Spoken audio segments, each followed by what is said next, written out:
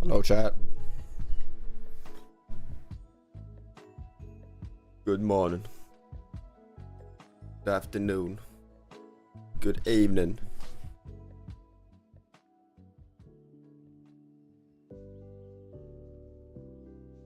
Today I have a plan.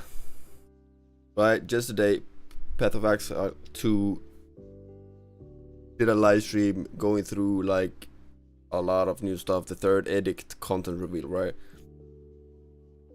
So we're gonna watch that. That is actually 1 hour and 8 minutes long. We're gonna watch that non-stop, right? And while we're at it, we will be actually farming on RuneScape a little bit. And it's, well, I guess that's some good news. I have bad news as well. I'm not able to stream Division 2.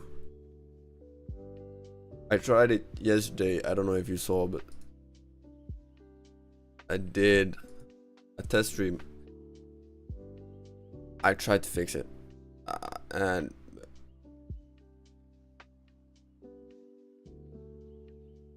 the last thing I actually checked as well was it CPU, my processor. It was on 100%.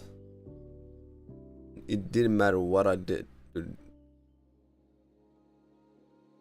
Did I lower the settings? Didn't work. Did I change that? Didn't work. So I guess my computer is shot. Yep. My computer is whoop, which is sad. But I guess I have a gameplay. Cool my nerves, I guess.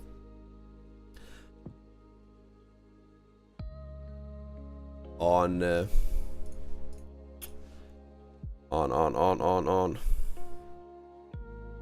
while I'm not streaming, right? While I'm not streaming.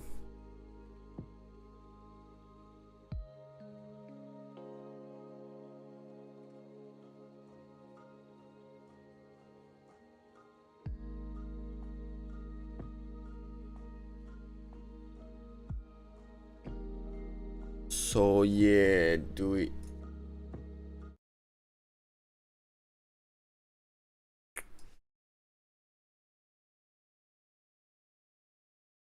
By the way, what do I do with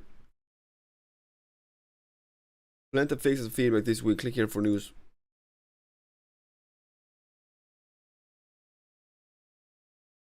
Okay, I don't really give a shit, but guys, what do I level? I want to level something that I don't need to Do we level fishing for lobster?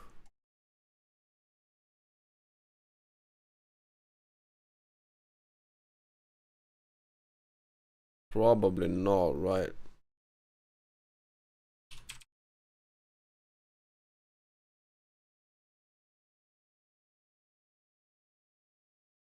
Let's do that. Let's level defense. Oh no, I have 37 hit points. I should not die that quick.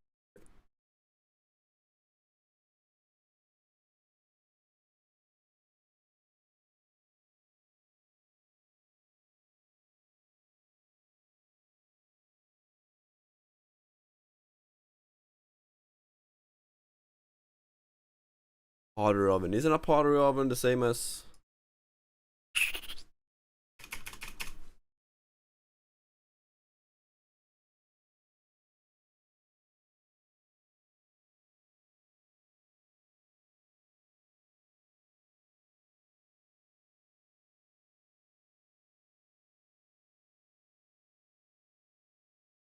Bro, my hair is getting longer and longer. I don't know if I like it or not.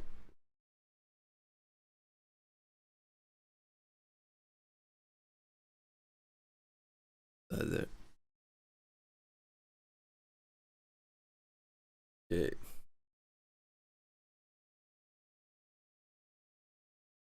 I guess we'll just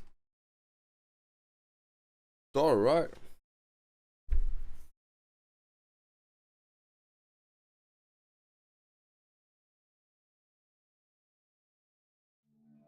Hi, I'm Jonathan Rogers from Grinding Gear Games, and welcome to Oh, GGG good. Live. Today we're going to show you an exclusive reveal of what's coming next for Path of Exile 2. Twitch drops are enabled on today's live stream, so you'll be able to claim your Sun Priest's Incineration rare finisher effect by following the instructions below. Now with that out of the way, let's get started. It's time to give you a teaser of what's coming in Path of Exile 2, the Third Edict. Bro, I didn't really play PoE 2. Like, I played it in the beginning, fine, sure, but then I tried to play it again. That's like the first game I started streaming. I have called you here to save our people, to save our way. I know, I didn't play it that much. Over the ages, we have known pain like no other, but we endured, and we became mighty. Yeah, I like this more. Now, outsiders dishonor our shores, and we have stood by, doing nothing. Hear my voice, ancestors! Show us your strength! Show us the true way! The shamans. I understand. New class?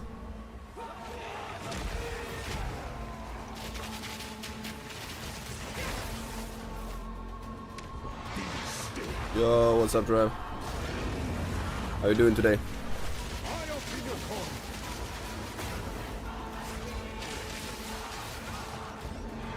Have you played PoE 2?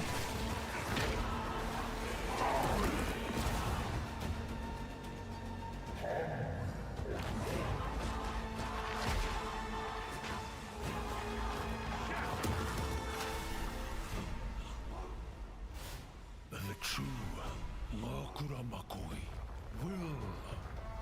PoE 1, yeah. PoE 1 was a good game. Act 4, nice.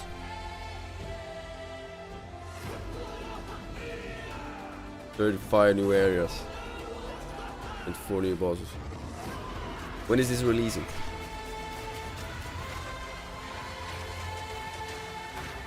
Well, yeah, did you play PoE 2? We haven't done that yet.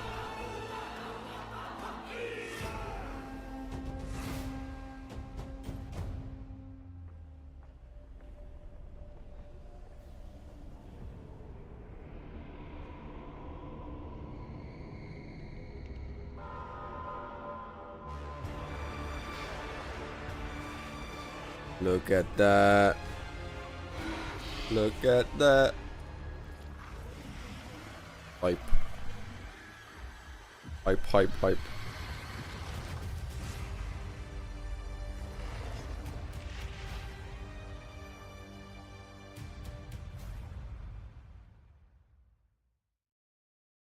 1 p.m. August 29th. Wait, hold on. 1 p.m. August, that's soon. That's like next week. Right?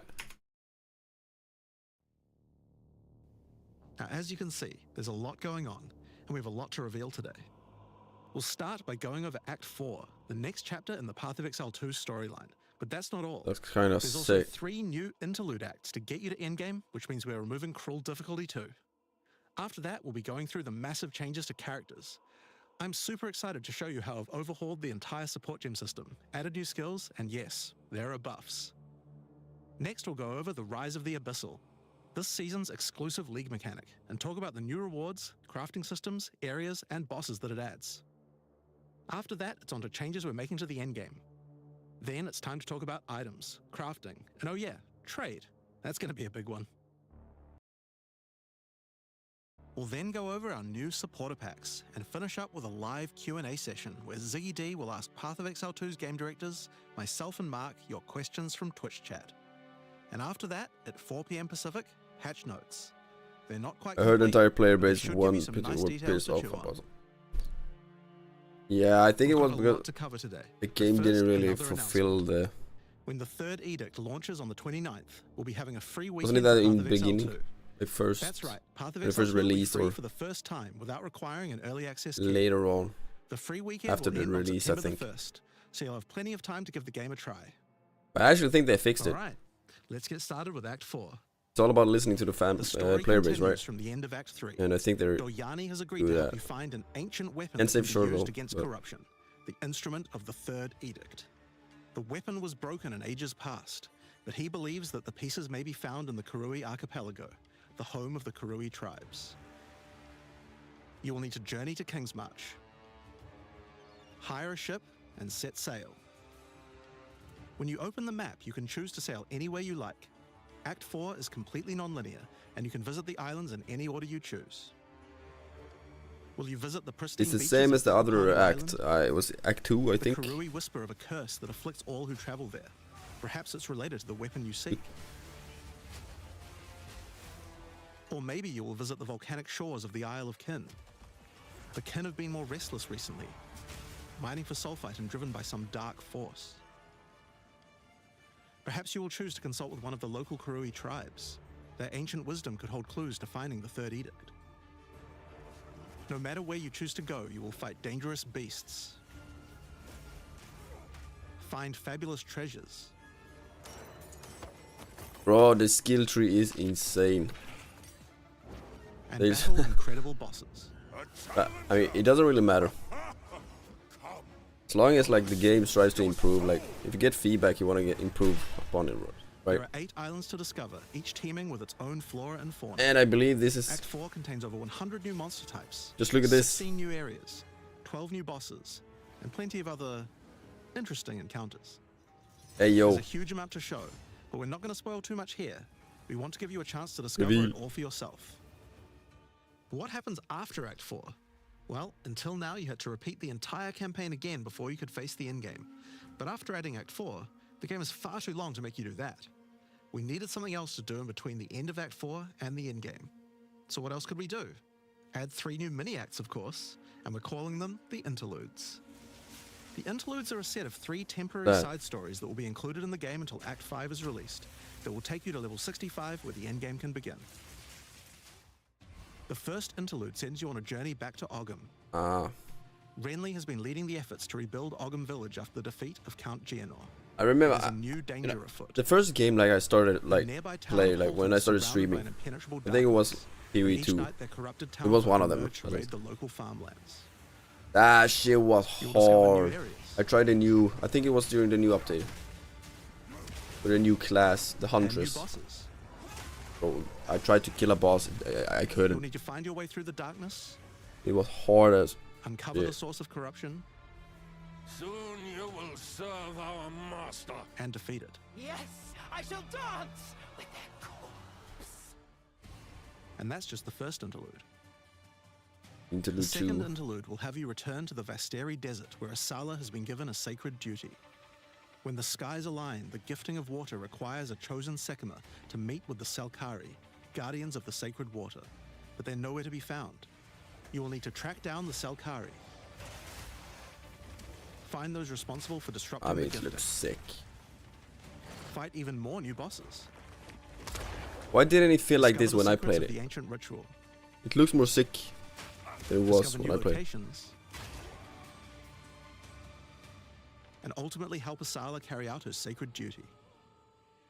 Now for Interlude 3. So interludes is As like royal after the thaumaturge story of the to Val, get you Doryani had to the plans within level plans to I save want to his people be from the for the cataclysm end game. perpetuated by its That's where series interludes lust for come in. power. Or One can you such sign involved choose? sealing a group of willing Val deep in a great mountain vault near the home of the Choose to Asmeri, make deep enough to do them. survive the cataclysm.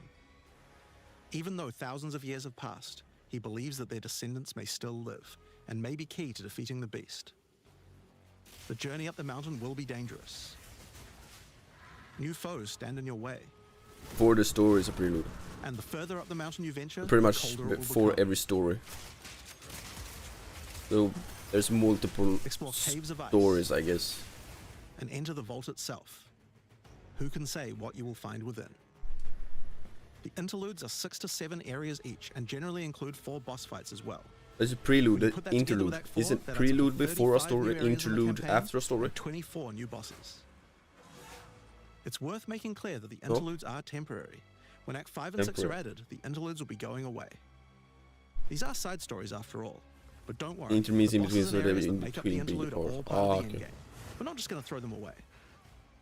And with that, we don't need cruel difficulty anymore.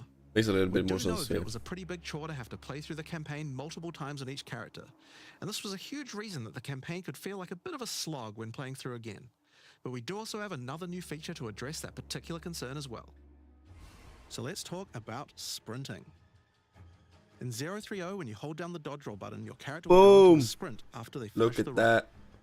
This is available on all character classes, and there's no limitation on how long you can sprint for. The You should add a primary purpose of this stamina feature is bar. to make navigating areas faster when out of combat. Because of that, if you do take a hit while sprinting, you'll fall to the ground. The best idea is to use a skill when you see monsters. That'll break you out of the sprint so you can engage with no danger.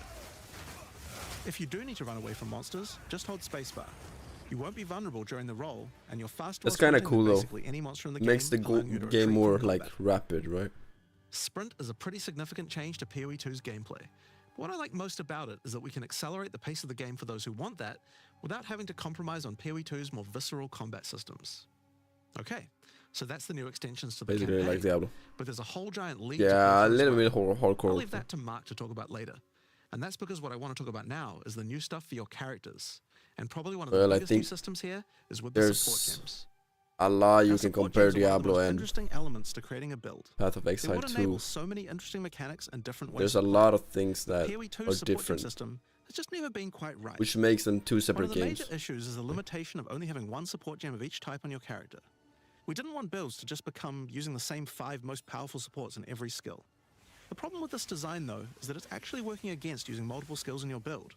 If you can only use each support gem on one skill, it means that you're encouraged to go all in on that one ability.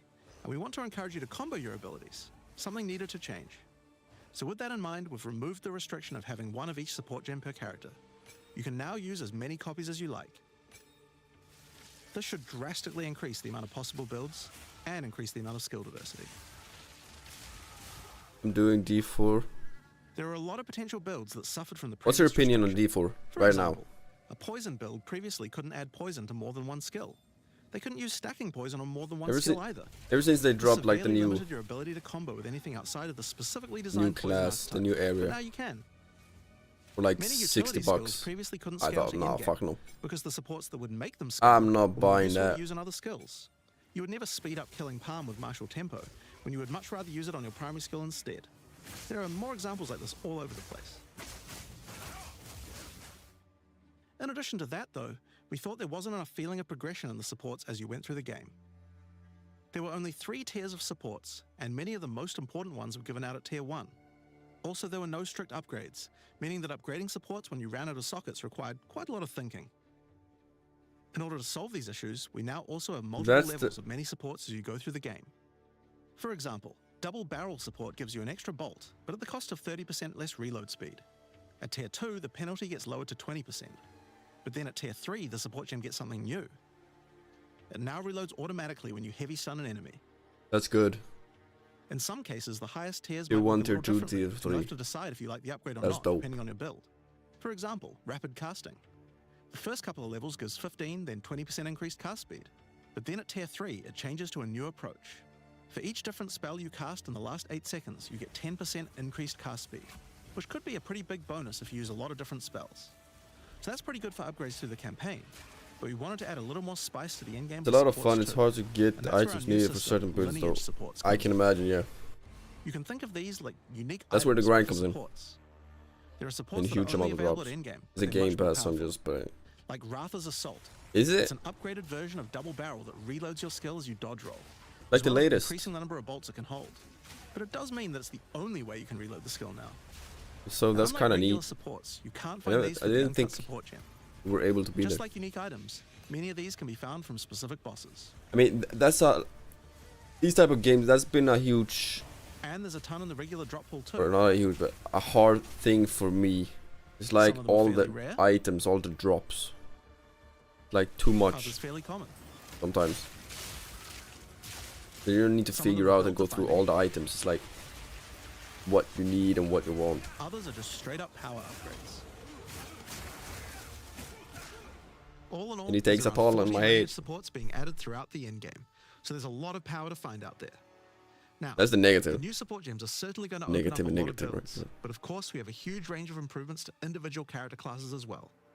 As well as adding new skills, we had a big focus on buffing existing skills so that they can scale well into the end game. There's a huge amount to cover here, so we're not going to discuss everything. We're just going to quick fire through some of the coolest changes. We wanted to make cold a more useful element on the Ranger, so we've expanded the cold tools available. As well as increasing its range, Escape Shot now creates fragments of ice whenever it hits the ground.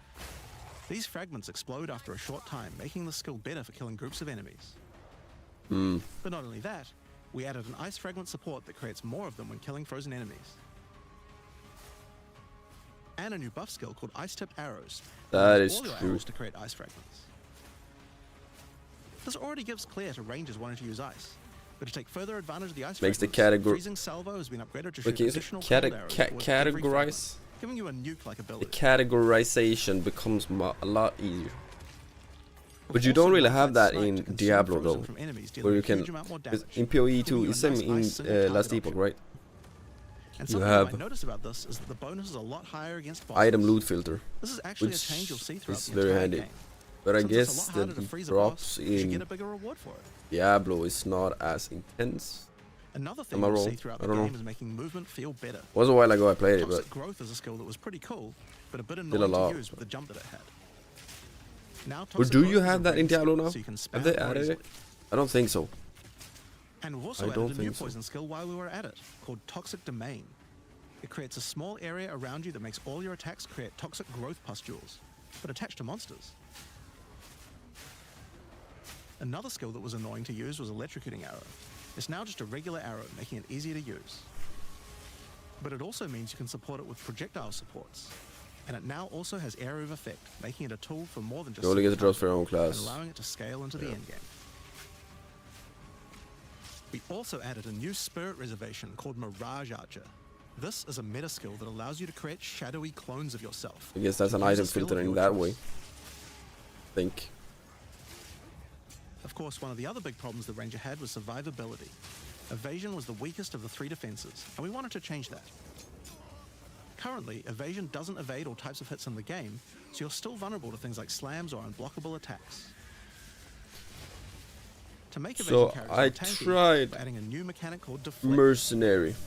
I like Mercenary. Unlike evasion, We Deflect works on explode everything. everything. And if you successfully deflect a hit, you take 40% less damage. That was like the first class I Items can tried. now give you a Here mod that too. gives you some amount of deflection based on your evasion.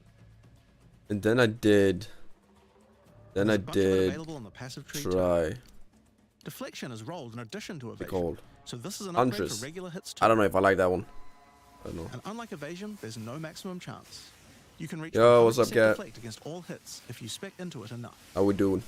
Of course, this is a buff that helps all dex characters, so the mercenary and the monk, but especially the huntress, are seeing big defense boosts from this as well. Speaking of defensive mechanics, let's talk about block and parry. Now, one of the big concerns on the release of the Huntress was parry feeling unreliable.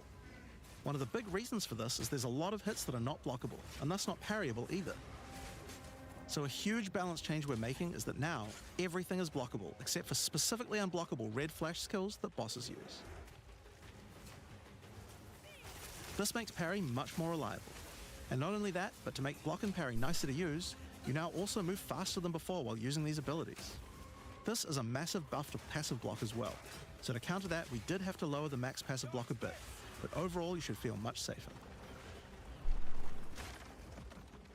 Fire skills on the warrior were not really cutting the mustard, so we decided we needed to upgrade a bunch of them, but also add some more as well.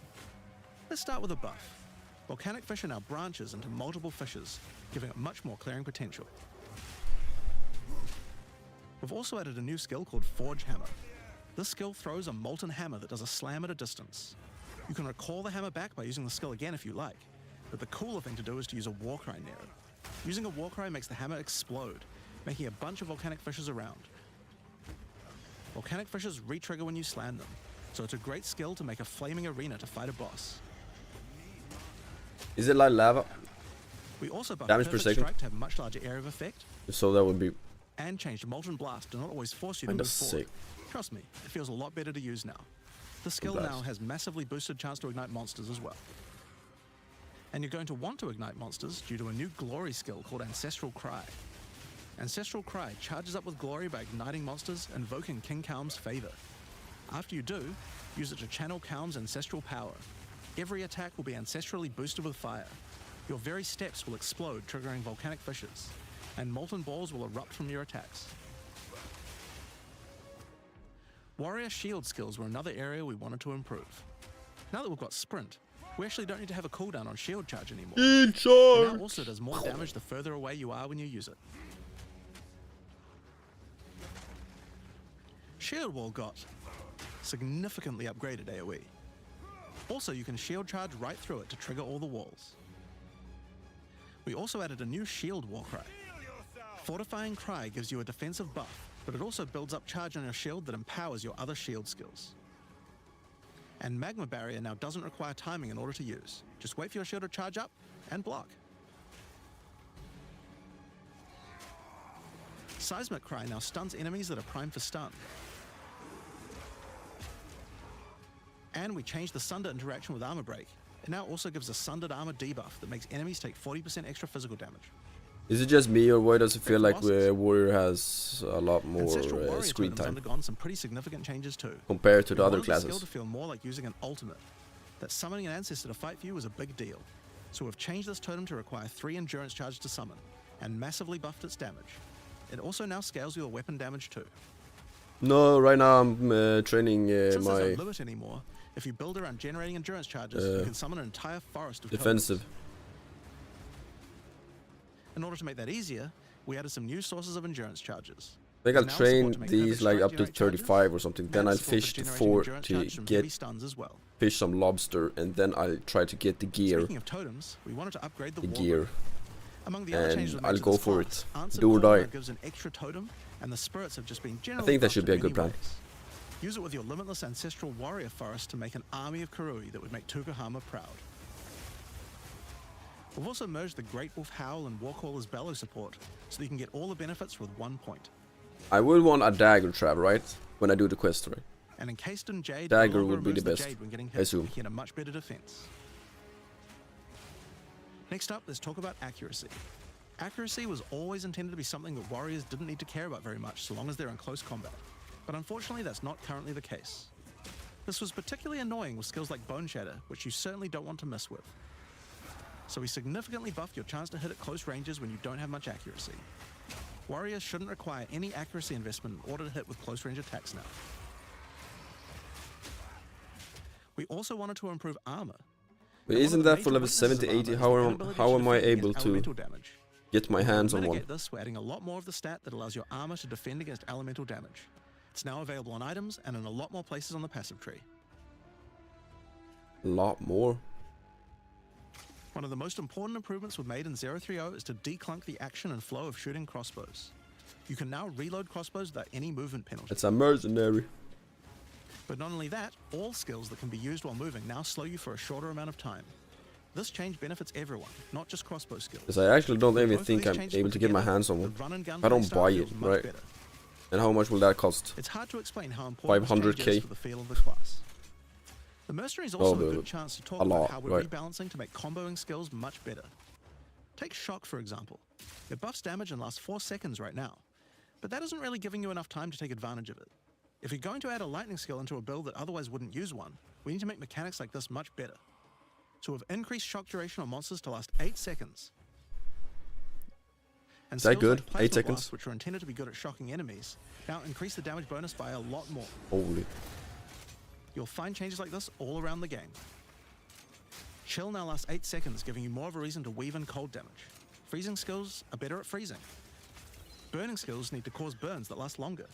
But making skills like Permafrost Bolts and Incendiary Shot double down on how they're supposed to be used, it makes using them in your build alongside other skills much more likely. We're also making sure to buff specific combos too. The freeze explosions from frag rounds now chain to nearby enemies.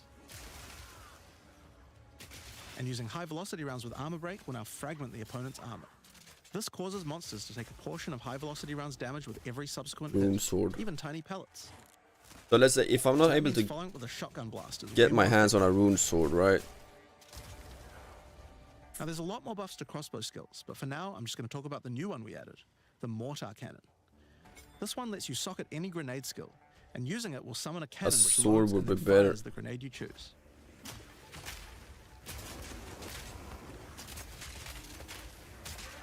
Another issue on the Mercenary were Yeah, but I don't have that type They were of just money. not very good. That's the So we're thing. doing a big upgrade to them. They now last longer, don't disappear when moving out of them, and we remove So the a sword Valve is cannon. better. They now just give a much than more a dagger. consistent and stronger buff, and you can use them when you get enough glory.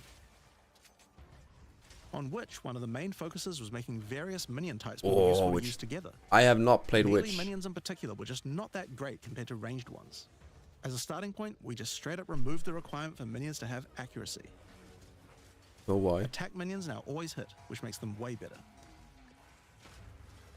Brutes got some good numeric buffs, but we also added a new command skill where they do a war cry that intimidates enemies and detonates any frozen monsters and allies around you in a big cold explosion.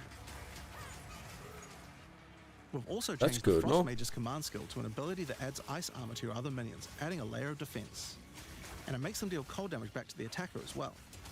The ice armor also makes the minion count as frozen, so the Brute's Warcry can detonate them too. I'll go there and change to work check on corpses later, of your dead I think. skeletons, allowing you to summon the Just minions to more easily see. in boss fights. And they also got a new jump ability, allowing them to get into combat faster.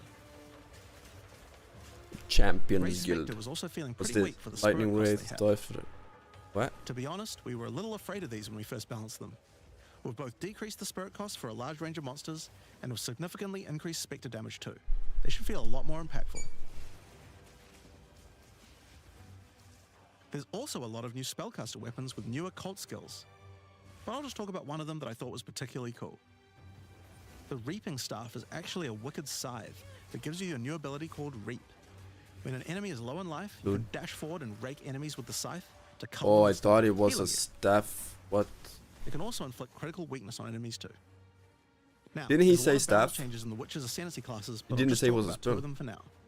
On the Blood Mage, you were previously required to spend your first points on Sangomancy, which really was supposed to be the downside for being able to access the powerful abilities on the rest of the class.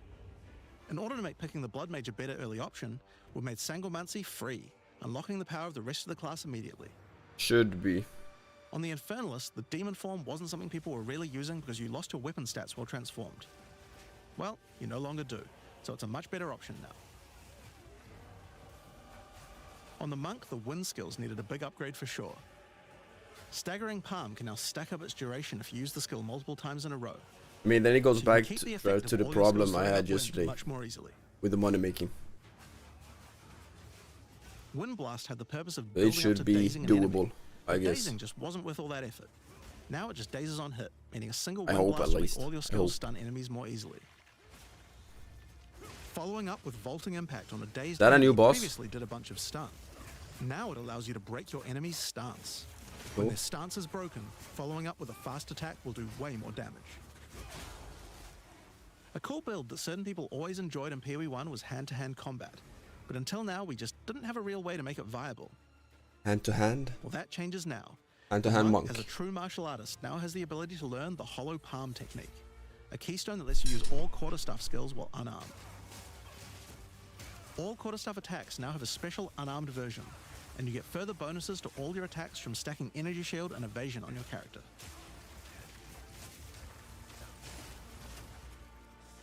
A new keystone we also added to the monk section of the tree is Walker of the Wilds. This changes mana leech to work with elemental damage instead of physical, which is pretty useful for all those elemental attacks the monk has, but it works well for the ranger too. Is it just me, or does he attack one of faster? The least used ascendancy class in the game is the Acolyte of Chayula, so we knew we needed to make some changes here.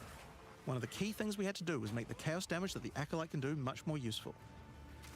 So we've added a new skill allowing chaos damage to ignite, shock, chill, and freeze, embracing the elemental prowess of the monk in a truly chaotic fashion. In addition, he can make all of his chaos damage leech.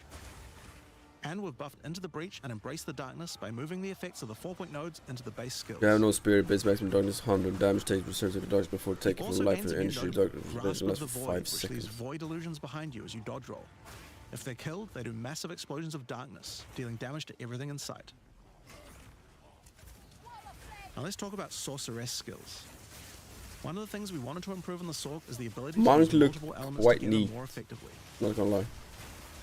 Now, this might seem small, but one of the things pushing you towards using a single element is debuffs like elemental curses, which lower resistances of a single element. In order to fix that, we're making quite a lot of game-wide changes to these kinds of mechanics to broaden what they apply to. Bro, that's a So for 6 example, spells. there's no longer 3 curses for fire, ice, and lightning. Instead, there's just a single curse that buffs all 3 at the same time. And things like Frostbomb, which gave you cold exposure, now give elemental exposure. You can use it to buff any of your other skills. We also wanted to make switching between different weapon sets smoother, so you can use different elemental staves more effectively. To do that, we've removed the weapon switch time, and now happens instantly. This applies game-wide too. Now, we didn't just want to stop there. We wanted to add some specific mechanics that work between different elements, and that's where elemental infusions come in.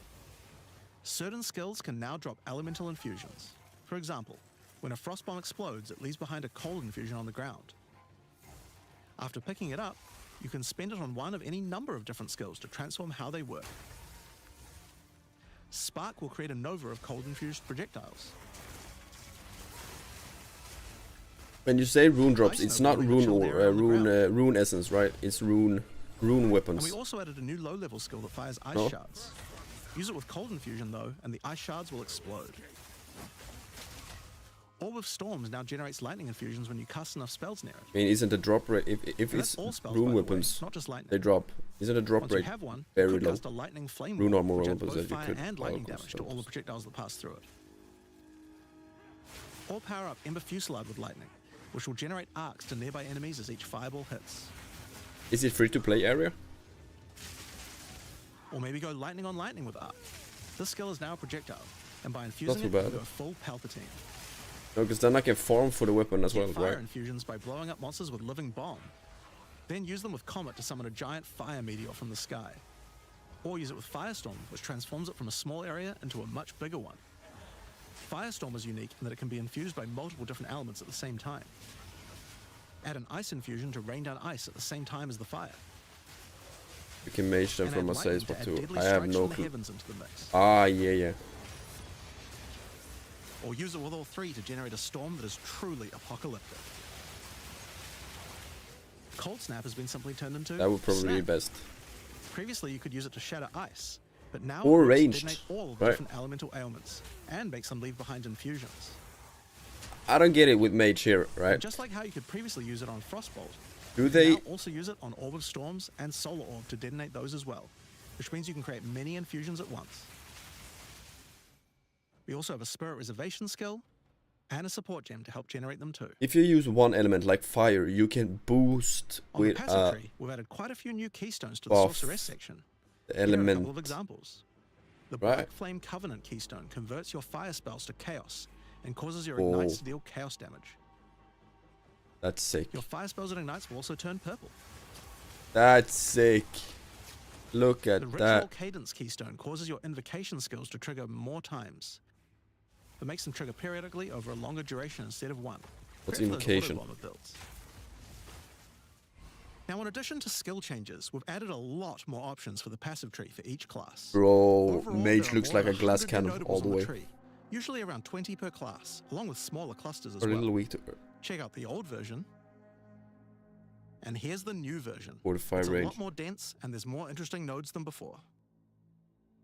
Now, we probably can't go through too many of these in the live stream, so I'll just show you one from each class's area of the tree. We New tried to be a passives. lot more thematic with the new nodes. So, for example, the Molten One's Gift. It lets the benefit of armor break apply to your fire damage. Or how about Yeah, Last look at this. Stand, which gives you This- lots of stats as your situation becomes more A and lot more of desperate. options and possibilities, right? A lot of It's these like- have themes aligning with ascendancy classes. It Like makes for it the Gemling easier Legionnaire, for to example, know that you have crystallized immunities, which makes you immune to different status ailments. each depending class on has which like support their gem own color little you have path, socketed right? the most. I think you could call it. Another ascendancy class aligned notable is Sanguimatic Rituals. It allows arcane surges to generate life instead of mana, unlocking that support gem to be used with the Blood Mage Ascendancy. In the Sork area, you'll find these Archon nodes that allow you to convert all of your elemental damage to a specific element. You become a Lightning Archon when you spend enough mana, after which all your skills will be converted to lightning, and you will do extra lightning damage as well. We have ones for cold and fire too, with different triggers. Here's another cool one. Elemental Practitioner gives crit bonuses if you've triggered a skill recently, while also making crits generate more energy for triggers. Or maybe you'd like the Great Boar. It gives you a reason to stack dexterity to make you tougher, giving a bonus to life and stun threshold. Or the Cunning Fox. It straight up gives you 5% quality to all your gems. Bro. Now, another Isn't that major sick? change is attribute requirements. We felt like players probably had a few too many nodes and attributes and not enough in interesting passives, so we lowered attribute requirements by 25% across the board. That means you'll have more On points to everything? spend on interesting notables rather than just needing to allocate more strength, dex, and int. Now, there are way more changes than just these. These are just some of the cooler ones we wanted to show off. I can sure But I'd say imagine that's that. just about enough for now. We're not even half done yet. So I think it's time that we talk about the League, the rise of the Abyssal. And to do that, I'd like to hand things over to Mark. The As you just league. saw, even Dun, though dun, there are dun. major changes to the campaign for this update, we want to make sure that every time you come back for an expansion, each area feels different with something extra going on. It is really important to make sure your experience when returning between expansions It's kinda is huge fresh credit to them and for filled doing with new that. content. And the way we And did this change was things through up. leagues. Every expansion we make has a league, which not only has a fresh economy, but also has new content exclusively available in that league. So, let's delve into the details of what Path of Exile 2's first official league is bringing to the table. The Abyssal are a race that have mastery of forbidden magics and necromancy. They were thought to be extinct, but have merely been biding their time underground. You first encounter signs of the Abyssal in Clairfell, where you discover that during the night, weaker members of the Undead Legion have been attacking the encampment. The townsfolk require your help to investigate where the monsters are coming from and put a stop to their attacks. Out there, ancient creatures, lurking beneath the surface. As you proceed through Rayclast, you'll find fissures in the earth connected to larger pits. The monsters normally inhabiting the area are being affected by it, harmed by it even, having their souls eaten to strengthen the Mercenary. Abyssal underground. As you defeat the monsters, the fissure closes and Abyssal emerge, angered by you killing their food. Once all those fissures have been sealed, the pit activates, and more Abyssal pour out. This is where the larger and more dangerous monsters reveal themselves, as hordes of Abyssal spew out from the pit to take your soul. If you kill a magic pack, then magic Abyssal arise. If you kill a rare, then a rare monster will emerge from the pit, having absorbed some or all of its modifiers for itself. This means the monsters emerging will generally be more difficult and more rewarding, as each modifier gives better rewards. If you are able to kill them all, the pit will seal shut. As each pit is closed, it reveals a modifiers. potential reward. Abyssal troves will rise up out of the pits, allowing you to get some epic loot. Areas often contain many pits, with many fissures, and the amount goes up as you progress through the game, getting more intense. It doesn't stop there. When monster mods are absorbed, they have a chance to become infused with the dark necromancy, transforming them into abyssal modifiers. For example, you defeat this monster with the Mana Siphoner modifier. Their soul is eaten by the pit, and a rare monster emerges. The Mana Siphoner modifier has transformed into Soul Siphoner, and is now amplified in danger and reward. Abyssal pits also interact with other monsters and mechanics. If you defeat a rogue exile that's near one, it'll be revived as a Lichborn that has multiple abyssal modifiers. Lichborn exiles even have their own unique jewel they can drop, if you are lucky enough to encounter and kill them. Okay. If an abyss spawns near a boss, killing it will summon a gigantic Giga Larvae creature. Monsters imprisoned in essences near abyssal pits are affected by the abyss too. They will come with an additional new essence item that can be used to craft your items. So, that's your bread and butter of the Abyssal League. Kill surface-dwelling monsters, kill the emerging abyssal, close the fissures, overcome pit encounters, and reap the rewards. There's a lot more to this league, however. Yeah, I didn't really understand you can that. find ancient pieces of bone, preserved from the remains of fallen Lichborn. These are one of the many rewards for your mission to seal the pits. You can use this on a rare item to imbue it with abyssal magic, adding a special hidden modifier to your item. But how do you reveal it? In Act 2 of the campaign, you'll encounter a new area. This area is overrun by the Abyssal and the Lost Men. After clearing through this area, you'll find the Well of Souls, a giant cavity with a massive vortex of souls swirling beneath you. So how do you reveal the mods on your abyssal-infused items? Obviously, just throw them in, right? Yes, that's exactly what you do. Before throwing it in, you are given the option of how you want to transform it, in the form of a choice of 3 different modifiers. Once you've chosen your desired mod, throw it in. Bro, isn't that awesome? 24% increased physical damage. damage. The ominous creature will then retrieve it for you. Okay. These modifiers can be ones from the core mod pool, all the way through to specialized modifiers that cannot normally appear on items. Yeah, that's cool. During the campaign, you can use it as a way to more easily add useful existing mods, but during the endgame, there is a whole set of new and powerful mods you can add to your items. Like this mod for crossbows, that allows you to place an additional ballista totem. Or this one that adds spirit to your staff. Or this one that allows you to generate more combo with your quarterstaff skills. And speaking of endgame, you can also use the system to craft waystones. With a preserved vertebrae fused into your waystones, you can get some new modifiers that push difficulty and rewards to new heights. Here are some examples of those mods. You always get a choice of 3, so you can avoid anything you don't think your character is capable of. With this modifier, I like that. the natural inhabitants of the area are all spawned near abysses. And there are up to 9 additional abyssal pits in the area, making it just a full-on abyss ruckus. Can't that be too or OP? This one, which causes the final abyssal pit in the area to always result in a boss encounter, be it either one underground or one that emerges out. There are dozens of these waystone modifiers in total you can get from this crafting. That covers the new crafting mechanic. So what's left? Well, we talked about how when closing pits you can get abyssal troves, but sometimes when closing an abyss, you'll reveal an underground cavern that leads to the abyssal depths. After jumping into the depths, you'll find an abyssal city, swarming with legions of the undead. When underground, every single rare abyssal enemy will have an abyssal modifier. And at the end of the dungeon, you'll the abyssal modifier is the item Lichborn modifier. you put on a weapon, for Once example. you're able to defeat this powerful rare, you can also find some nice rewards.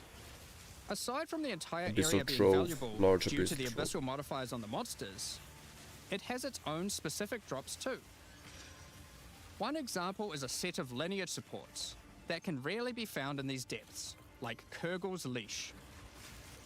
This support empowers both you and your minions when you command them, granting unholy might to you both. That's a new one, I assume. Specific outcome is a set of omen-like items that amplify your abyssal crafting. Additionally, we're adding some new socketables that can drop from the abyssal depths. Take Ulaman's Gaze, which can be socketed into your armor. These are a bit special in that you can only have one equipped at a time, but give some pretty powerful effects.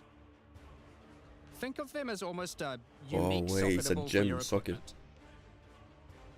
In the endgame, where you can still find depths, you also start to find a different type of underground chamber.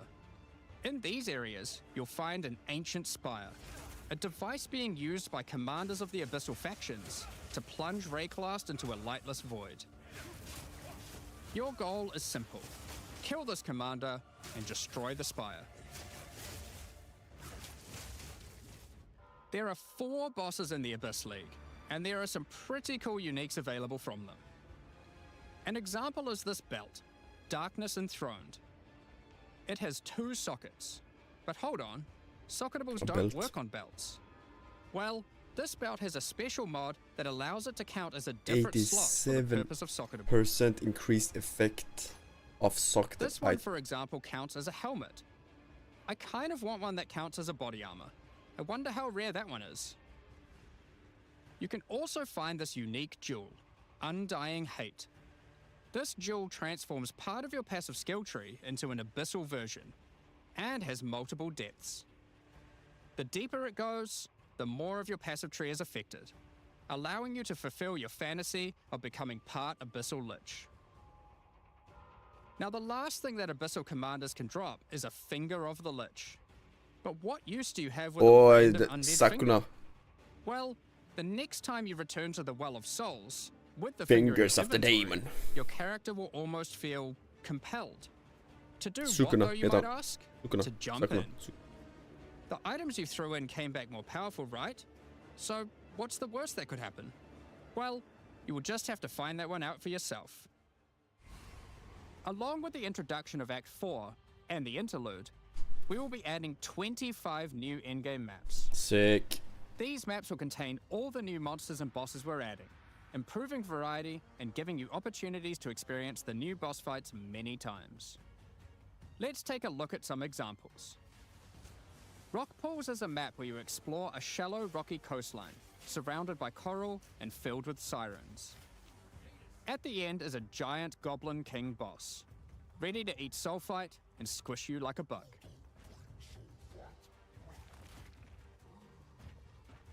Holton is an Ezomite township which has seen better days.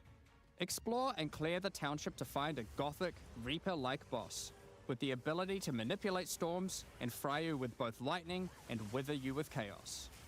I'm quite hooked on that mage Given type some of the new bosses shit. added are a bit more epic, such as the Act boss and final bosses of each interlude part, it would be a bit of a waste to just use them as regular map bosses.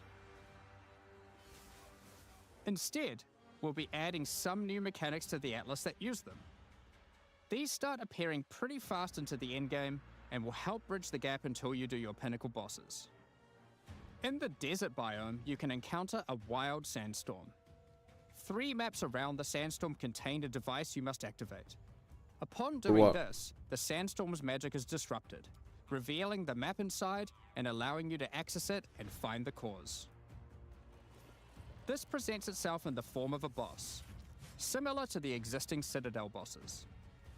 This boss is a Faradin Swordmaster, who has been blessed with the power of a time gem, allowing him to take his swordsmanship to the next level by replicating himself, maneuvering rapidly, and severing the fabric of time itself. Look at those spells. They're sick. In the water biome, you'll encounter a giant maelstrom, where one of the maps surrounding the water biome connects to it, but the connection is obscured. You must run the maps nearby, hoping to find a beacon, which will remove the maelstrom and reveal the connection to that map. Another example is this Vaal vault in the mountain biome. But how do we get inside? Running the adjacent maps to it will yield a key, which you can then use to gain access to this vault. Or, you could just trade for one, I guess. Use the key to dispel the powerful force field surrounding it, leading to the Vaal Elite and their rewards inside. These all contain Uber versions of the Act 4 boss, and the bosses at the end of each part of the interlude. And each have their own exclusive drop pool of new lineage supports, which, as Jonathan spoke about earlier, are powerful support gems that modify your skills in pretty crazy ways. As an example of a lineage support which can come from the Faradin Swordmaster mentioned earlier, we have Garo Khan's Resolve, which causes your critical strikes to fall. But requires some mobility on your part to properly enable. From the boss sealed in the Vaal Vault, we have Paquate's Pact, which supports your war cries, causing them to inflict massive amounts of corrupted blood at the cost of your own life. Additionally, some maps can now spawn summoning circles, a room resembling an Ezomite henge. Activating this henge will spawn bosses. It's as simple as that. We'll also be making changes to how affixes and waystones work, as the current prefixes equals good, suffixes equals bad iteration isn't quite hitting the mark. We tried something new here in Path of Exile 2, but after seeing the feedback we decided we actually liked what we had in Path of Exile 1 more. Like Path of Exile 1, each affix will now be both difficult and rewarding. Waystone mods now grant an increase to the number of waystones dropped, and an additional specific upside attached to it. This means as you roll your map, they will continue to get more difficult and more rewarding, and allow you to customize the difficulty and rewards of your maps better. For example, couldn't you do that in PoE2? The Frostbitten mod, which causes enemies to deal cold damage, also increases the rarity of items dropped as its upside. Whereas the Of Venom suffix modifier, which causes enemies to poison on hit, has the upside of granting increased pack size. Some maps will end up having a lot of rarity, some a lot of pack size, and others will just have a mixture of everything.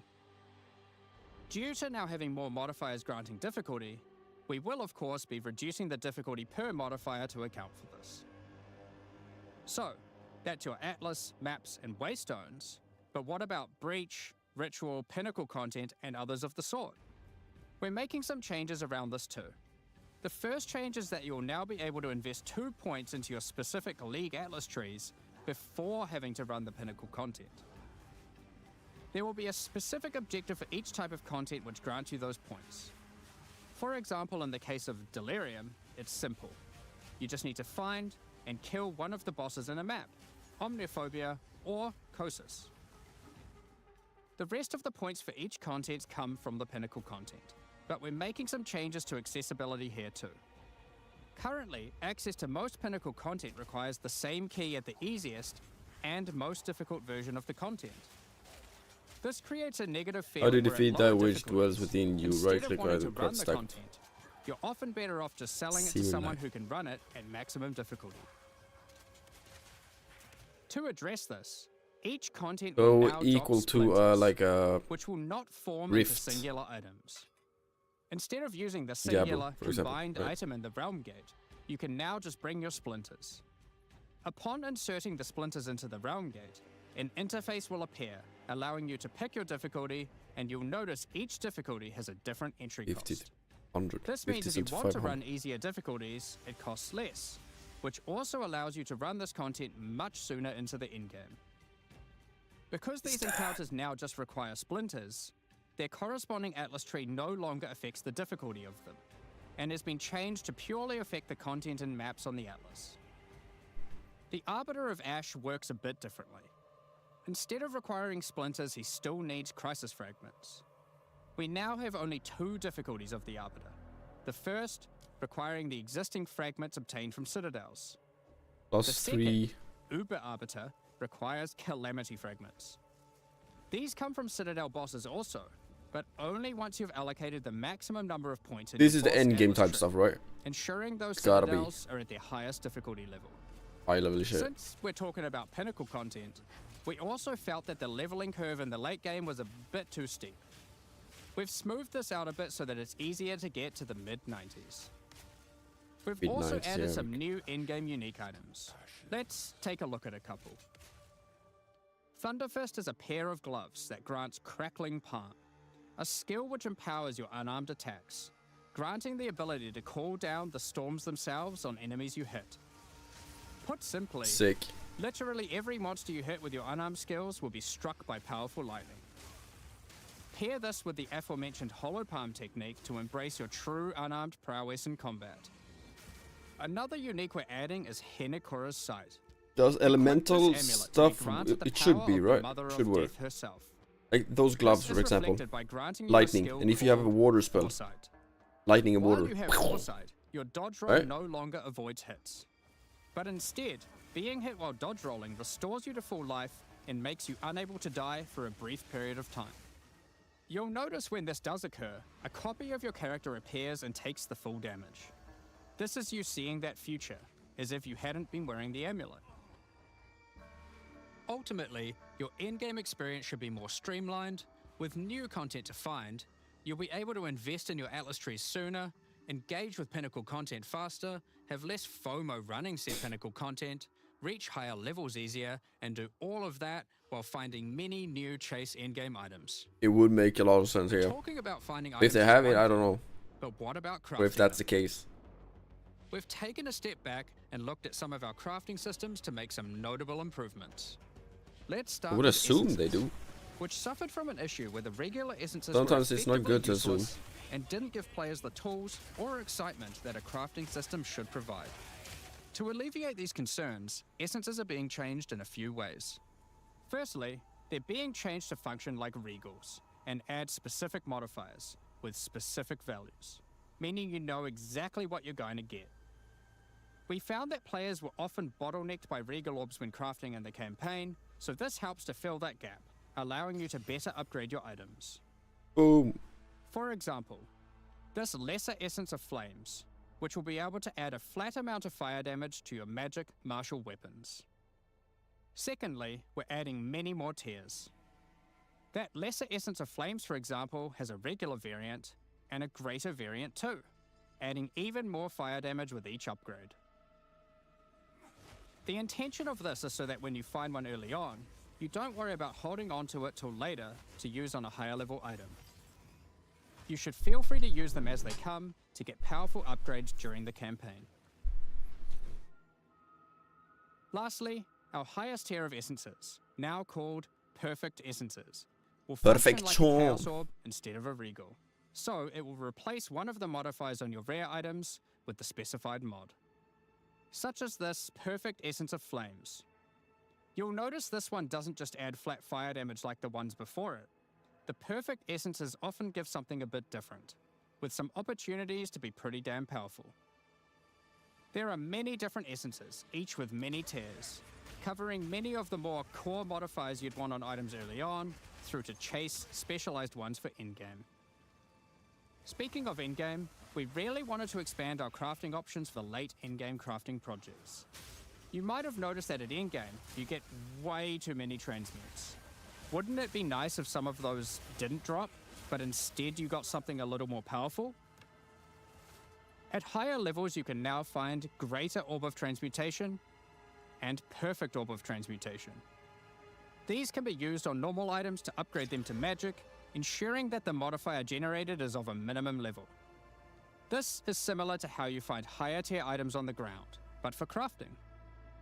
These higher tiers will also exist for Orb of What is my Augmentation, item with a new random modifier? Regal Orb, Exalted Orb, and Chaos Orb, meaning you can get all of the orbs required to take your item from normal rarity to a fully completed rare with guaranteed high tier mods. Rare. There's same On items, top of different these new core crafting names, currencies, right? we wanted to make sure there are powerful crafting bases to use them on. Now in endgame, you can start to find exceptional items. These are items that drop at normal rarity and are perfect for your from-scratch crafting projects. They can come with Ooh. extra quality, up to 30%, or an additional socket to use your crafting socketables in. And yes, they can be Makes it corrupted easier with to yet another categorize socket. items, know what to pick up or not. You can also get exceptional unique items. To add even further to your crafting arsenal, we've added a whole suite of new omens to ritual content, and removed some of the more unimpactful ones that weren't being used. Some of the new omens include the Omen of the Ancients, which will cause your next Orb of Chance to not destroy the item, but generate a random unique of the same class. Or the Omen of Sanctification, which is my new favorite. This will cause your next Divine Orb used on a rare item to reroll the values of its modifiers, allowing it to exceed the normal minimum and maximum values, raising the ceiling on the new most powerful rare items in the game. This Omen will also cause your item to become sanctified. Sanctified items cannot be crafted, just like corrupted ones, so consider carefully when you use this. Another is the Omen of Chaotic Monsters, which will cause your next Chaos Orb to reroll all modifiers on a Waystone, allowing you to fix That your one's maps new and Omen get of some Chaotic. modifiers that are not feasible for your build. Besides these examples, there is a huge variety of new omens for you to discover in your ritual encounters. With the release of Act 4, notably taking place in the Karori Archipelago, you'll be able to now find a new currency item, Henkehora's Lock. Henkhora, the Karori goddess of death, has the power of foresight, and is able to see many futures, including the outcome of your next craft. So, imbuing her lock onto an item gives you that same power too. For example, you'll know whether or not to use an Exalted Orb on your item, as you will know exactly what the outcome is.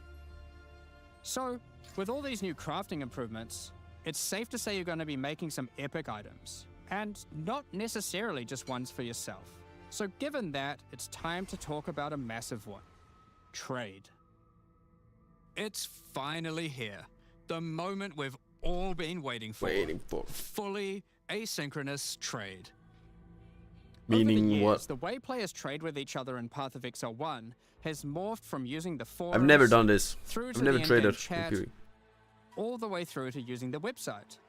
These that's a systems, in all huge their difference. iterations, work for a while, but with each iteration, new problems eventually reveal themselves. Be it requiring you to be in your hideout too much instead of out there killing monsters, or never getting responses from people who are either AFK or just can't be bothered. In order to finally solve this, and this has been a long time coming, we're adding a new system that allows you to buy items from other players without requiring the seller to be present. They can continue farming, killing AFK. monsters, AFK as they please, and can even be offline. With the introduction of King's March in Act 4, you will It's kinda encounter good. Ange, Kinda neat. assistant to Rog in the Meridian Free Traders Company. Over the last 2 decades or so, since Path of Exile 1's storyline, Faustus has handed down his knowledge and expertise to Ange, and she is now ready to take over his business. If you have a hideout unlocked already, you can immediately invite her there. If you don't have a hideout yet, you will need to acquire one. You can do this by completing a quest to defeat one of the bosses inhabiting an island in Act 4, allowing you then to take a slice of it for yourself, making it your new home and base of operations. Shoreline hideout. Once invited to your hideout, she will now serve as operating your currency exchange, but also serve as the figurehead in your new trading empire. So, how does this new system work? In the existing trade system, you would list items for sale in premium stash tabs. And then when someone wanted one, you'd have to take it out for yourself. Wait, when they and say trade it to premium them. stash tab, meaning you have to buy them, right? Now, Or do you get them instead for of free? using those, you can give your items to Ange so she can sell them for you. Each item must have a price set. The prices are set using in-game currency items, such as Exalted Orbs or Chaos Orbs. Once a price is set, other players will be able to find the item by searching for it on the trade website. Once a desired item has been found, you can hit a button, which will instantly teleport your character in-game to their hideout. Then, you can immediately purchase the item, and while there, if you want, browse their other goods, in case there's a good deal someone else hasn't yet discovered. You'll notice that as a buyer, on top of the currency the seller set for the price, it also costs gold to purchase an item, as Ange has bills to pay after all. As a seller, you'll immediately receive a notification when an item of yours is sold, and can also see an effect above Ange in your hideout when she has unclaimed currency. What if you're in Just your go talk hideout to and her, someone comes claim your into your currency, hideout and continue trying to playing at buy? your leisure. Can you see them? Or is it... As many people already acquired premium stash tabs for the purpose of the Can you trade share system, your hideout? we with wanted that? to add a way That for would you be to cool. convert your existing tabs to merchants tabs, if you want. You can do that here, on the website, but only if you purchase those tabs before the release of the third edict. To clarify, the existing trade system will remain fully intact, so your premium stash tabs will not lose any of their functionality. We just figured people might want to switch over to this new system. We expect a lot of feedback around this new system and are looking forward to trying it out with you. As we are not able to test internally with an entire, thriving economy, there will certainly be some kinks to work out. Based on how the system goes, we will be adding it to Path of Exile 1 when ready, so any of the tabs you purchase will also be usable there later. Next up, we're going to be talking about our new supporter packs. Today, we're launching 2 new series of supporter packs, the Justice and Trial Irrelevant. Executioner packs. Irrelevant. Each tier contains the pack's full face value in For points, me at least. alongside several exclusive microtransactions.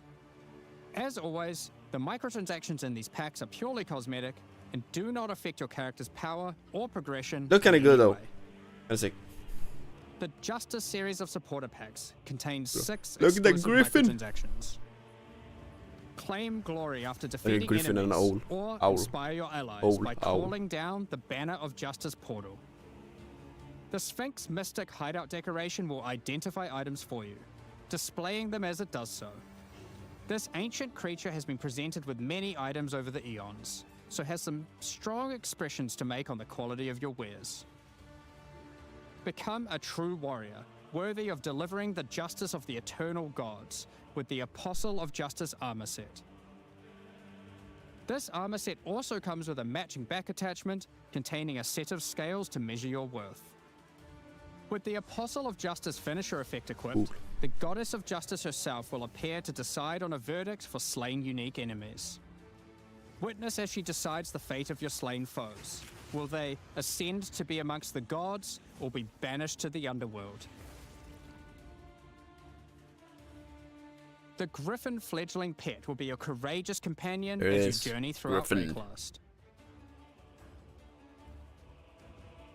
Take your place in the skies in the Plateau of the Gods hideout.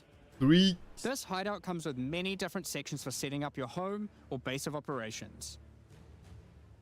In order to travel between them, you simply just need to walk off the edge. Like a true Okay, eternal that's god, cool, you can float but- between the mountains on the clouds themselves. That's actually sick. The Trathan Executioner pack series also contains 6 exclusive microtransactions. The Trathan Executioner finisher effect is a brutal display of Trathan might, crushing slain unique enemies as if they were bugs beneath your heel. As a Trathan Executioner, you're Is the that perfect only on master for the bosses or is that on ever-hungry every single carrion monster? raptor pet. Because if so, that's It kind has of quite taken a annoying. particular liking to the taste of other pets, and at your command it will swoop down and eviscerate them, proceeding to satisfy its hunger by feeding on their corpse. The nobles of the 4 major Trathan houses had their mercenaries, but if their hired hands became notably irritating, they'd have to call in the Trathan Executioners. You can now embrace their methods and become brutality incarnate with the Cruel Trathan Executioner armor set. The matching Cruel Trathan Executioner cloak will shroud you in scarlet as you crush the skulls of your enemies and leave a trail of blood behind you as you build up a kill streak. Or use the alternate variant to simply put a skeleton on your back. Be bathed in blood as you mutilate monsters with the Cruel Trathan Executioner character effect. The swirling blood increases in volume as your spree of slaughter continues. Both this effect and the cloak use the same kill streak for tracking how much blood is shown. After a long and tiring day of executions, enjoy a relaxing game of dice with the Goblin Gambler's Hideout decoration. They'll definitely be playing fair, right? The Pulverizer map Gambling. device brings a horrid efficiency to punishing the damned of Trathis. Each map you open will execute the next victims. This map device in its true ruthlessness tracks the total number of monsters killed, your kills per second, and your largest kill streak up to the point of the map being completed. This is then displayed on a leaderboard so you can take a measure of you and your friends' violence at the end of each map. Additionally, any microtransactions from the supporter packs will be made available for use in Path of Exile 1. Boom! Was that Hello it? everyone, this is your daily dose of internet. This has to be one of the weirdest road races. That was it. Get that sick. And it's in 29th of August. Whoa, that ended abruptly. Not expect that. Cool. Cool. Looking forward. Amazing. Alright.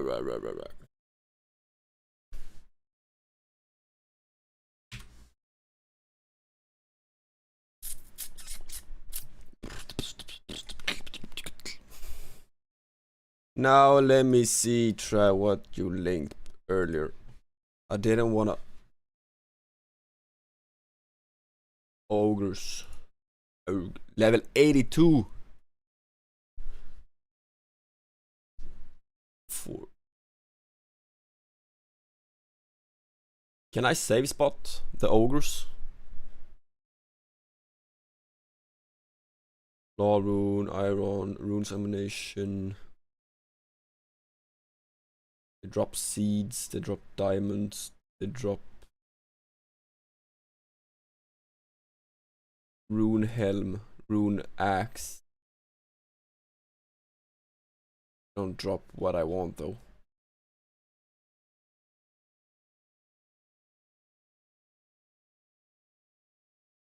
Yeah, it's like the whole, they went through like the whole next upcoming stuff. Yes. But it was quite interesting. Let me change. I need to change the titles.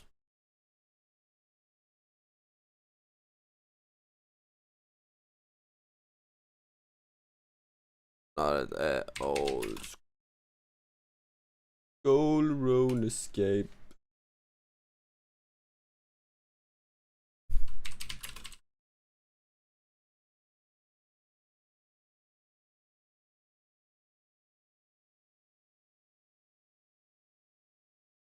Boom, boom, boom, boom, boom, boom, boom, boom, boom,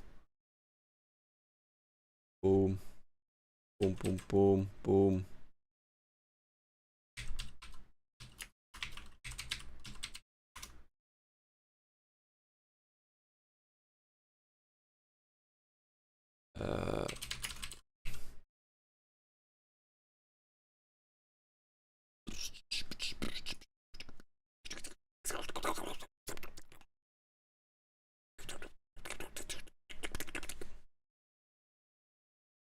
Here we go.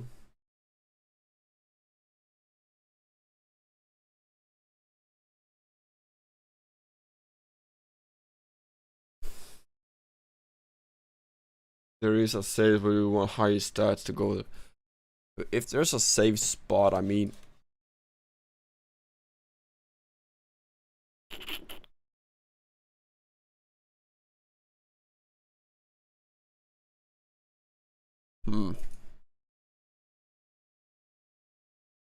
would it matter? I will go grab some more coffee. I'll be quick.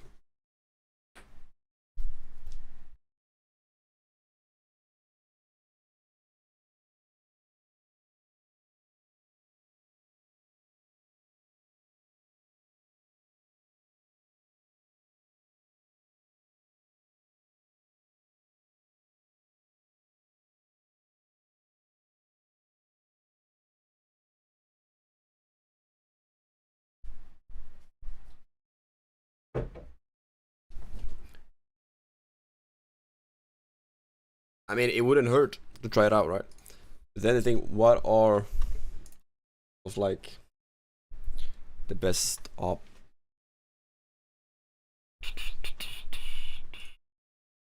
Wait, where is it?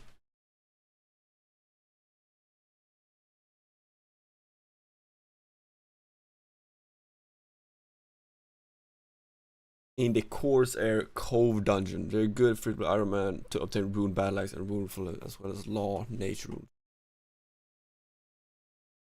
They have somewhat higher defense than lesser demons, especially magic defense, as 45 plus ranged or 13 plus magic is recommended if you're safe spotting.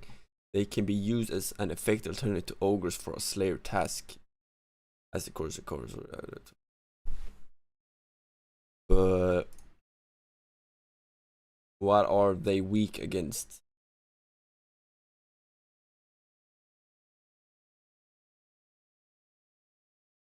Drop rates estimate based on 118k samples from drop rates. The average ogres per kill is worth.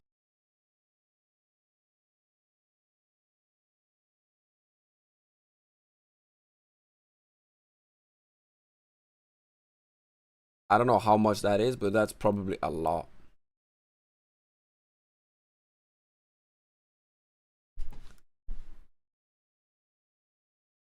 Am I even able to equip the items they drop? Since I don't have.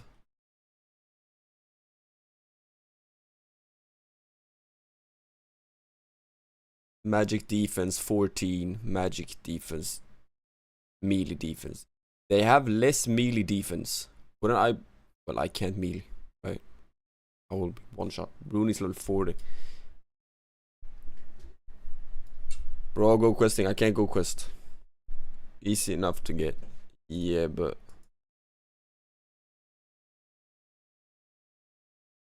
I see you, Star. You don't have to do it twice. And tell me, how am I able to go quest when I'm free to play and I only have Dragonslayer? You tell me, bro. You excel ending duplicates and battle axe. Yeah.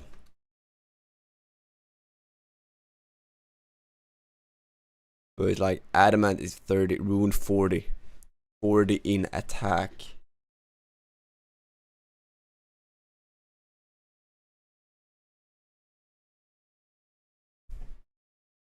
Yeah, you see, Star, that's the thing. I'm not sure if I wanna buy a bond. Not just yet. So 40 in attack, but what about strength? Strength is totally different. And defense.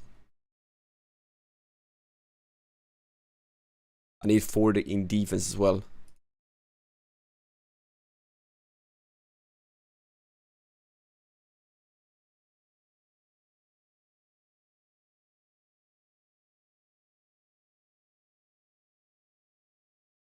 Wouldn't I want to be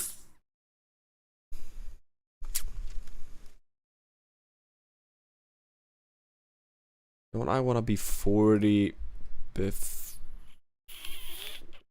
I lost my train of thought.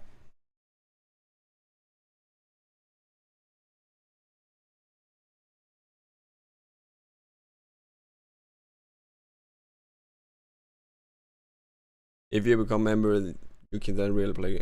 Yeah, I know that. I know that, Star. I wanna do free to play endgame. I wanna see. I wanna feel it out. I don't wanna jump headfirst into it. So I see what you mean. I know what you mean.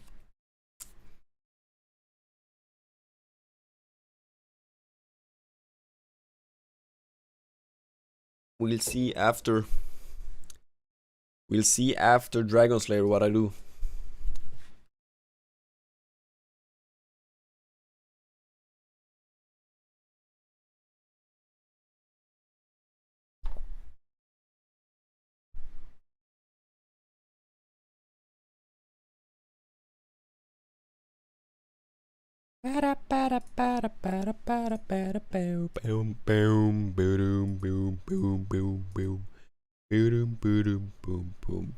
Can I do alking? I can't, right?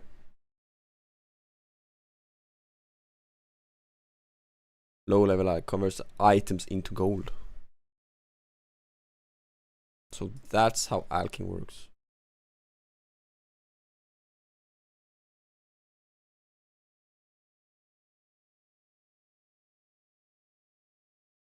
So you want high level alking, pretty much.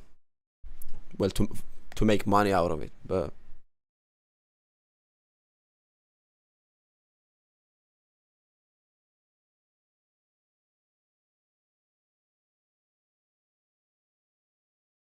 okay. So it's not even worth for me to think about that.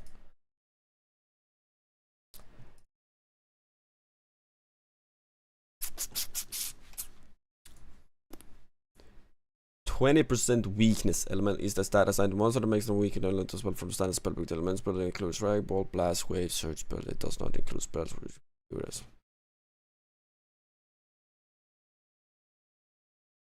Where is it?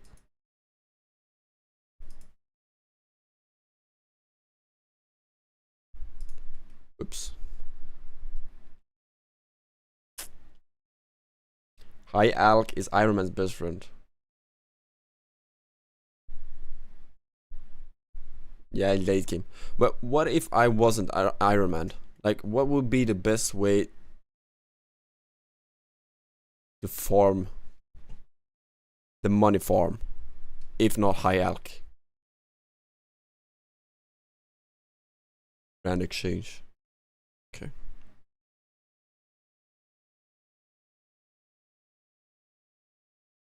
Wait, can't I see? It's Earth Strike, right?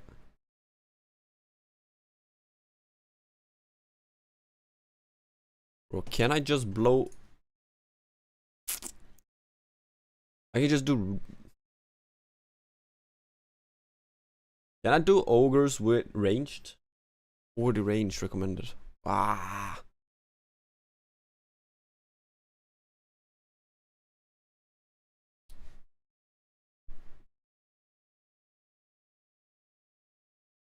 I'ma level up. Level up.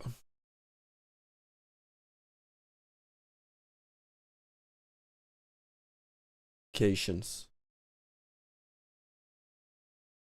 Show on map. Where is this? I don't even know where.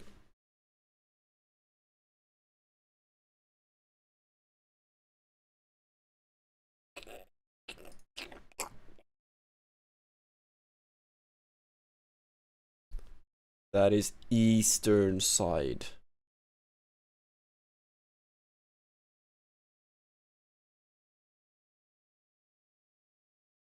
Wait, hold on. Is that?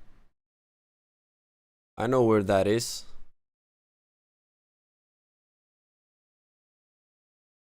Other players would buy logs. That would be a super easy thing to do. Yeah, if you had access to Grand Exchange, right?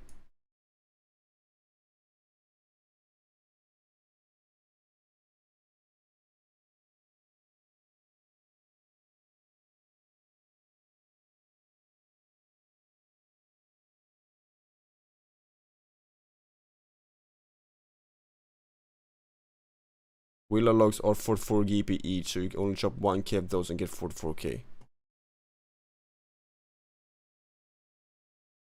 That sounds a lot.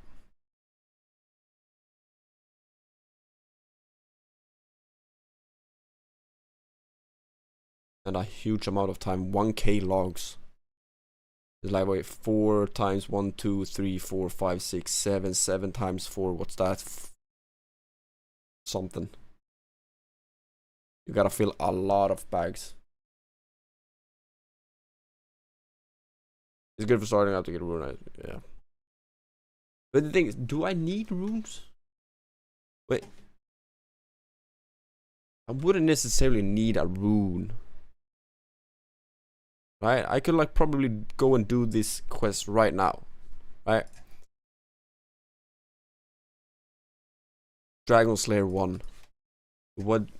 Dragonslayer 1. It would be best, yeah, but the dragon of Cranador, often described as the hardest yet most rewarding quest available for free play. Dragon. So the dragoon. There's different types of dragons. Does that matter?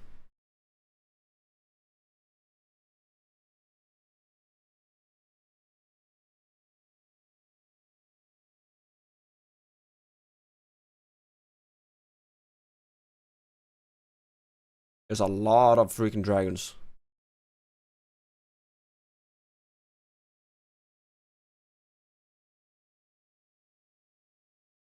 History, other metal trivia. OSRS. Best weapon for dragons. You wouldn't want to risk. I mean, it would be funny.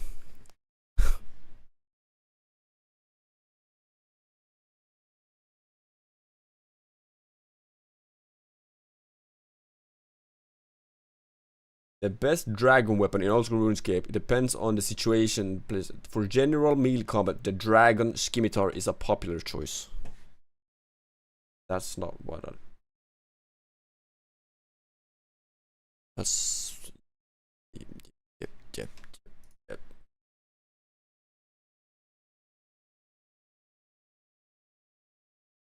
Can't I just...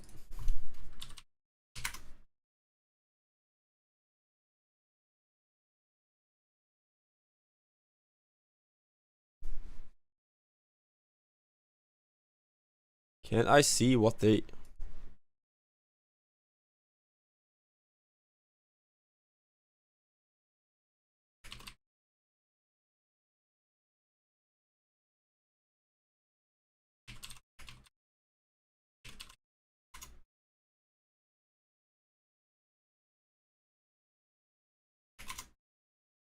Yeah, I know.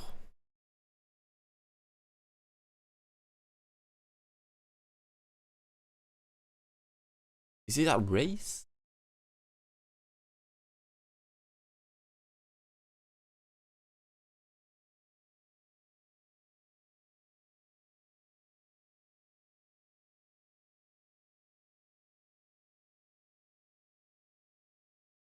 Why can't I find...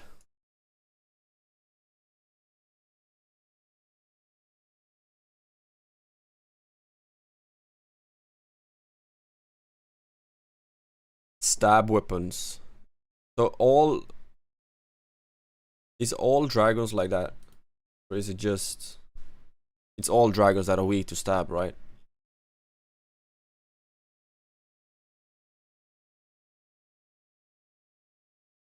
Let's do...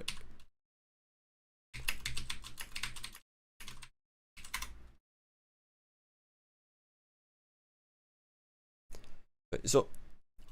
How come that...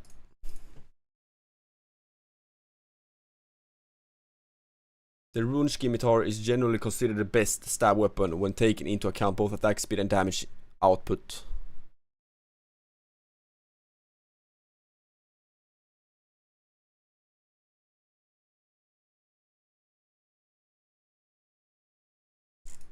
So it actually says...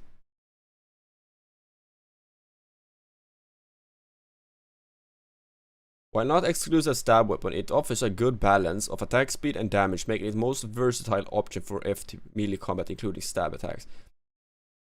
Steel scimitar as an alternative steel is a solid option. Rune sword, a good alternate. A good, especially for those who prefer a faster attack speed, even with a slightly lower strength bonus according.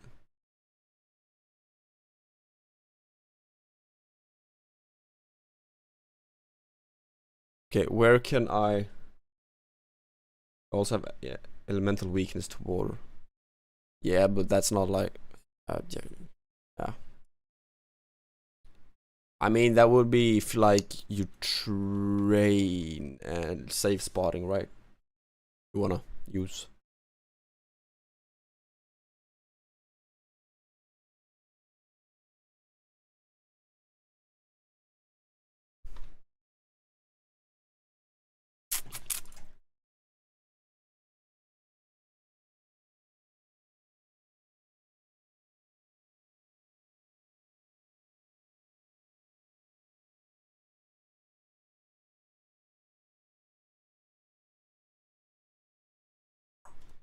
I don't even have sound on. What? How could I miss that? Bam. There we go. What did you say, Travis? Rune sword? Rune sword, yeah. I want to compare the two. Rune sword. So it's only the attack. Can I check the attack? Combat stats. Stab 38. 4 ticks, 2.4, 1 tile.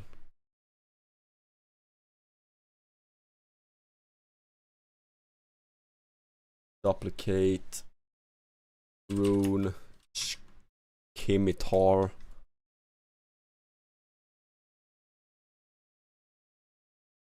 It has slash.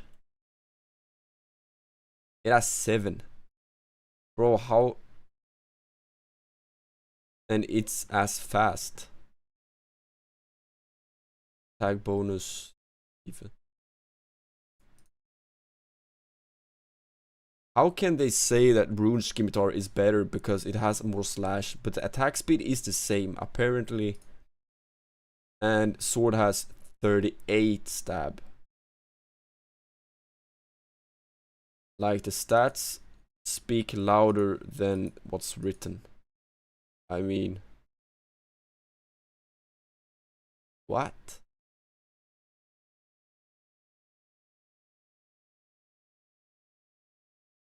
Okay, so fuck the Scimitar, right?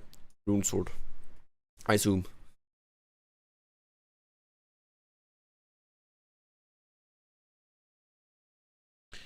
Rune sword, so I need to be level 40.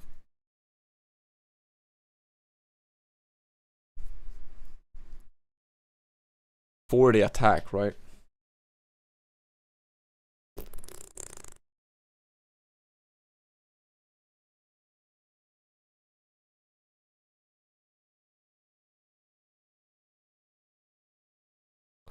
That's a whole lot of grind.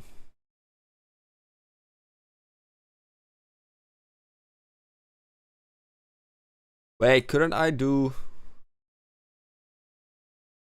Guess what drop I just got? A rune sword. Probably. something like that. Wait, could I rune scheme? Speaking of it.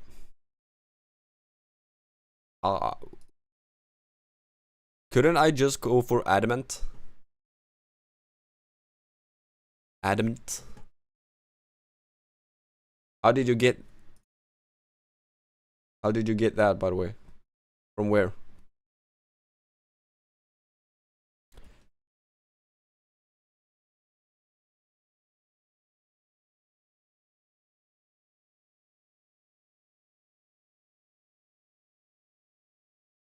Slayer killing Basilisk. Wait. Slayer, is that like you kill harder monster, or is it? I mean, you could go with all. Yeah, that's like what I'm thinking. Wouldn't that be easier? Try it. But then I would wanna. Yeah, I was thinking like level up my fishing to 40, get some lobster. That's what I had in mind.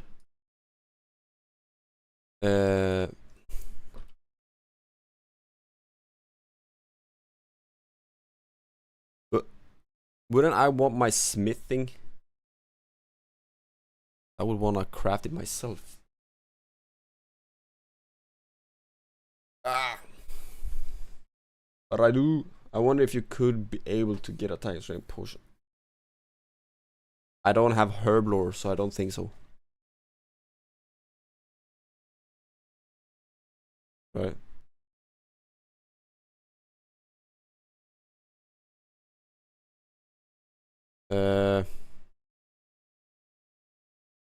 That one.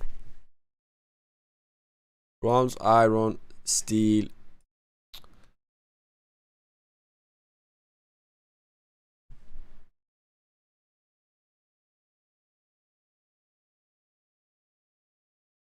I can make steel, right? Oh no, I can't.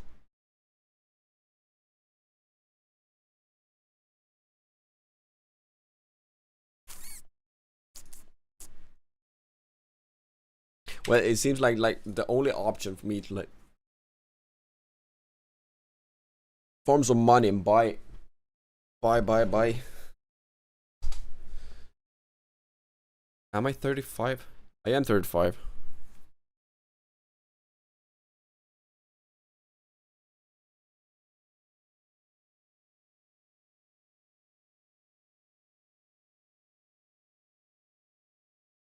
Okay, let's do.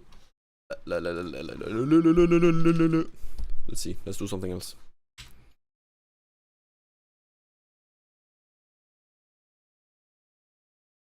Trav, were you here when I told you about like the Division 2?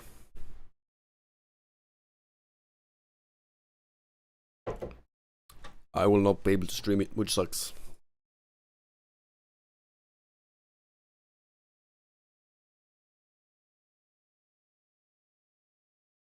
Boom.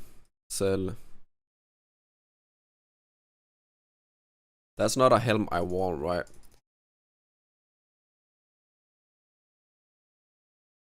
Yeah. It sucks. It runs smoothly, you know, when I don't stream it. Well, at least I can play it. But I guess CPU. It's only fucked on stream. I don't get. Okay.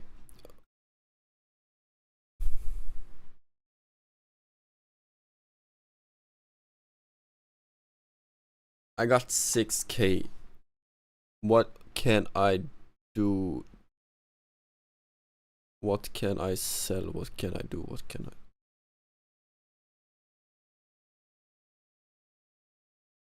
Do I sell the rune essence? Or do I sell all the fish? Do I HA profit? HA 1 GP. HA.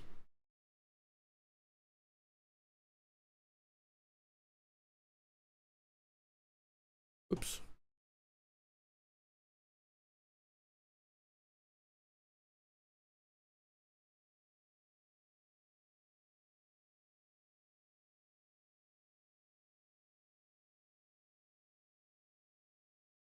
Then how would I?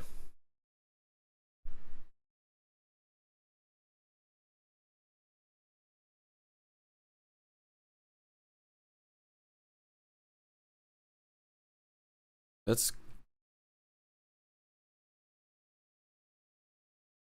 go fishing then.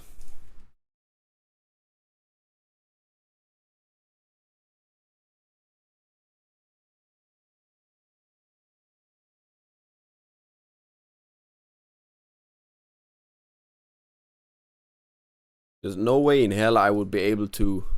If I get fishing up to 40, I can do lobster, right? And lobster would be pretty good, I assume. So if I get lobster.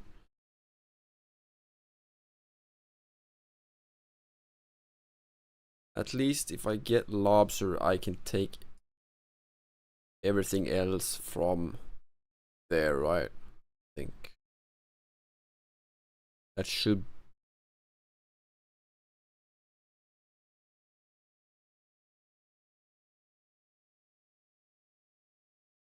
Or is that quest a long question? Bro, why is everyone fishing? What?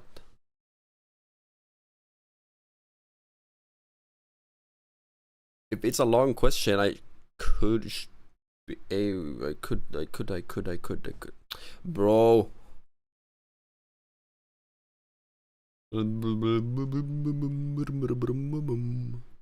Okay, okay. Perfect.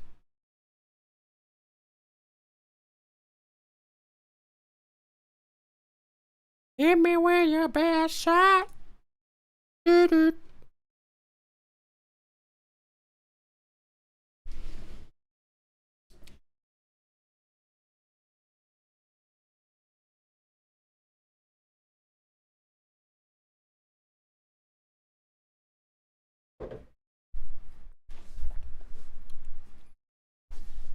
pretty solid, pretty solid.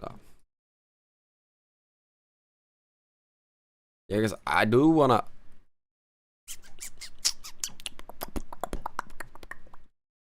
I wanna start.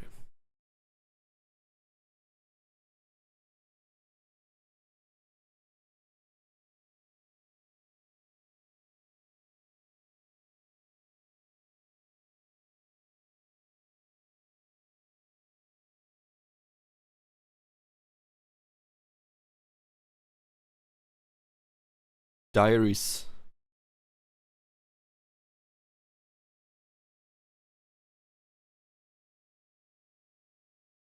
By the way, is Slayer, when you level Slayer, do you kill, like, do you do Slayer quests, or is it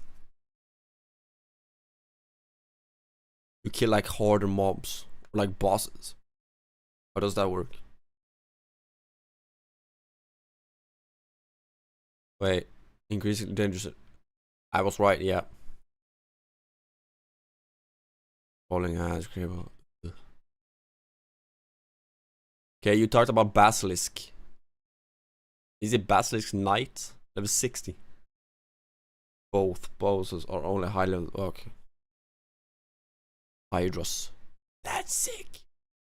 Yep.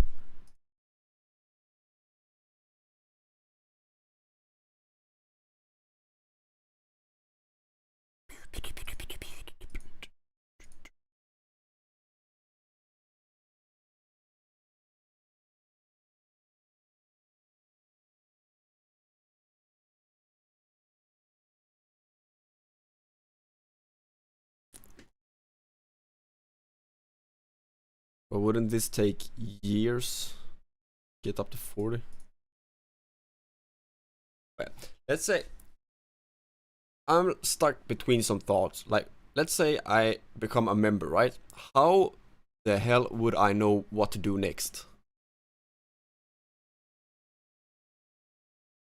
It feels like there's like no linear path to this game. It's like you can do whatever you want to do, and when you got that option to do whatever you want to do, it's like it ends up you don't know what to do at all. So what would you say is the first thing to do, like, or what to begin with if you become a member?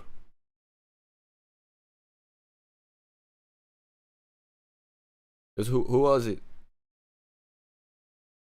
Starkai said to do quest. Is that really the way to go? There's two big things to work on first. Barrow's gloves to Song of the Elders quest to unlock. It's like now I only know those quests and to do them because you told me to about it. Everything's about doing quests to unlock new gear areas. So technically you do quest from up to down, pretty much. Or do you do this one, Open Activity Advisor? You have this one. And you walk, gain access. Oh, unlock. Here you can like see.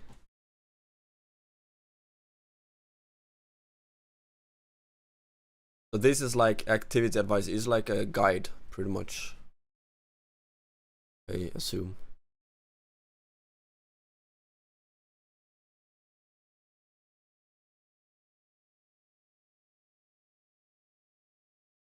You never use that?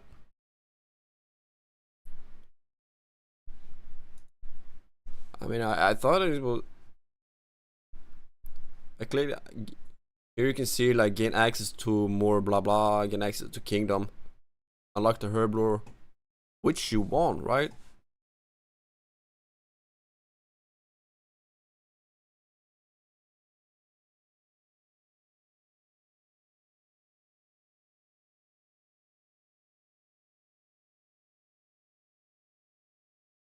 The Iron Manifestation. Yeah. I don't think I have that one anymore. Ouch. But that wouldn't that ruin the experience a little bit? OSRS Iron Man efficiency guide.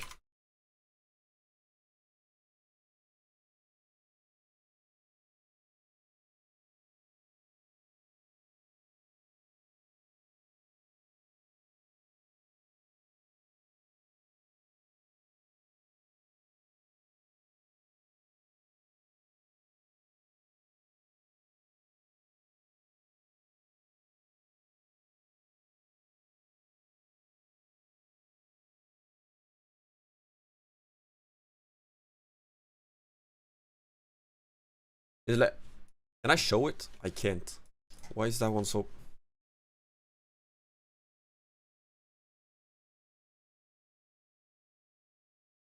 You get an idea, yeah. There's early quest, Winklo and Ardun Cloak. I've heard about Ardun Cloak before. That's this Ardun something.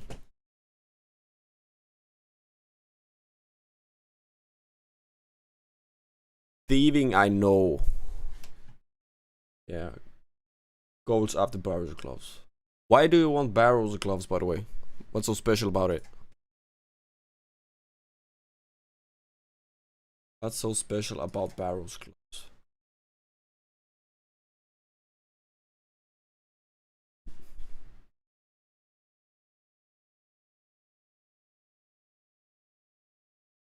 Roll threes, okay.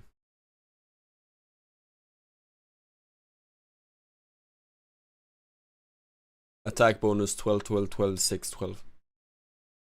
Fair enough.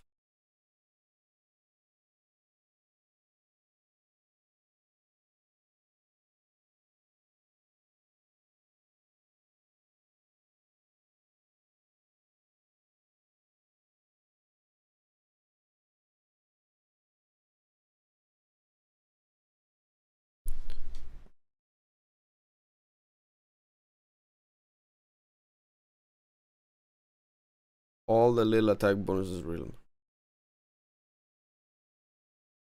Yes.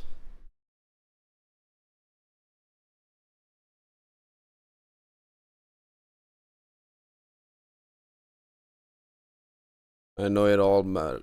It all stacks, right? It feels like. Oh, never mind. Wait, can you see like? You can, right? Here.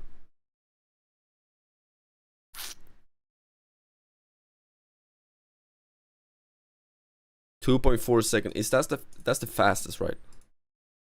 Fastest.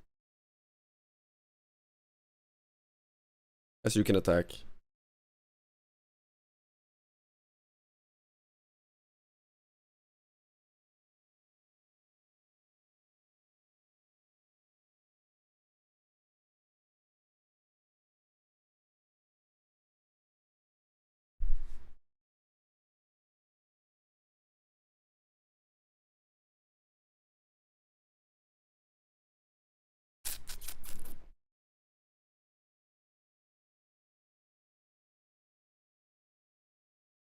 Knives are 3 tick.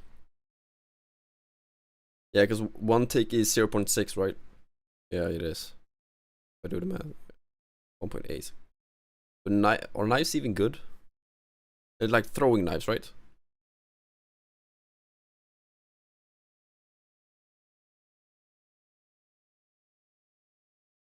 Four tick is 2.4.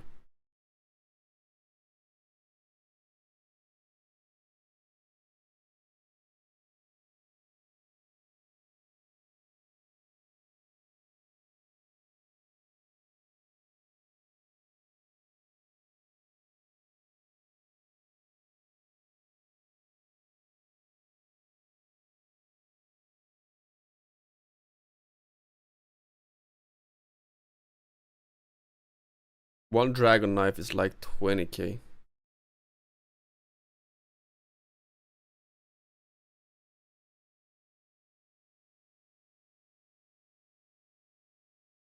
But I'm when you say knife, I'm thinking about throwing knives at the same time. But is it? Yeah, because it knife dagger, right?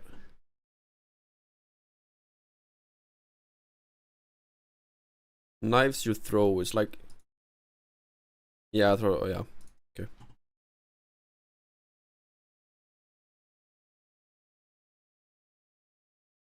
Okay, so when do I get my own house?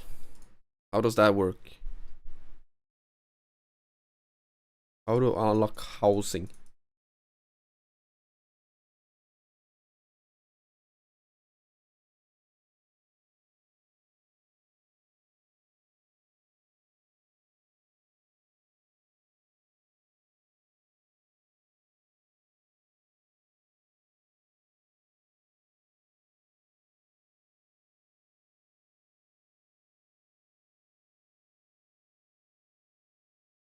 $37.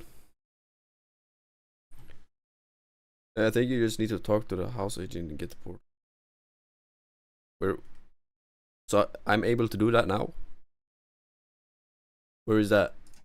OSRS house. Player owned house.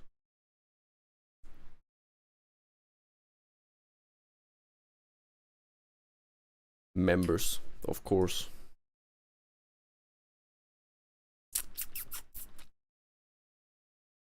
Yeah, because any construction, that's members.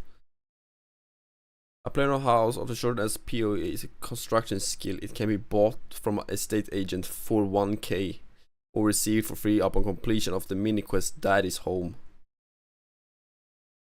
In Remington. Where's Remington? Oh, he's down there. Oh, here. House portal, right?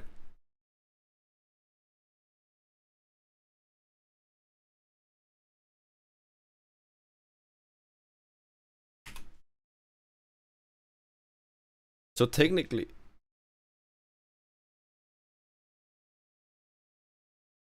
it's all about questing in the end. I don't know if you said that, but that makes sense why Star said I should do questing.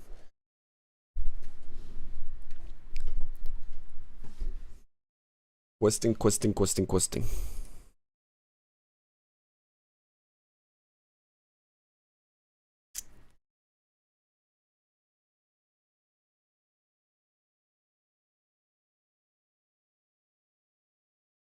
It's a lot of fun. To quest?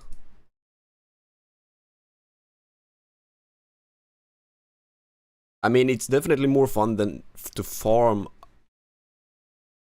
Like to AFK farm.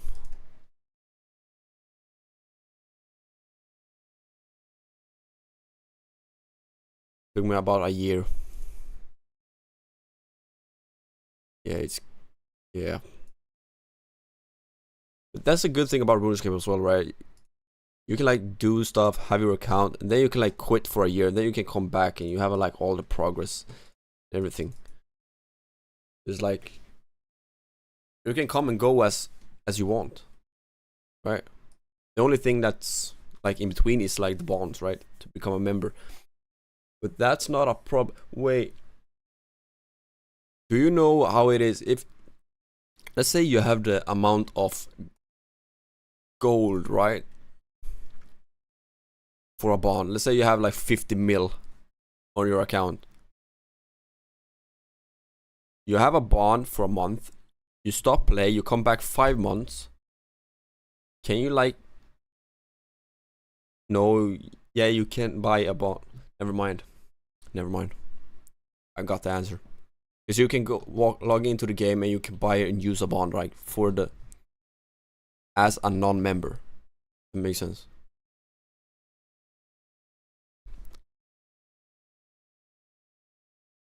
I knew that.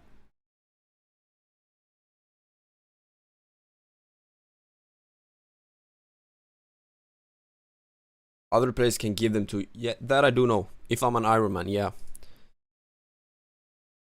But I mean, as a self-played man, if I have 50 mil and I'm free to play, I can still buy it. I can log into the game and I can buy one and use one to gain member access by myself, right?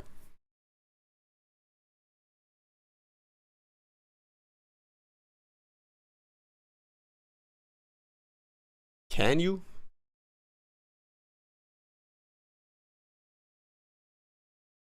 Well, what's the options?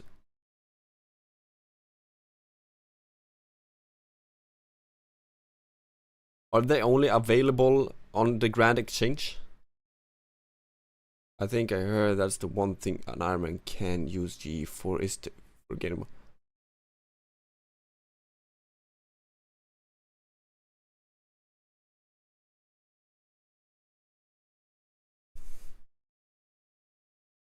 If so, I mean, that would make sense, I guess, because it's playtime. It's not like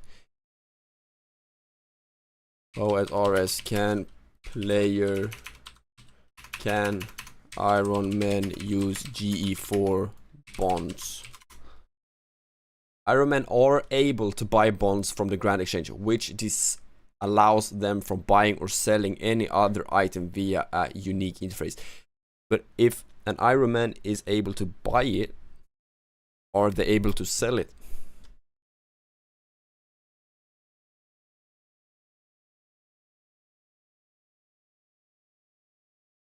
I think the bonds are like 14 mil at the moment.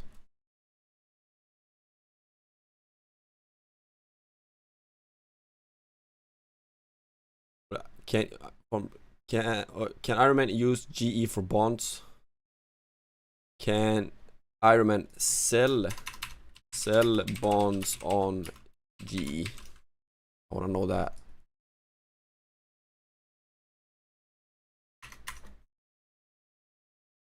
They are not able to do the following trade with other players. Yeah, but use the Grand Exchange to buy or sell any item except for bonds, which are purchasable, but not. They are purchasable, but not sellable. Kind of fair.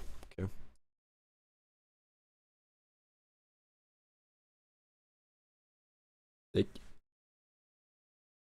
I think it was 14, like a week, 2 weeks ago.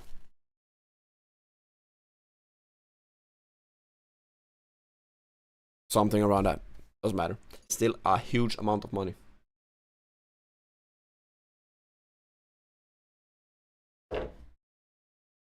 Whoa, 14 cooking. I'm a master chef.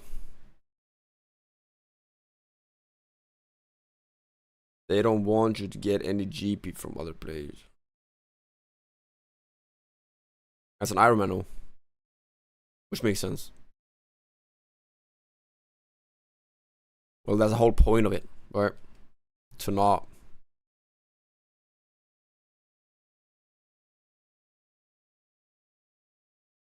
I gotta go pay. Well, let me do this first.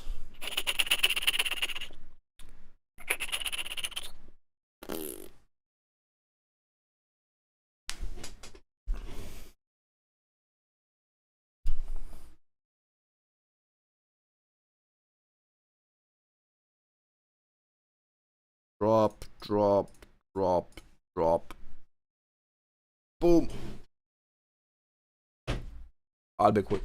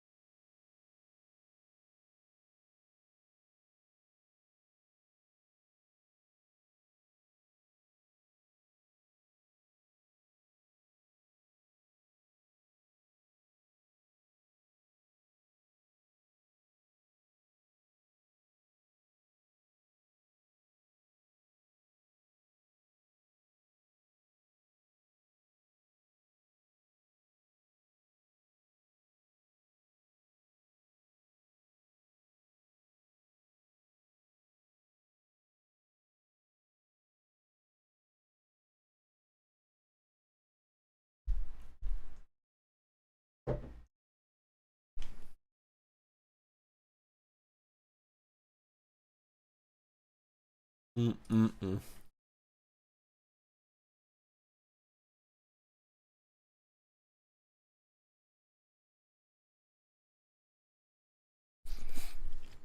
These nuts. Ha. Got it. I don't know. 37. I should be able to sell these fishes, right?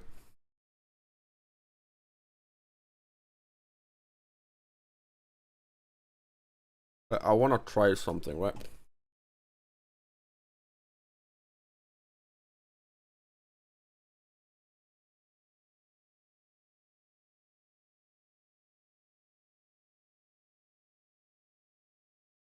Bro.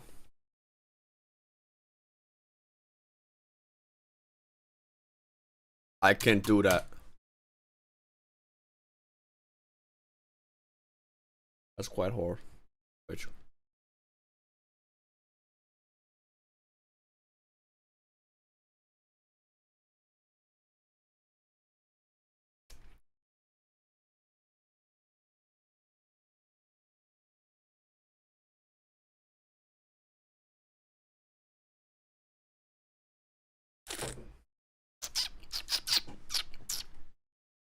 Where do I fish for lobster?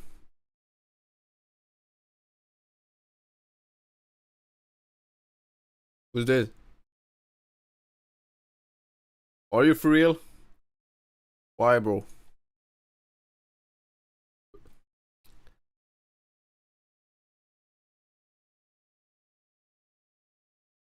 What? Bro. I appreciate you a lot. Thank you. Really? Well, either way, I appreciate you. Thank you. So, what do I do? Then there's like no point of me to do what I'm doing right now, right?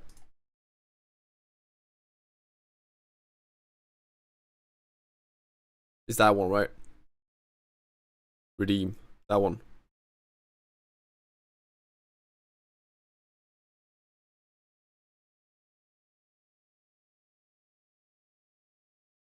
Well, I mean, I think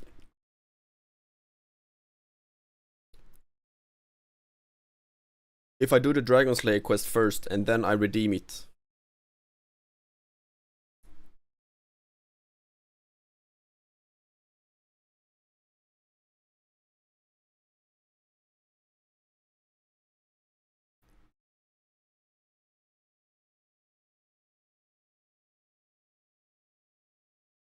Never mind.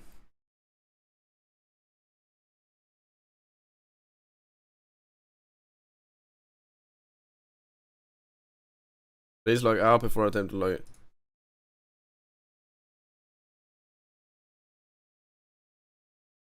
Thank you, bro. Thank you, thank you. You could or try members method to get money up. Yeah, to be able to buy. Ha!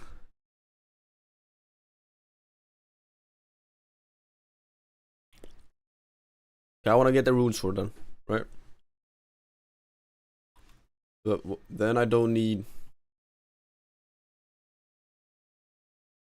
How do I get my money up?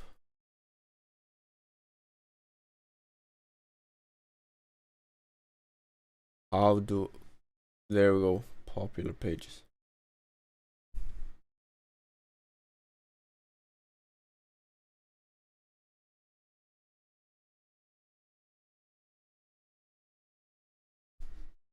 Now I'm able to do it.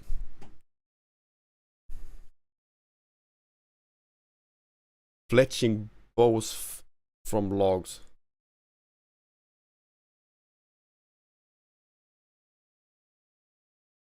But I'm not able to use GE.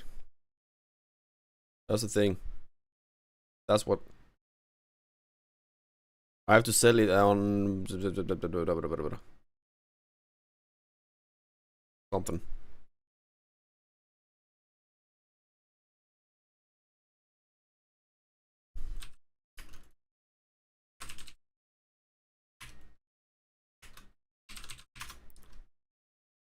They sell to general. Ah.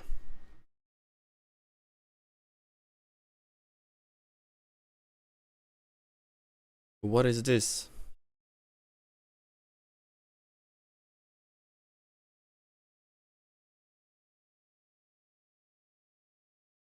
Is fletching both?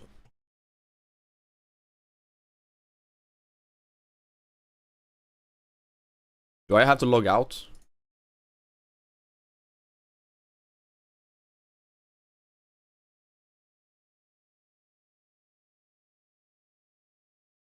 Can I somehow see, or how do you know?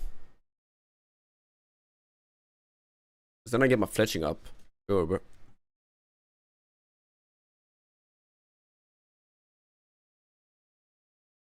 Okay, let's do this.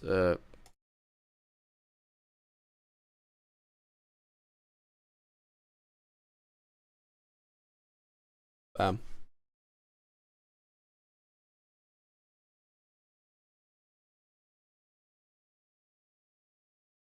Oh, it's empty. Did you know, by default, the smallest max hit splash shown is 10, but there's a setting to change it.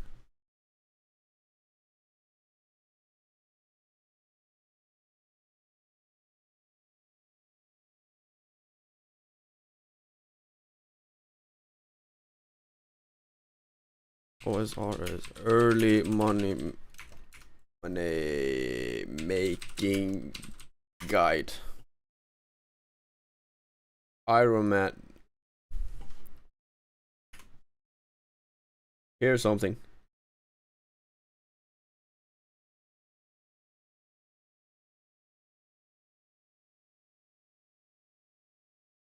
Completing with red ones.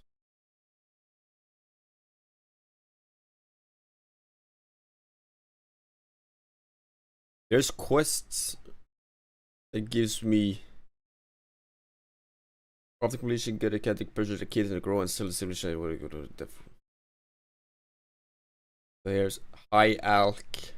After reaching 55 magic via questing and trading, high alch becomes generally if an item high alch value is created.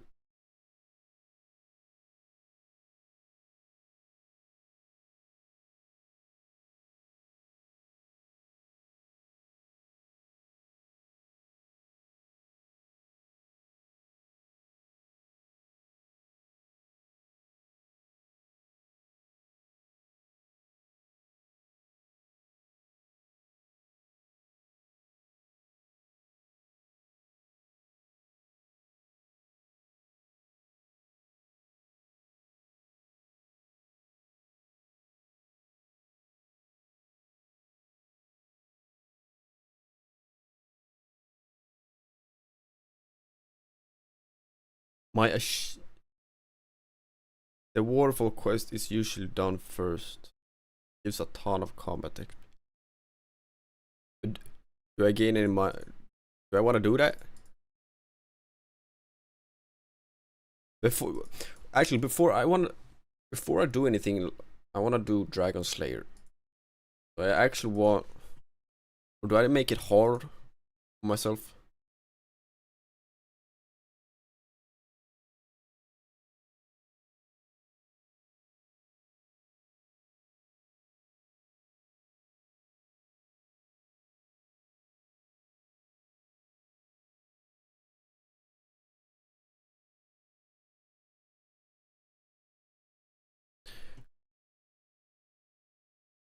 Level am I at? I'm 38.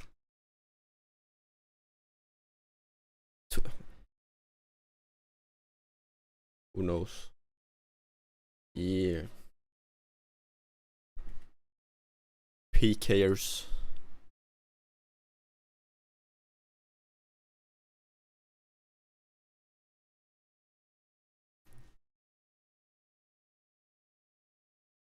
I can do 2 more levels, so I at least able to do that.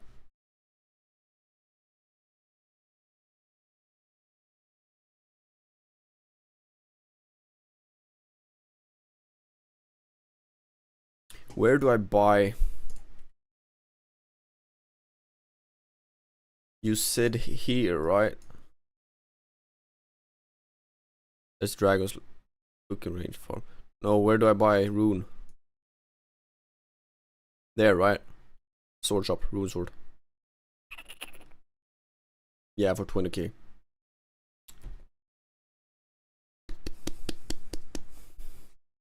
No.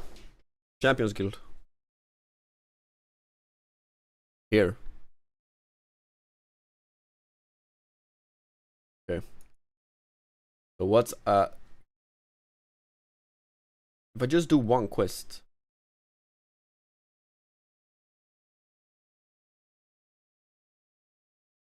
After completion of Gertrude's Cat, you can purchase kittens to grow and sell to civil in West Audron for comes to 100 for completely is a drone. Every few hours it's all the.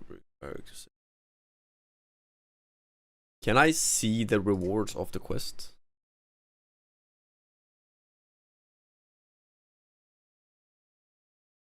Come in super clutch early game. So I take.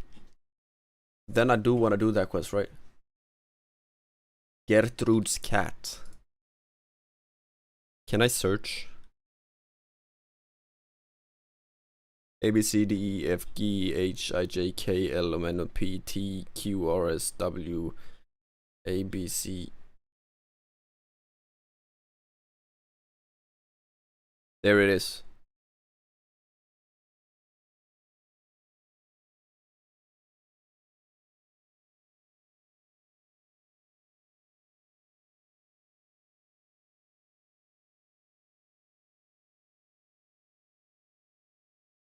One raw sardine.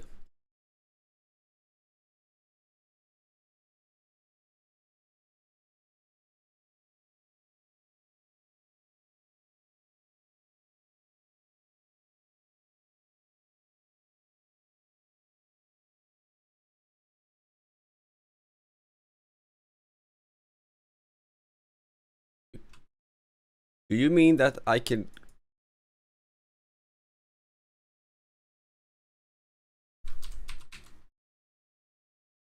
Wait, I didn't know I could do that.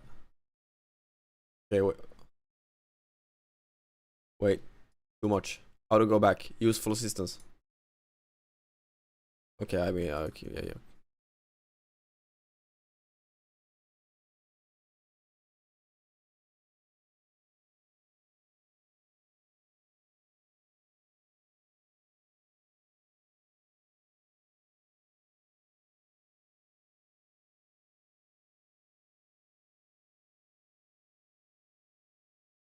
What do I need to have for that?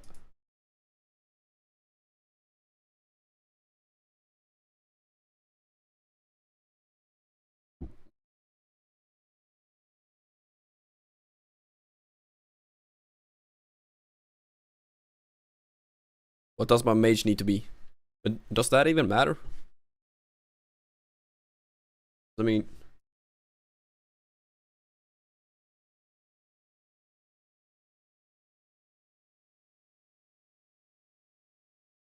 I can level up my agility as well.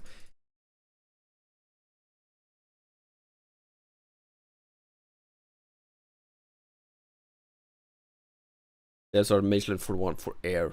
Okay. Hmm.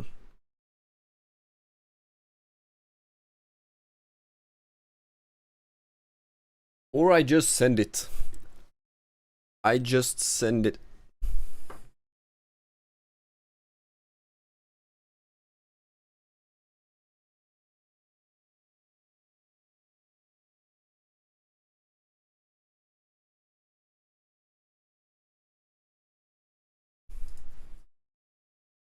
Don't I want?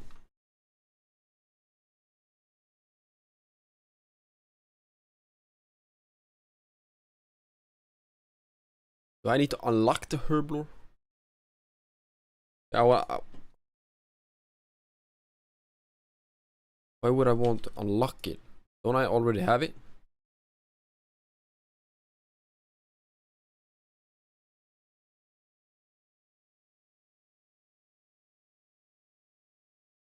I need prayer, as I want these 3 as well, right? Just a tutorial. But if I need to unlock Herblord, don't I need to unlock all the others? I'm still curious about the fletching thing you talked about.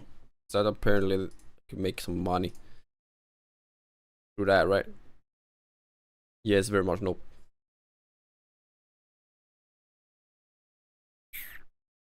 Okay.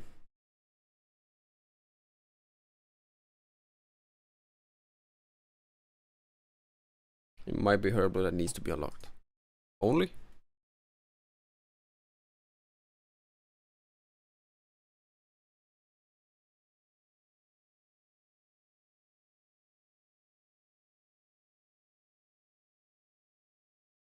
I mean,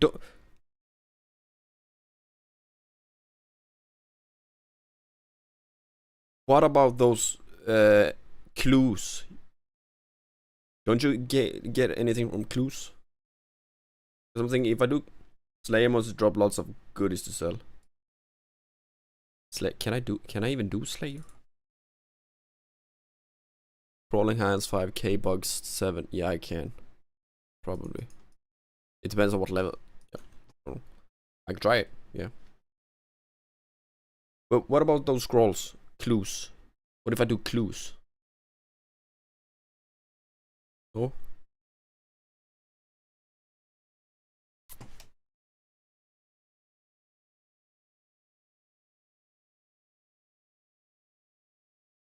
Do, do, do, do, do, do. 39, right? Boom. Yes, sir. They typically won't get you anything good until mediums. Okay. So it's not worth.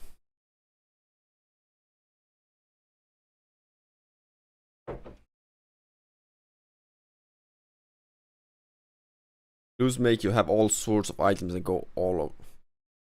That I do know. That I do know. But then I don't need that one.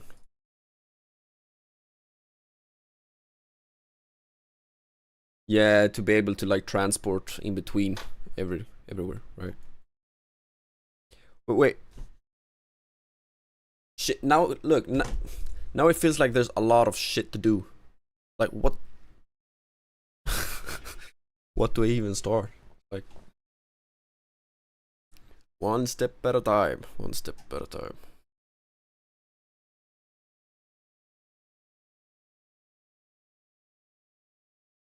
First, I want to do Dragonslayer. That's like my first. Boom, boom.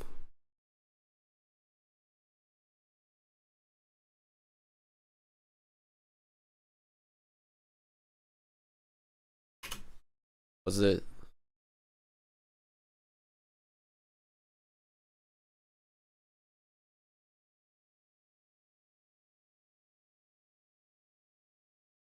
You can buy one from the Rising Sun in Falaror. Love. Items can be found in bank, silk.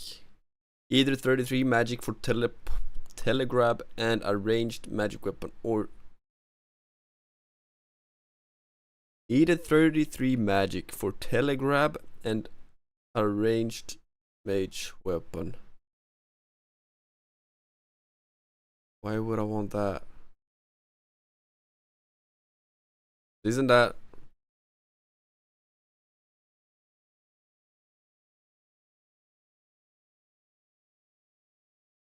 33 magic? I have 34 magic. I'm 34. But I don't get it. What's a telegrab? I don't get it. What's a telegrab? That one. Take an item you can see but can't reach. I don't have that rune, so I need that rune.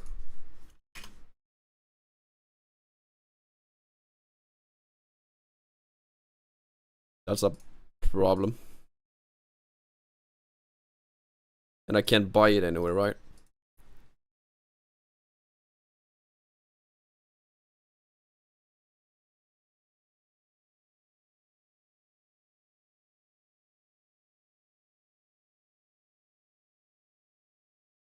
Like that.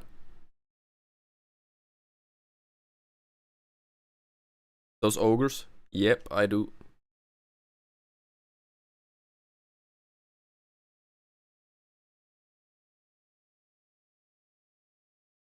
Okay, this is just overwhelming. Holy shit. What? Yeah, they drop. But then...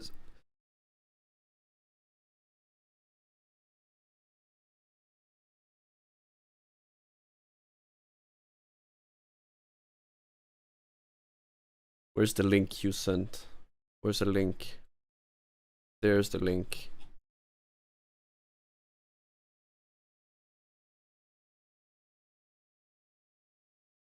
Do I really need magic?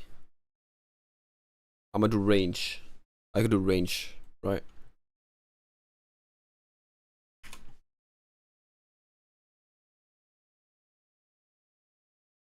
Ogres will add 20% elemental weakness to earth spells.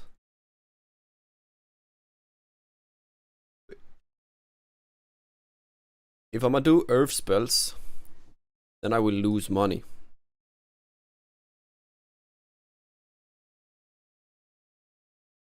All in Alk does he do?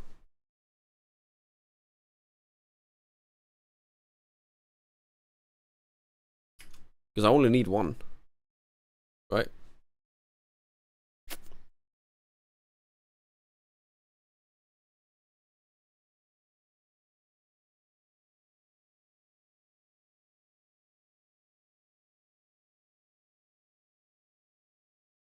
$300 GP. Yeah, that's...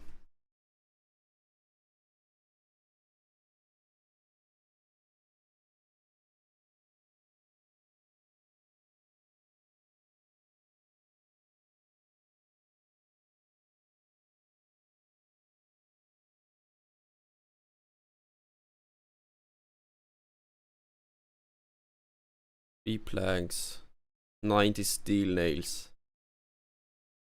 2k combat equipment.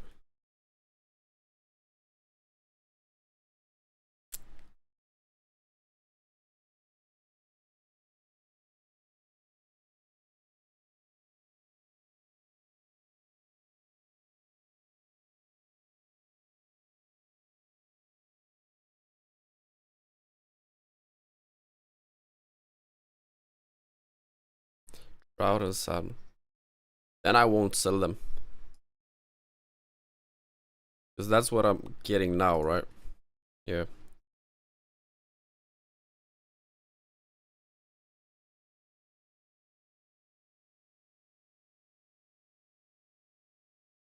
Bro, this quest is huge. Here I need steel nails. Okay, so how would I get steel nails if I don't make them? Can I buy them? Because you need members to craft them. That I do know.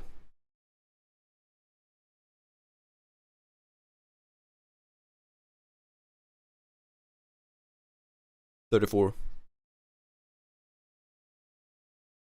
Maybe I don't. That I can do. Steel.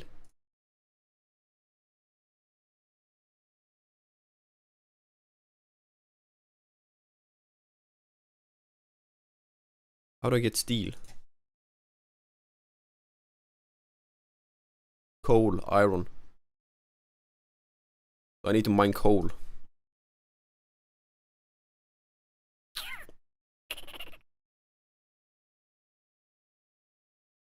I need to mine coal. Sawmills by various sells the steel. Okay, so I don't need to do that then.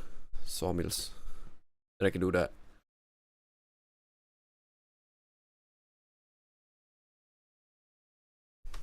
Sawmills. Where's that?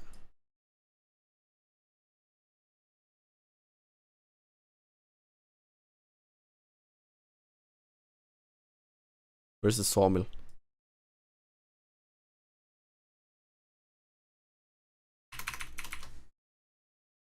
Who?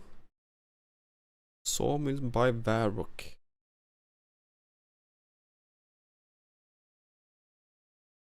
That's Varrock.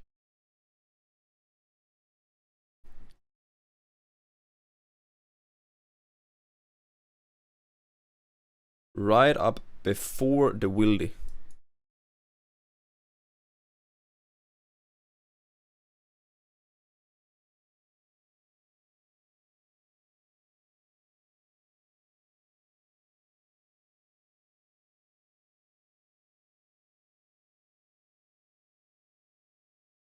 There.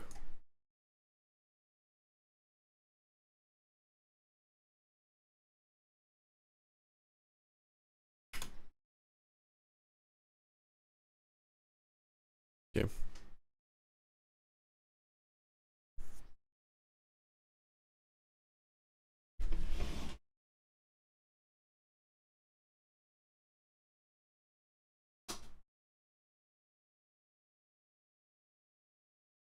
Du, du, du, du.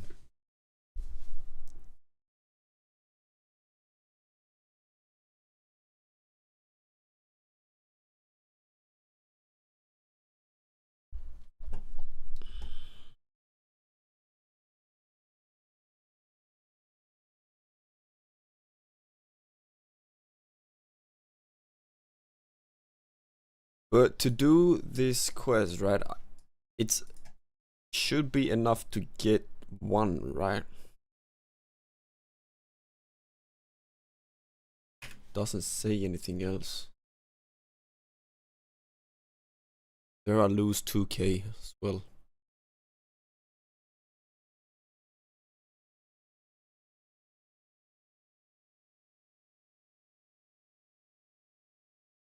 Let's say, for example, if I try this quest, let's say if things go to shit to pieces, right? How do I escape? I need an escape plan. Seems right, okay. What's the escape? Can I use the Chronicle to escape?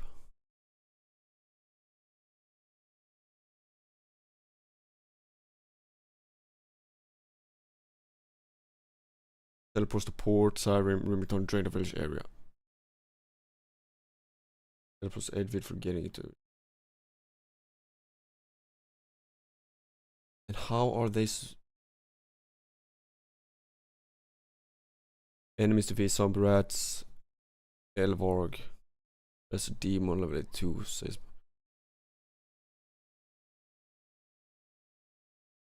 Okay, so which one is safe spotted? Like hell. Oh, both.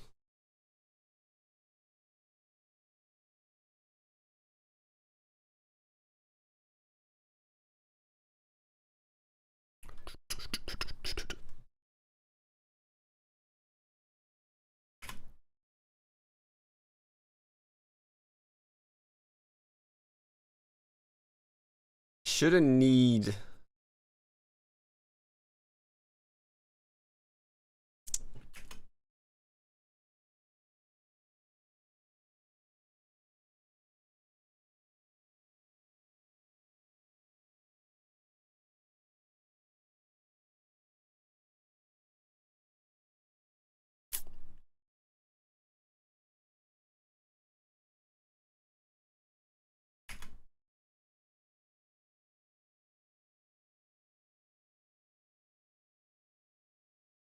Wait, how much do I have?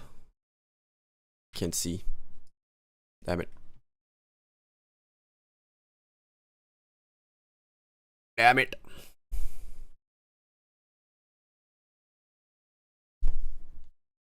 Soul Wars Portal. Soul Wars Portal. Why does that sound like a PvP area?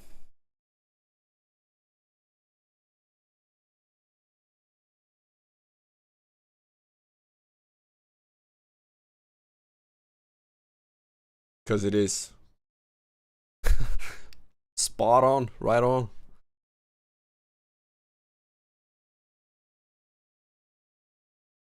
What's up, Elon?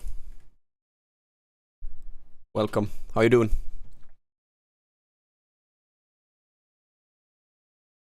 Soon level 40. Should I? I will not be getting lobsters, no. Not immediately. I guess.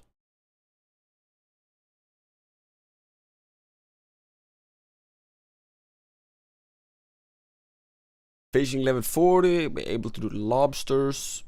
Bam, skadoosh, hadouken.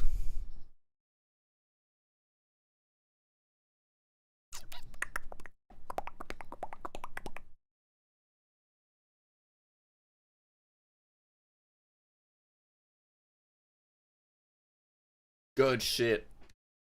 Amazing.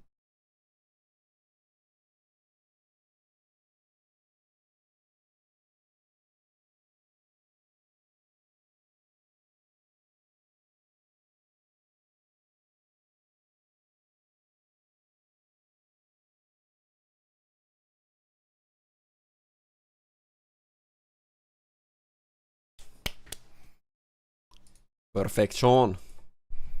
Look at that.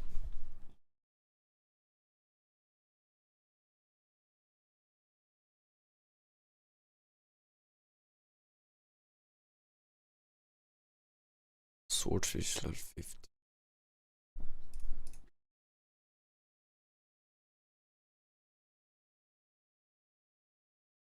Let's do this for now.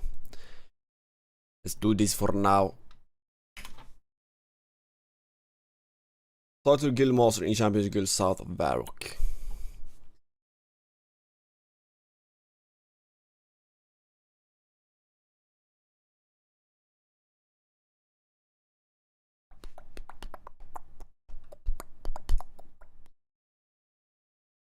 I mean, will that?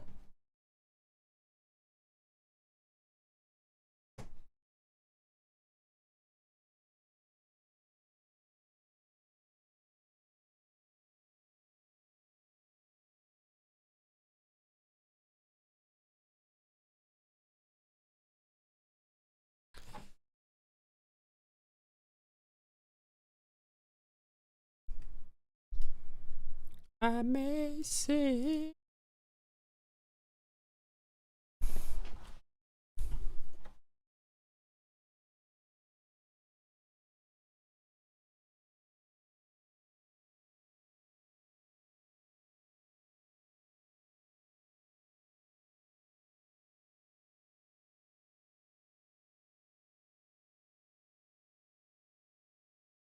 Unfired bowl.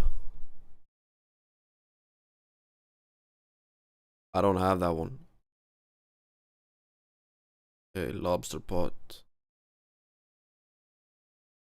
A lobster pot is a pot, right? Can I search? Lobster pot.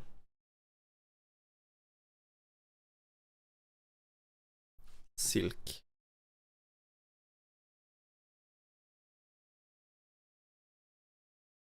Either 33 magic. Telegraph and a ranged magic whip. So the only thing I needed was need air rune and a staff.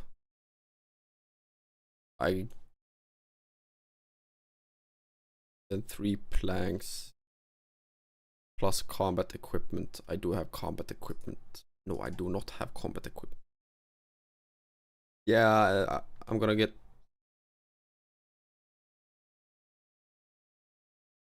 You can see but can't reach. Yeah, law rule.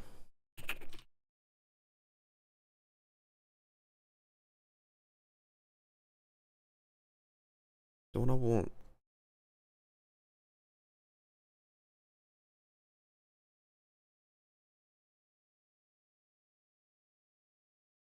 Do I sell?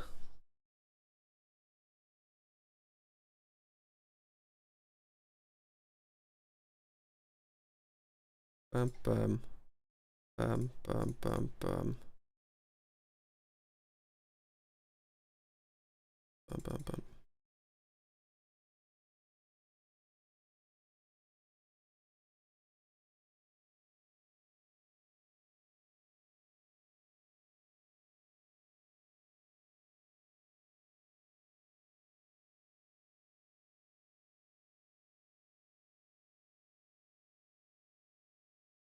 My stab sucks.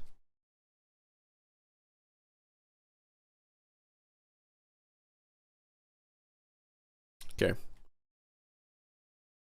Should I bring that's mage weapon? Because I assume that I only need to be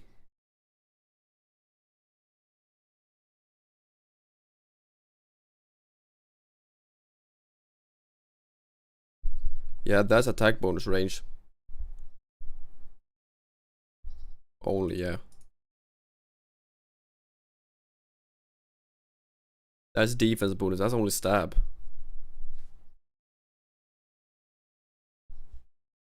That's only stab bonus.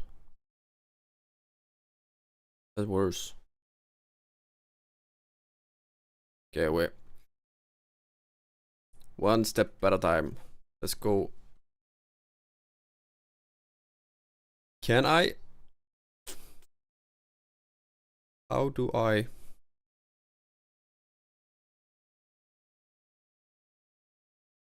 What if I do this? Do I run faster? Or is it the same?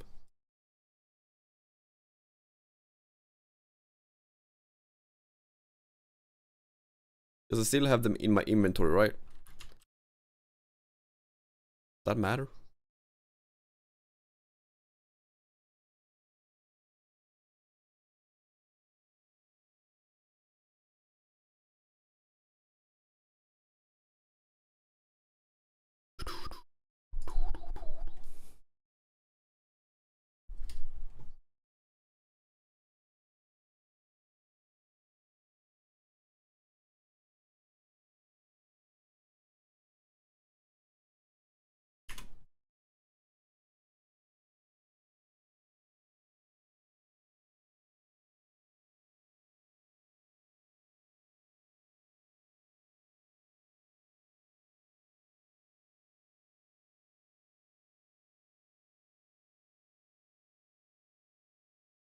I'm in the wrong place, what?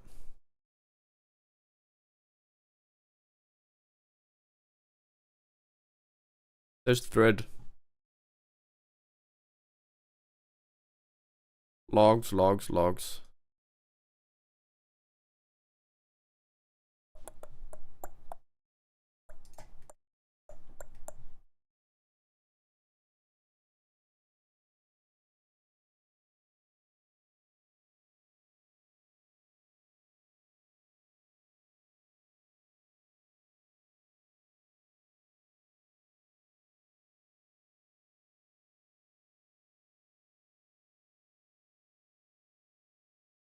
I forgot the chronicle.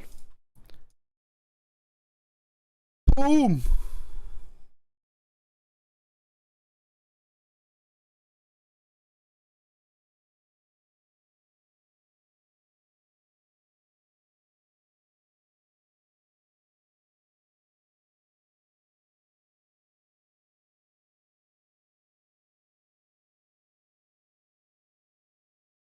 Sure, fine.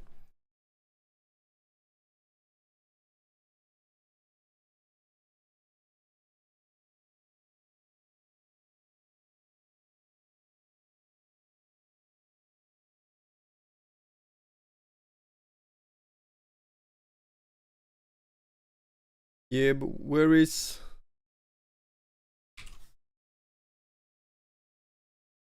I would want to go back. I'll be right. What if... There, do I have clay? I don't have clay.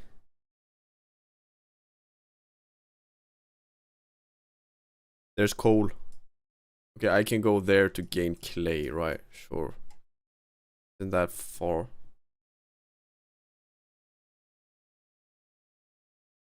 There I can get clay. I'm gonna just walk back. Would I save if I... Does it all only count if I have it, my equipment on me? Or does it also count if I have it in my inventory?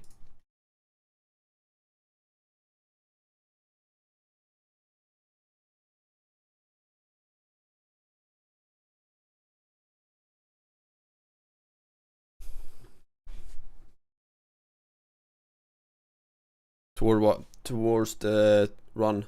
The weight. Oh, wait. Boom, boom, boom. I was 23. Now I'm still 23. So it, yeah.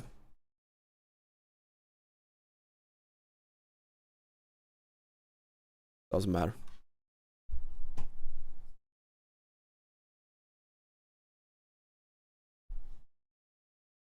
Wait, yeah. I noticed.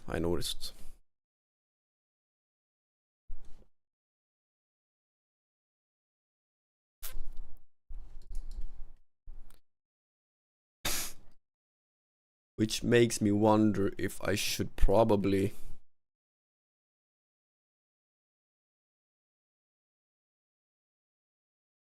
do that and that,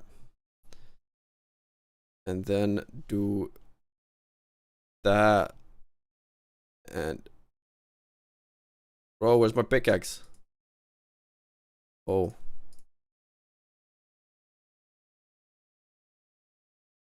there it is. Because I need that as well. From the rising sun in Falador. Where is that?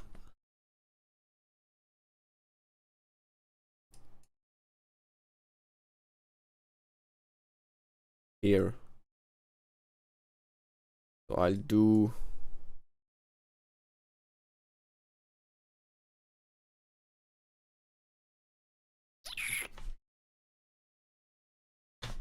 How much clay did I need?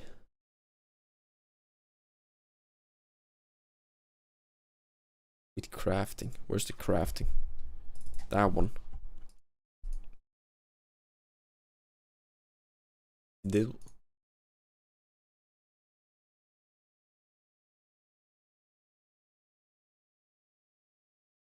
On fire bowl.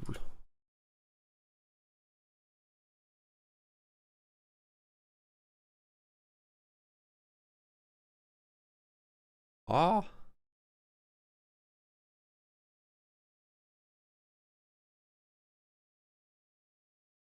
Okay, wait. Clay and water, right?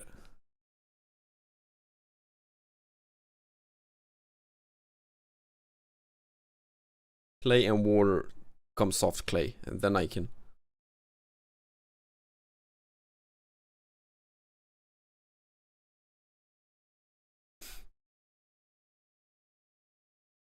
I mean, I should be able to start the quest, right? While I'm here. Oh, and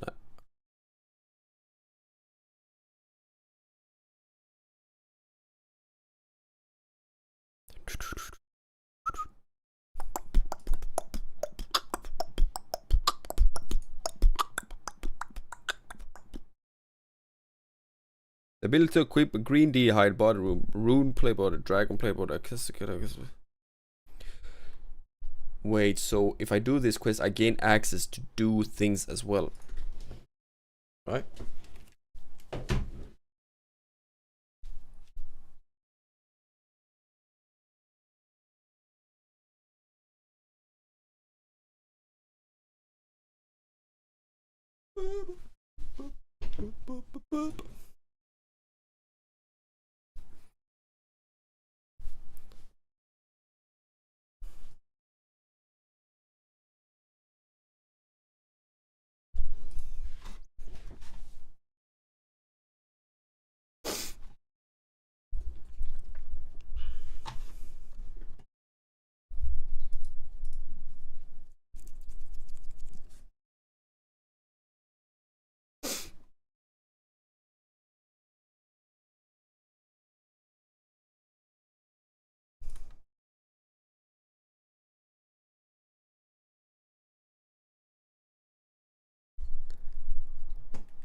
And the rune stuff is.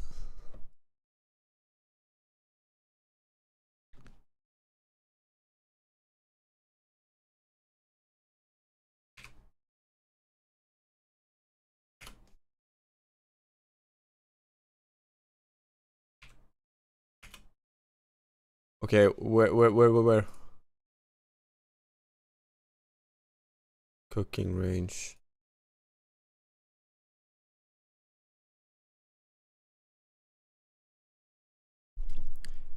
Here. 20.8 to be exact. 64. What's the difference between longsword? That's slash, right?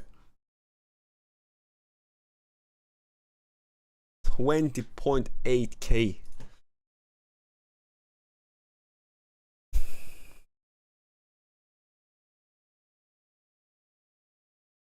Okay.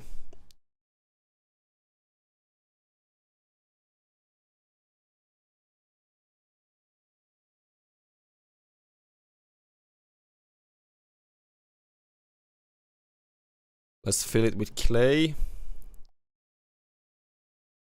Like that. We teleport back and we put the pickaxe in the bank, grab a pot of water, and we do a lot of soft clay. Then we make the soft clay into yes.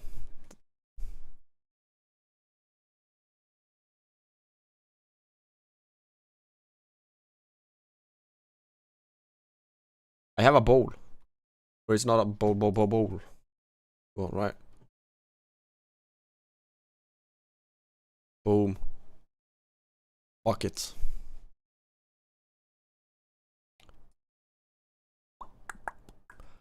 Take the bucket. It's nice because you have water right here. Perfect.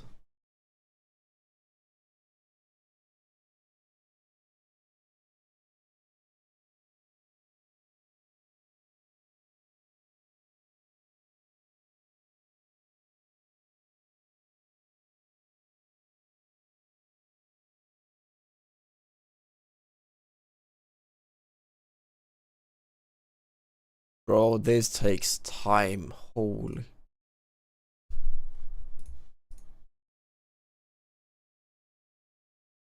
Do I even need this much?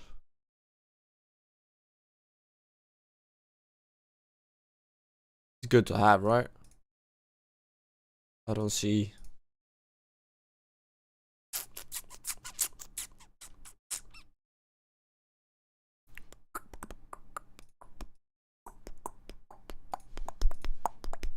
Isn't there a faster method?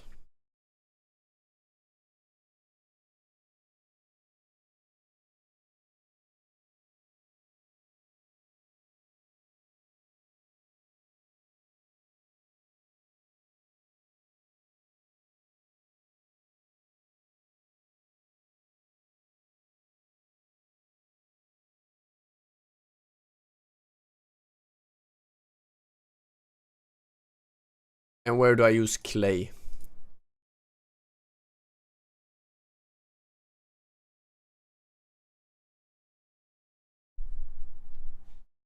Is it this one? Spinning wheel? You can't just use this clay on the water. What?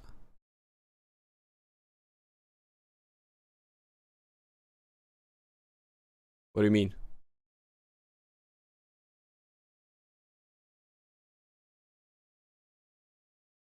So I have to go all the way up there. That's a spinning wheel. Isn't this a spinning wheel? Bro, this is a spinning wheel as well.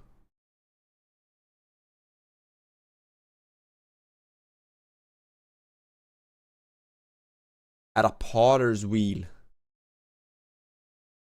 Ah. That's not a potter's wheel. Ah, it is a potter's wheel. Then I could go to Falador as well while I'm there. But wait. While I'm here, I should do the things in Alcarid first, right? Wait. And there.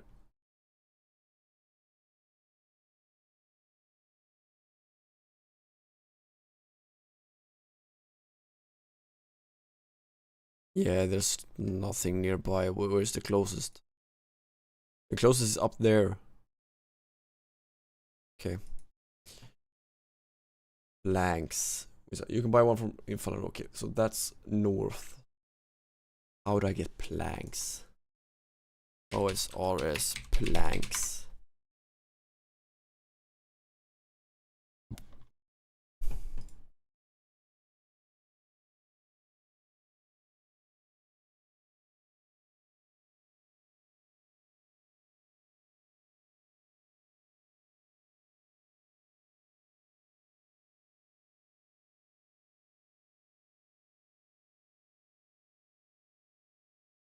Common construction item.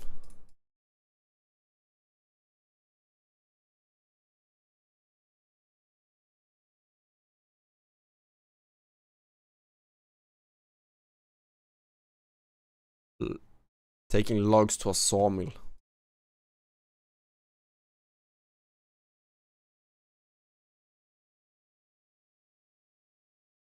Then I need that.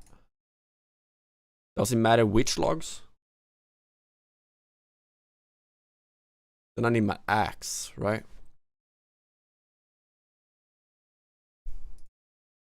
I will actually use one. Where is it? Where is it? Where is it? Where's my book? There is my book.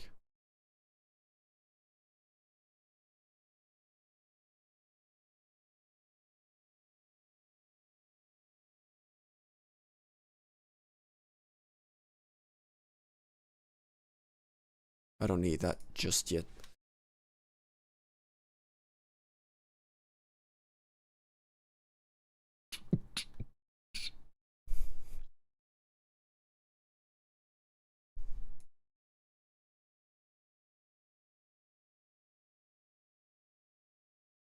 I mean, it would be a waste to use.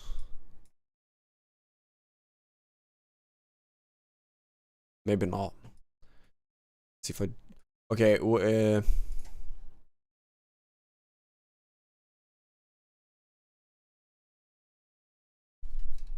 Farming, crafting, shop, general plate licks.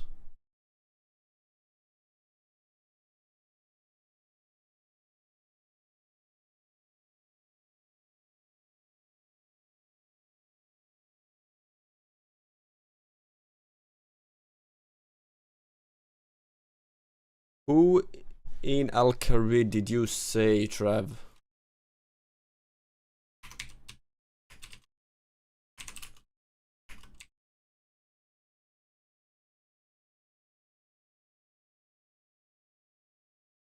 After completing the food quest.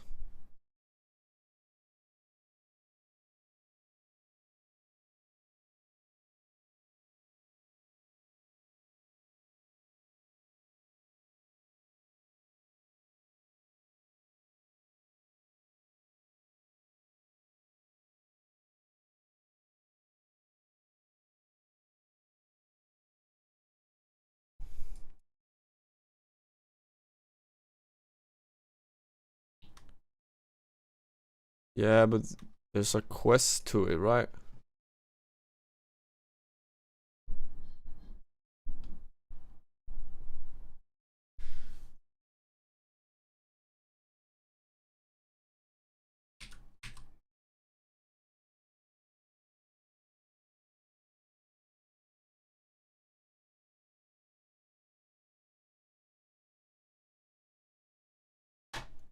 What's up, Sosa? How we doing?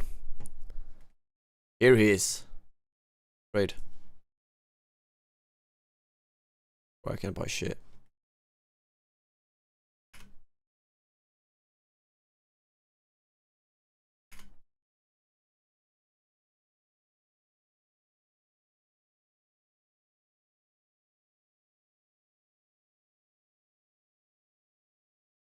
What do you mean, oh no?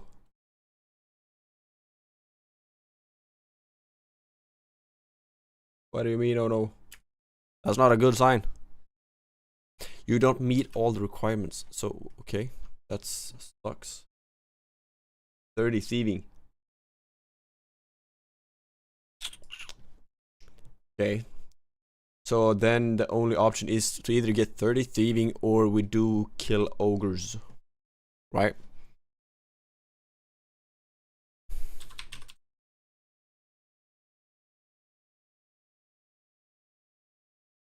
But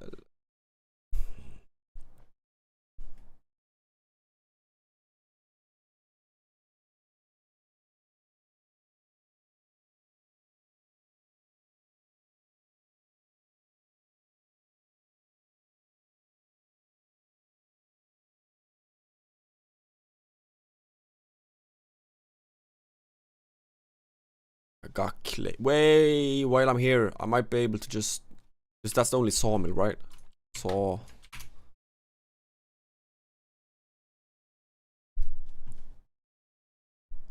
Can I chop down oak? Yes!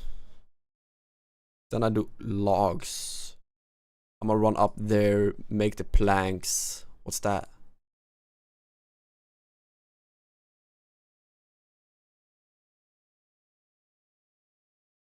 Spinning wheel.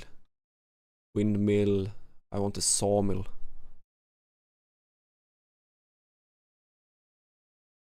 That's not training though.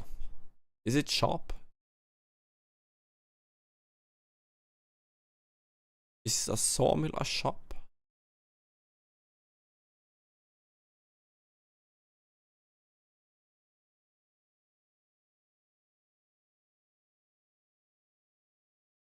No, it's not. Okay. Either way, let's run. Let's run, let's run, let's run.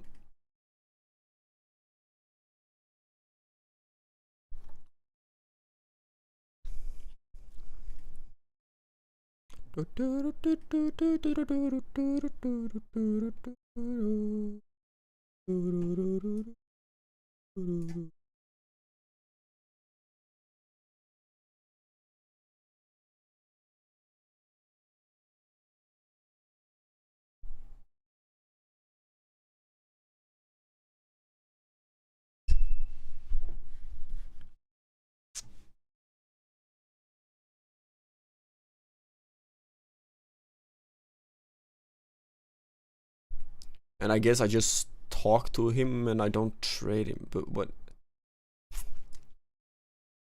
It bothers me that I can't find... Because this can't be the only... You have a windmill. It can't be the only one, right?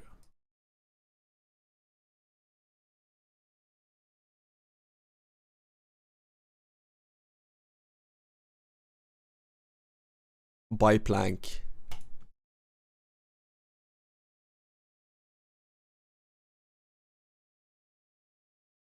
One wood, 100 GP, oak.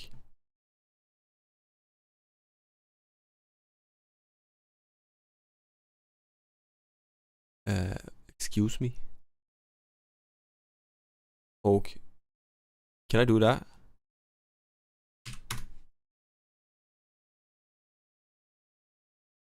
What?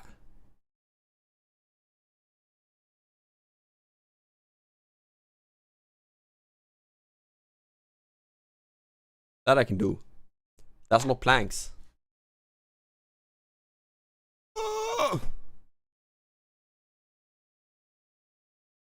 Really?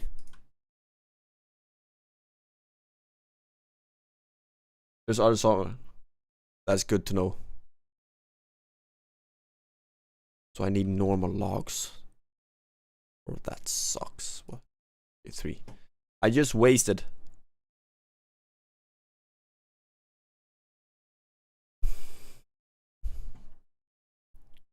All wood.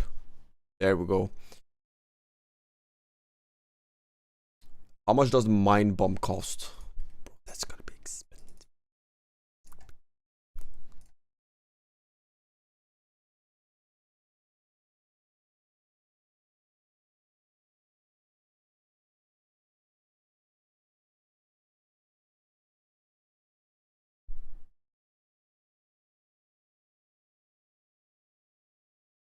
Oh, Borb. It won't cost me anything to do on fired bowls, right?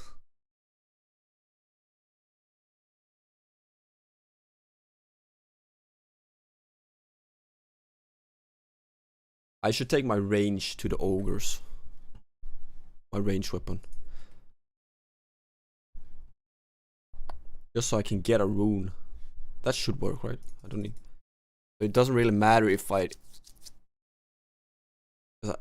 don't want to do magic, because that means I would have to spend... Probably need buy a earth staff. And then spend some cash on...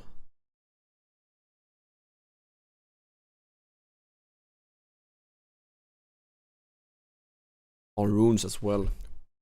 which will make me go broke.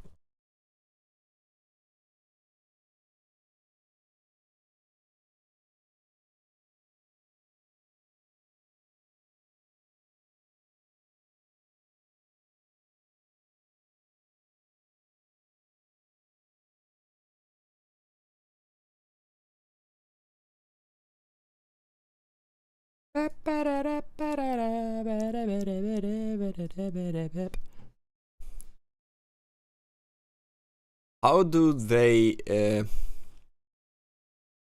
talk to Guildmaster, talk to in a House of Northwest Edgefield, return to Guildmaster and ask him all the available questions? So while I'm here, right, I should probably run up there as well. Here we are.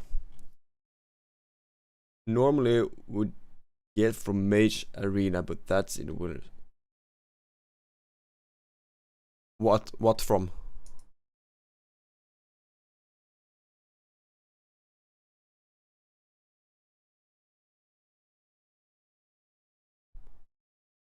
Is it that one? Pot? Law runes. Yeah, but that, yeah. Okay. I'd rather not. Unfired. Unfired. Bowl. Pot. Pie dish. Bowl.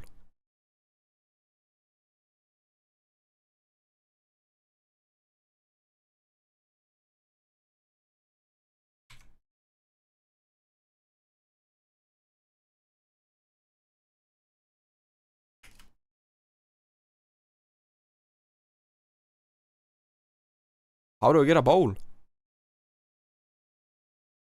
That's a pot.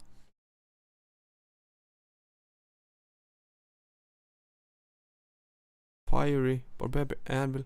Ah, never mind. I'm stupid. What?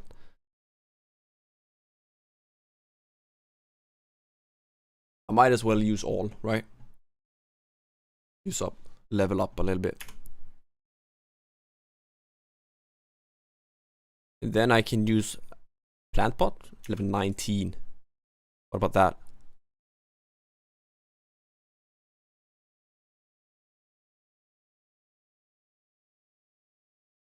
What do you mean I don't have? Set of cups. Pie dish.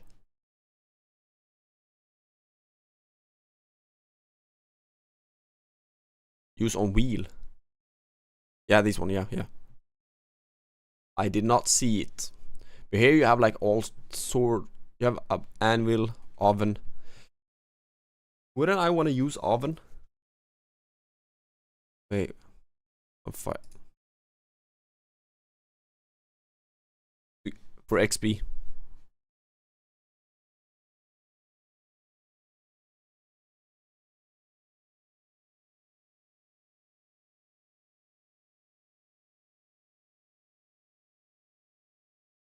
And then I will sell it all. Because I only need one, right? Yeah.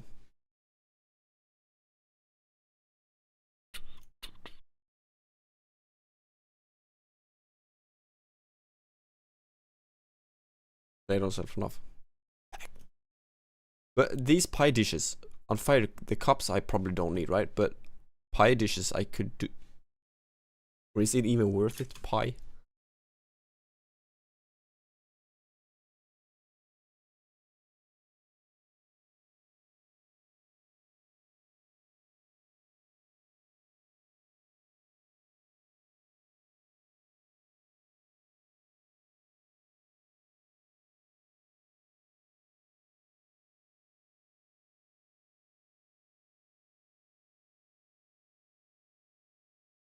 Wait, I have a bank here.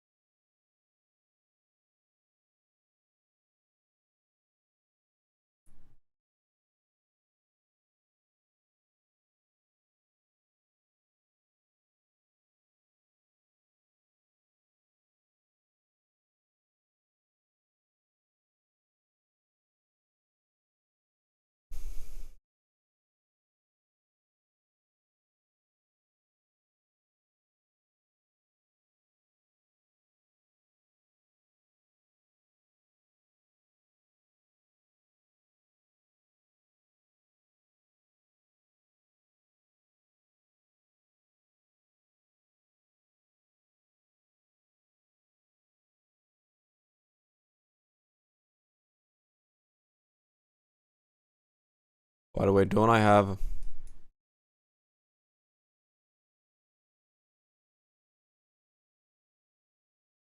Slayer Master. So technically, what you're saying, I can drop it all, right? I don't need it. Wait, here's a shop. Wait.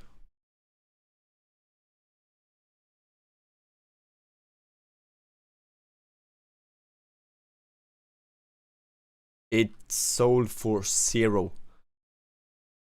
It sold for 0.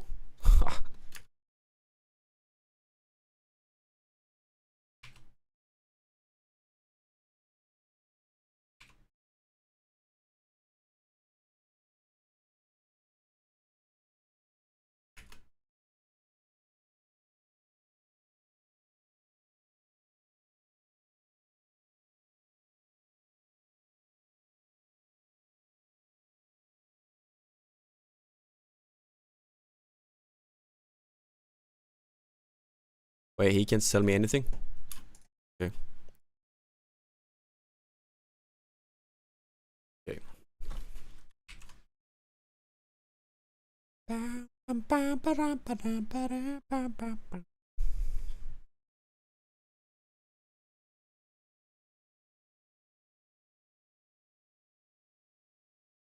God damn. Now my daily walk is ruined. I always go out for a daily walk, but raining like crazy. Damn it.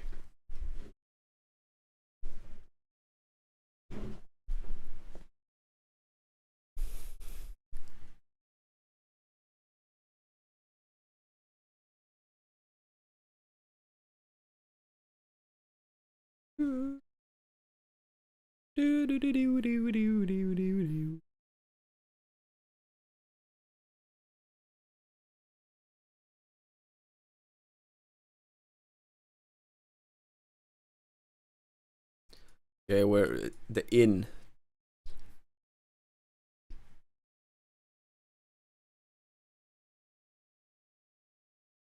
Where could I find the ogres? Down here, right? I take...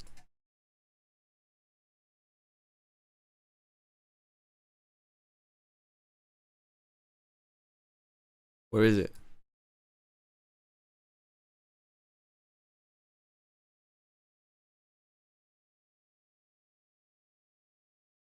I'll figure that out later. So, where is this? The inn, right? Rising sun in rising sun.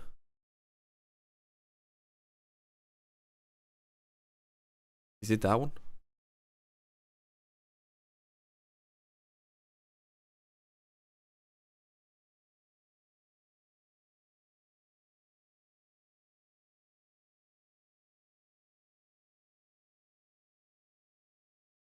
This is a pub.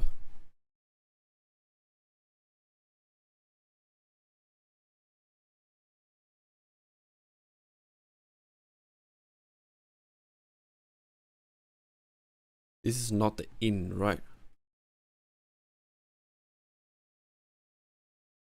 Rising sun in Falador. Parted roof mining fire.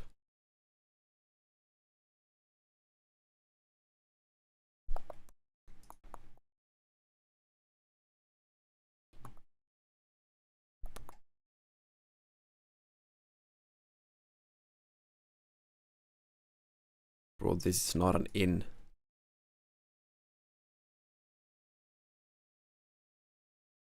The Rising Sun Inn.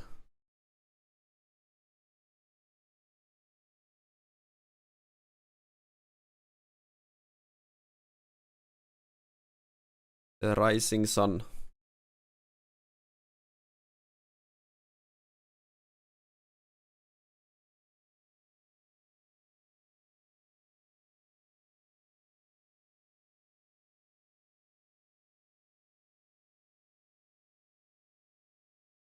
Is it? Really?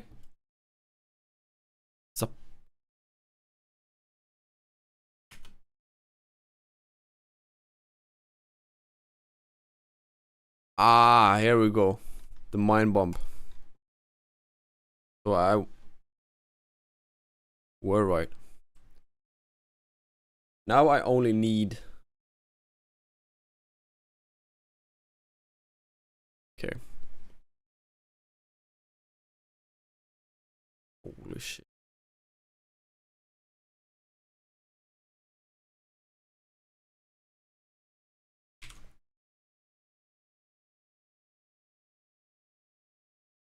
Ogres, the ogres.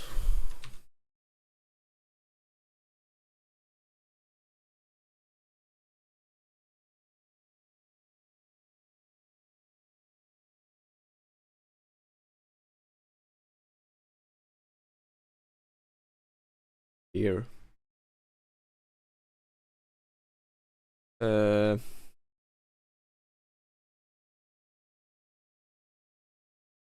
Corsair Cove Dungeon. And I will actually be doing. Let's do iron arrows.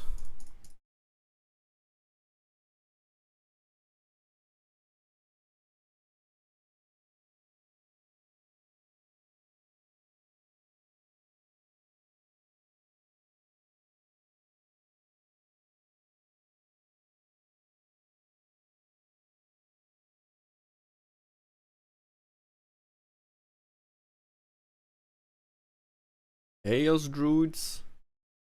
They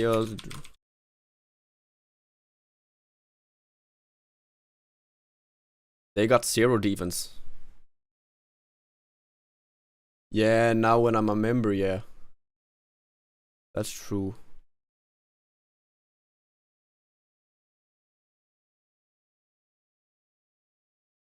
Then I don't need.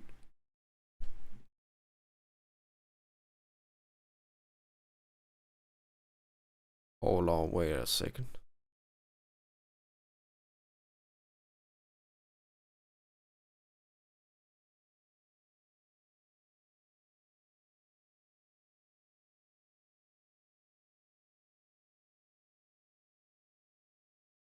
Yeah, but probably I won't be getting.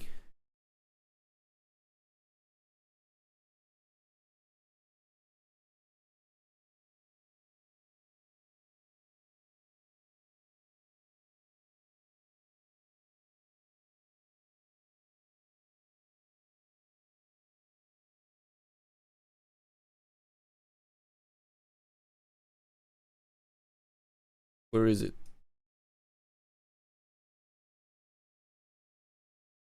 It's definitely not there.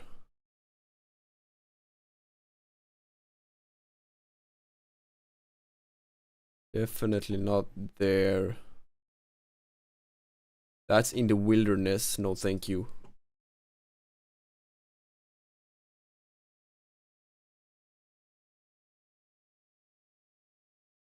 Okay, where they at? Cause wait.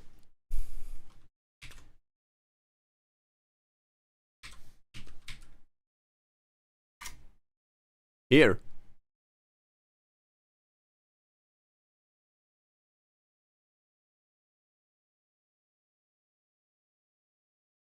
In the dungeon, yeah. Wait, can I go there? I can't, right?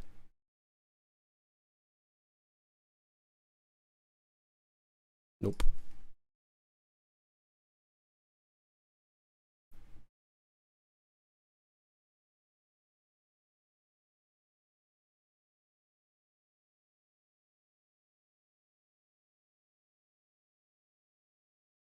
They're level 13.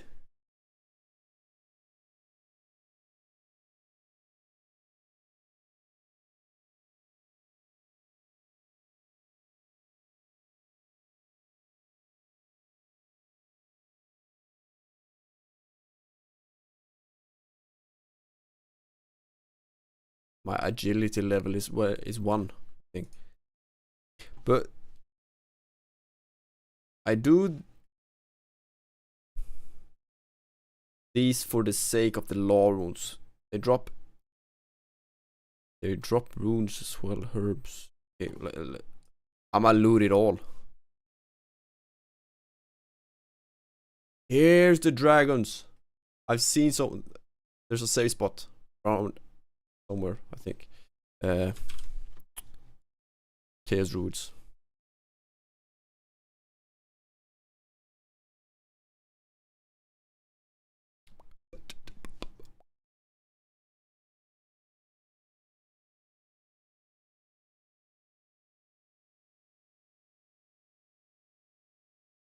I feel like I should have brought more stuff.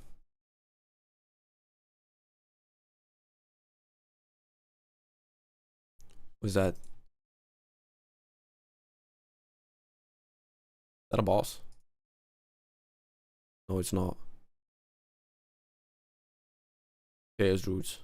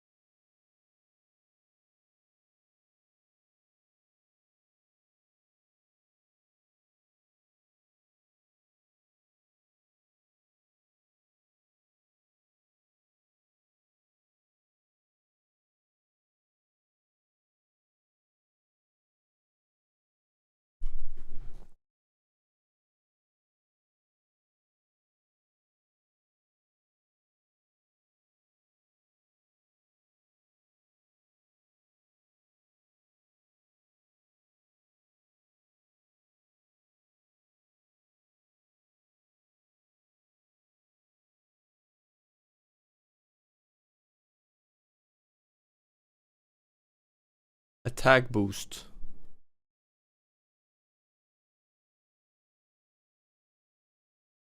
Okay, so do I want to save these? What's that?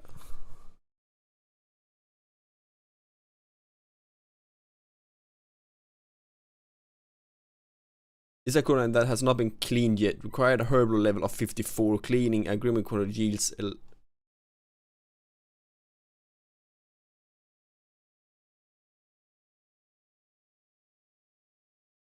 requires level of 54.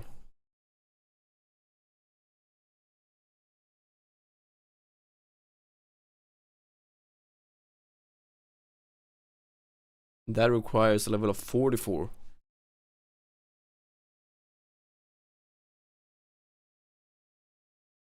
Is it even worth it to save?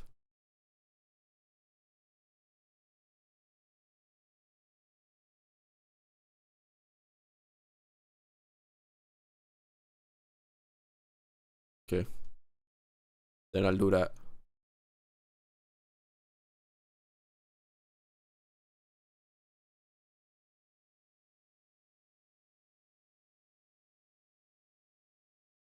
One in 18. Quantity 2. Oh, what's up?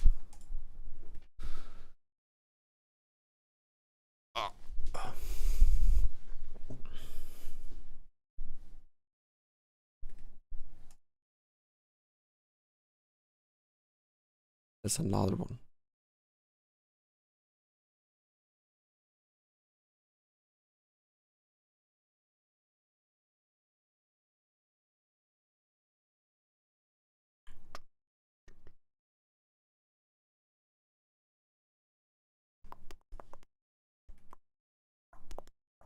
Vial of water.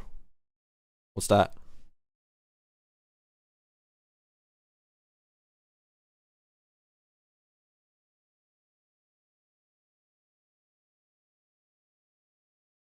Is an item made by using a vial on a water source other than a well. It's mainly used for training herbal. Vials of water can be purchased from the general store in.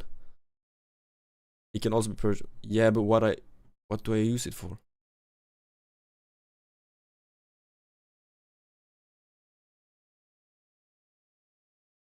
And add other in it.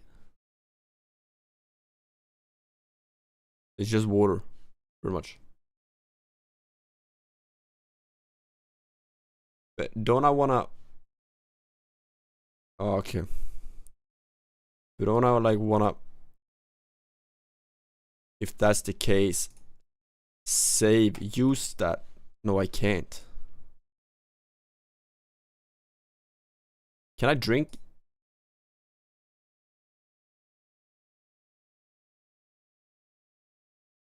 I thought I could drink it, like, get the empty bottle and then save the empty bottle to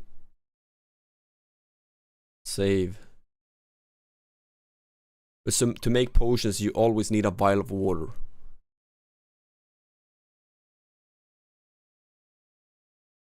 It seems. Boom, got it. Amazing.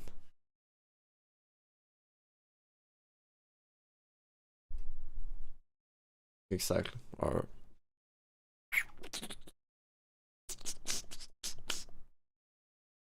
Anyway, I'm gonna fill my whole bag while I'm here. Wait, so there you have lesser demons. Didn't I need lesser? Enemies to defeat, lesser demons. Yeah.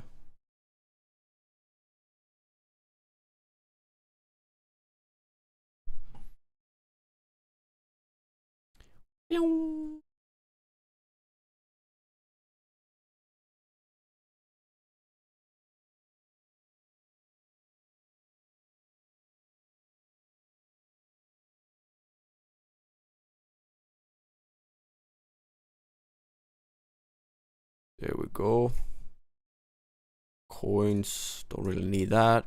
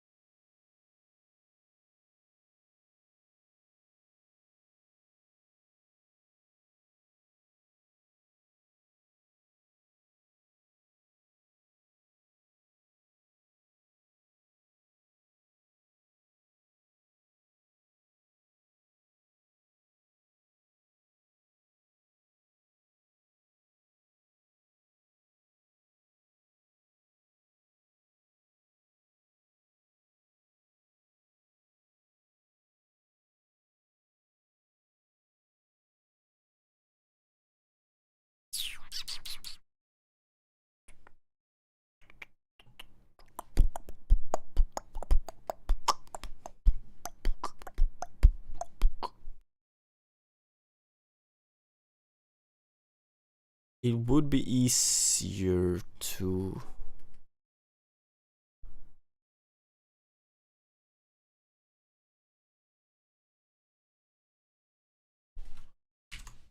How do I easiest get out of here? Go back, right?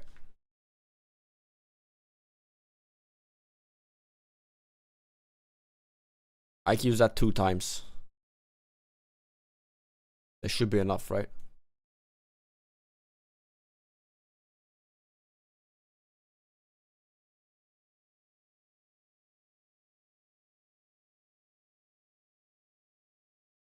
I don't even know what it is that I'm supposed to grab. Is that... How would I know how many law runes I would need? Yeah, I was thinking home teleport as well.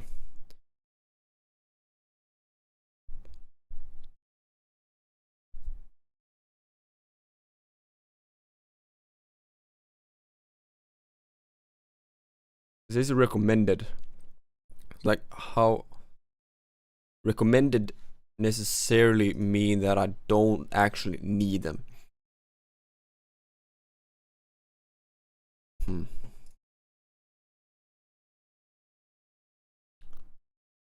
Yeah, we'll see, we'll see. Yo, what's up, Don? Not necessarily, but yes, I am. I did play World of Warcraft, starting playing World of Warcraft when I was 8 years old. And I did play it when I grew up. I haven't played it in a while though. So I'm not coming directly from World of Warcraft, no. I never played RuneScape growing up. So, I mean, it depends on how you see it, right?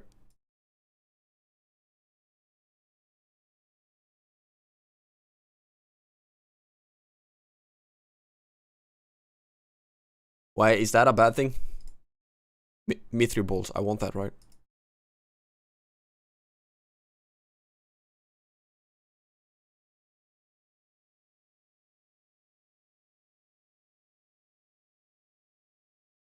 Those I might be able to sell for quite a bit, right? Mithril bolts. What's the sell price? Can I see? Sell. Easy loot sell, what's that? More law runes, perfect, absolutely amazing.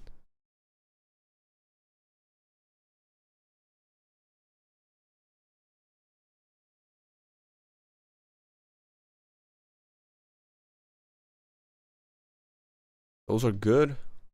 Good to sell or good to use. I like seeing new players try RuneScape, to be honest. Just curious to know where they come from. Alright, yeah. Both, I guess. Yeah, I've been playing World of Warcraft quite a bit. But wouldn't necessarily say that I come from it, but maybe I do. I don't know. Or two.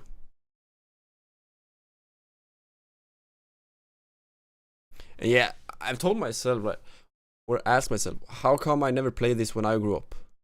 Probably because I was into World of Warcraft from the beginning and had like, to be fair, I had a brother who played World of Warcraft. I had a father who played World of Warcraft, right? So it makes sense that I didn't get my hands on this, I assume.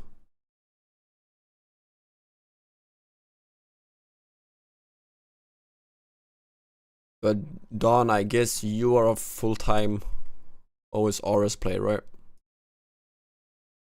Well, I assume so.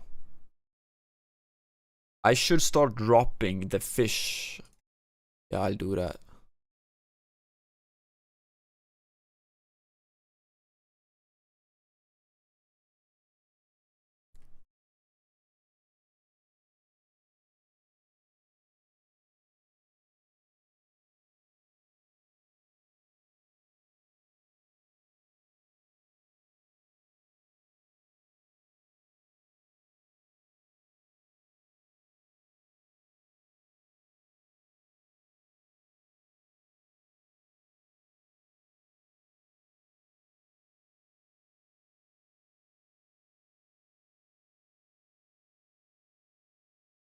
Wait, can you say that you're coming from a game, or how do you like?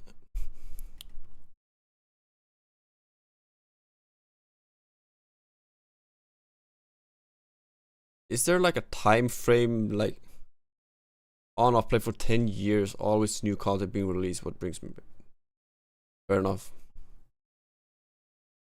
Well, just recently today, right? They released like information updates, like the yellow text.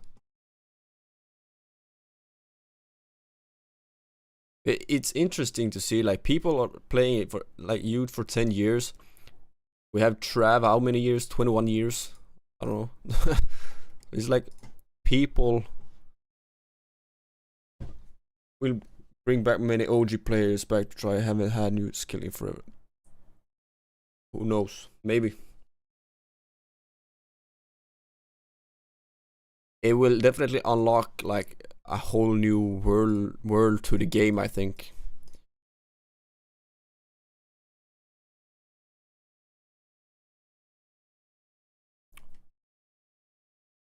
When is that update coming? When are they releasing sailing?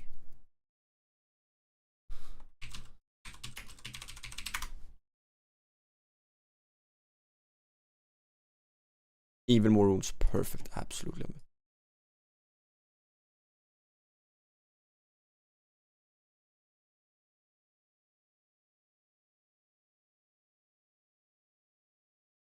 When is sailing?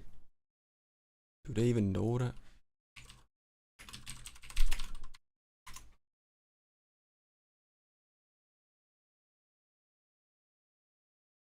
It's soon. Autumn. No. Autumn has already been. Yeah, watch. I see. Wait, autumn. No, okay. It's this quarter then. So soon. I was mixing spring with autumn.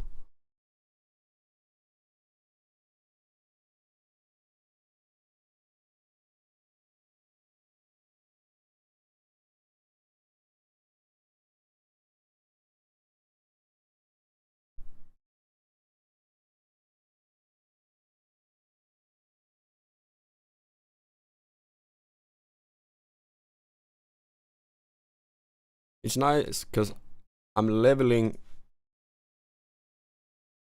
That was a good choice to bring the bow. Actually, 2 levels and 6 slot rooms.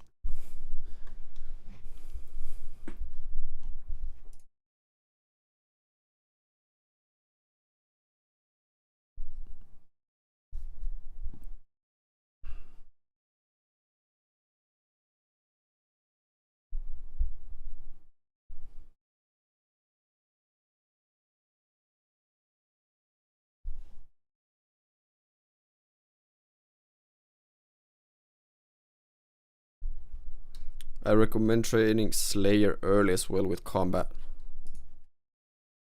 I'll take that into account. Why though?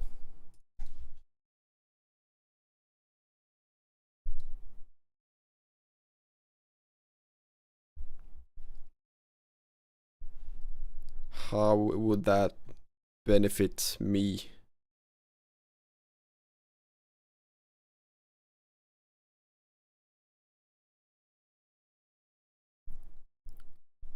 It lets me fight bigger mobs. Does Slayer level or XP take bosses into account? So I need Slayer to be able to defeat bosses.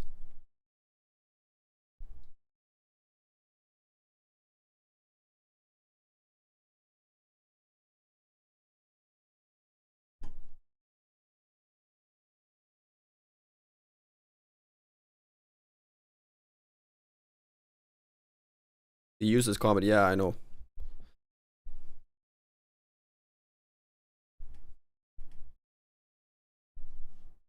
But I'm just thinking there's like 2 birds in 1 stone. So, okay, let's go back. 8 lore runes should be enough, right?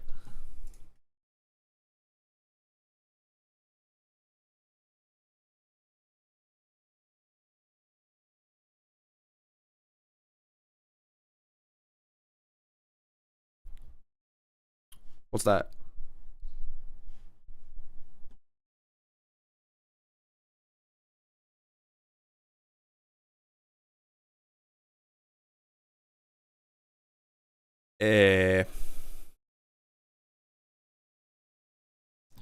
Wait.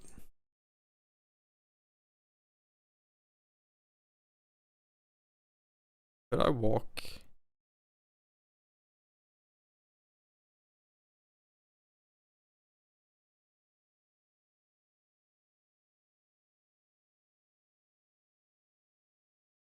I would want to do that, right? Walk to Falador.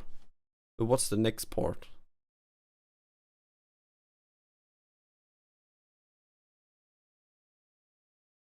I mean, if I travel home, I will get down here, Lumbridge. And then I need to run all the way down there. Meanwhile, I'm thinking... Go to Falador, dump everything, take everything that I want out. Maybe, no. Actually, I don't even know what I'm thinking. Because it still feels like I need better gear, right? I still need a stab weapon. That's the thing. How do I gain?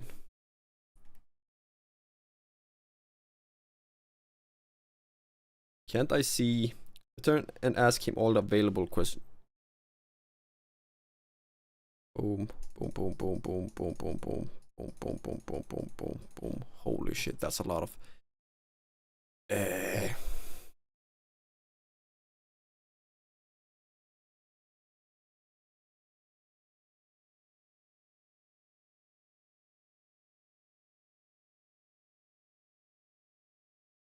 There we go. Alright.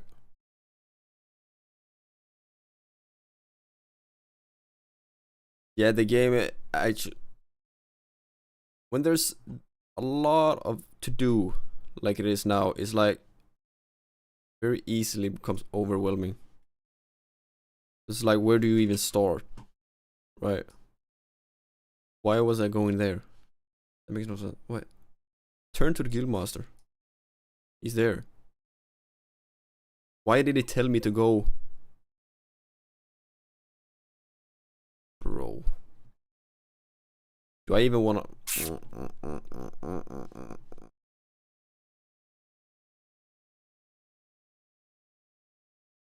Do I?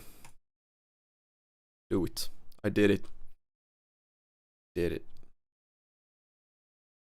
Maybe I shouldn't have done that, but I did it.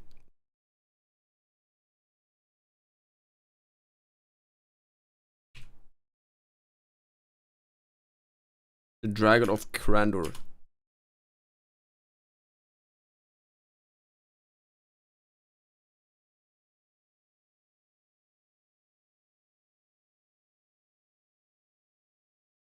Damn, I'm reading so fast. Insane. Look, zoom, zoom, zoom, zoom, zoom. How can I protect myself from the dragon's breath? The part should be too difficult actually. I had the Duke of Lambert has a special shield in his armory.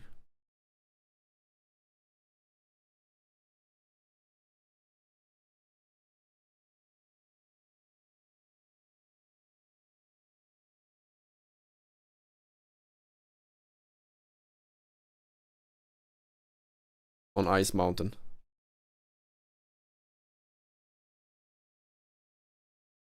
So this is where I need all those items, huh?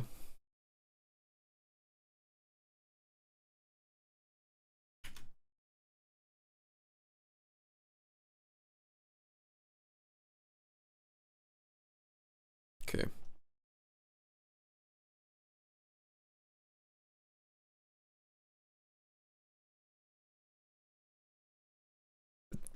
Isn't that a good thing about the game as well? That there is so much freedom? Like, you're not like... It depends on who you are as a person, but there's like no right or wrong, I think. You can do whatever you want, but... Do I need that one? Yeah. Okay, so I need a... Is there a key binding for me to bam?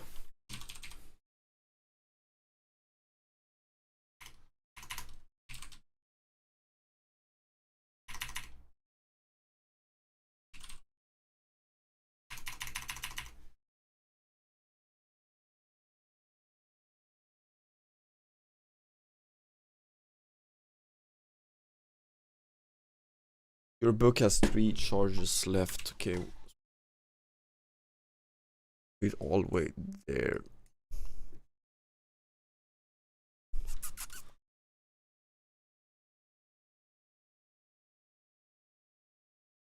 And that's like the bad thing about World of Warcraft. If you're gonna, you don't want to feel obligated. Can you say that? Once you feel like you have to do something, that's when the enjoyment of a game disappears, right? Can you say it like that? I think you can. Talk to Orca, go down the ladder, dwarven camp to south of dwarven, go to north east of mice and use the silk on the magic door, go to the east of warm mice and use lobster pot on the magic door, go to the northeast of warm mice, use the fireball on the magic door, go to the northwest. Be careful not to drink it, search the chest for that. Okay. So I don't actually need anything else. I don't want to use up all my... though.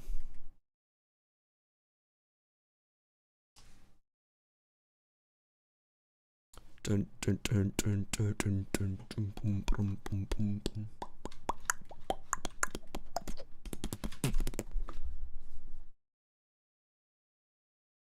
I played WoW a long time ago, but see videos how combat gear become useless every new season. That's the thing. Every new season you have to... New stuff comes out. And the same grind appears again.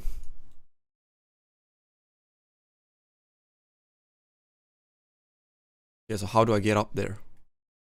There, right? Is the same every expansion as well?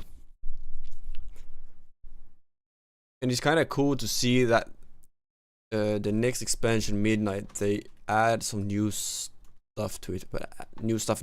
It's like they're taking stuff from the previous expansions, redoing it, so it has a whole other purpose. Do I even go up here? Yes, I do. Look at me. I'm climbing mountains. Aha!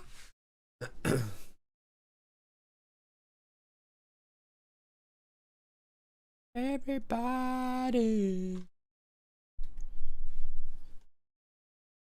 Talk to the Oracle.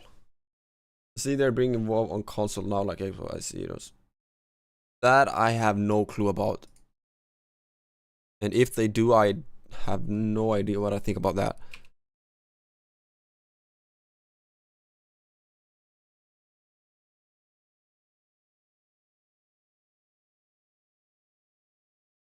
It sounds so weird. World of Warcraft on console. Well, I guess all the other games are on console, so why not? But to me that's weird.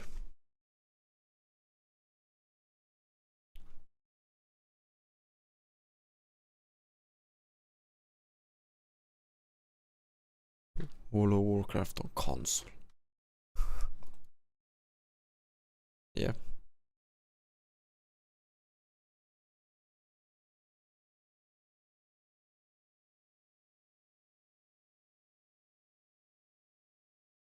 Climb down.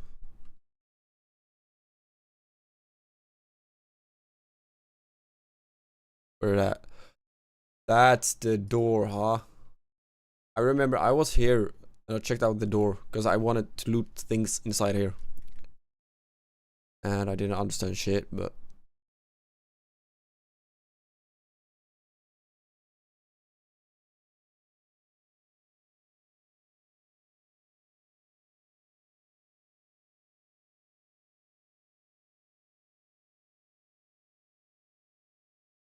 okay, right click, use.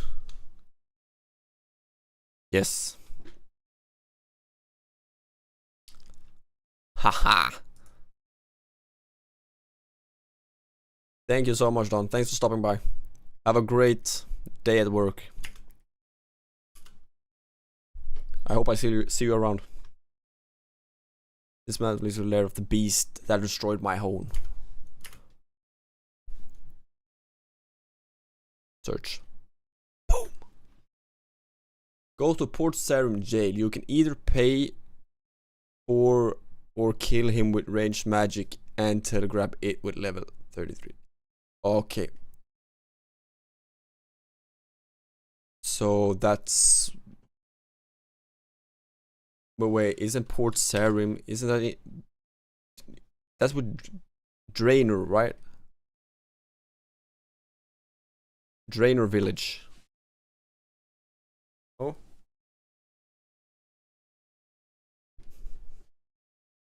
Port Sarim. But then the... Wait. If so, wouldn't it be easier to do... to actually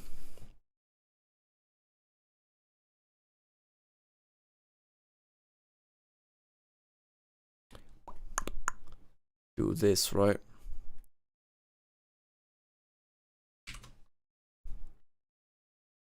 Go here. Yeah, I was right. Hello, Emma. How you doing? And with a question like that, I'm not sure if you're a bot or not, but that's a real bot question. I'm not gonna answer that.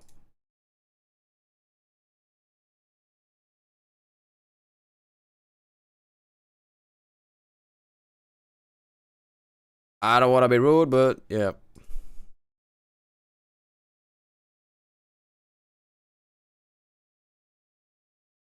I'm glad. I'm glad.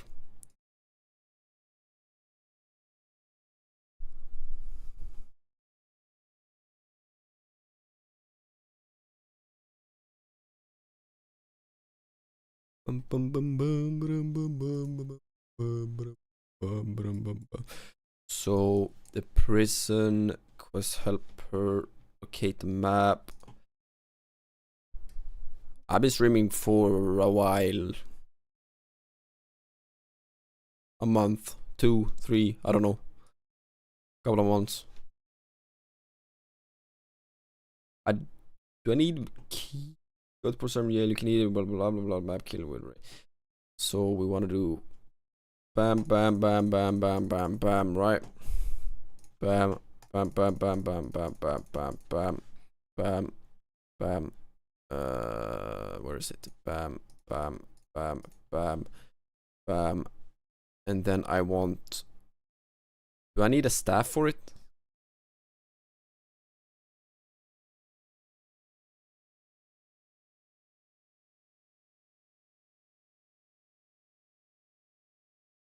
Do I need a staff to be able to use that? I don't, right?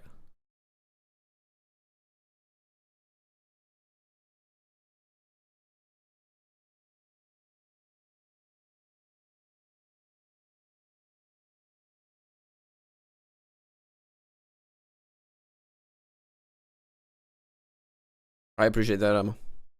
Yeah, it's quite tough to learn, but that's... It's always tough to learn new... everything, like...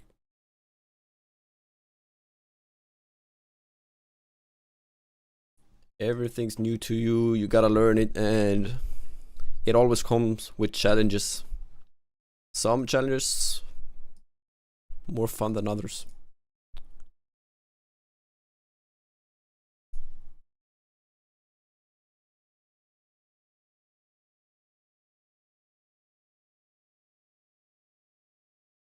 Yeah, I mean, it depends on what game. It depends on what game.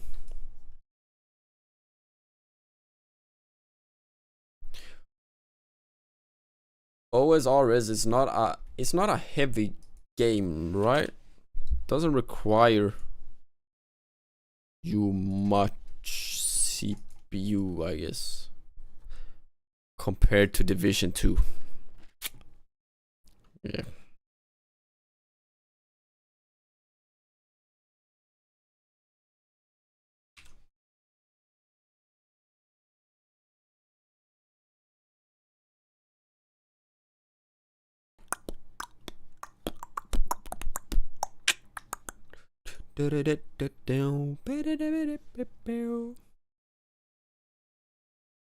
So I walk into the prison, I kill him, and I take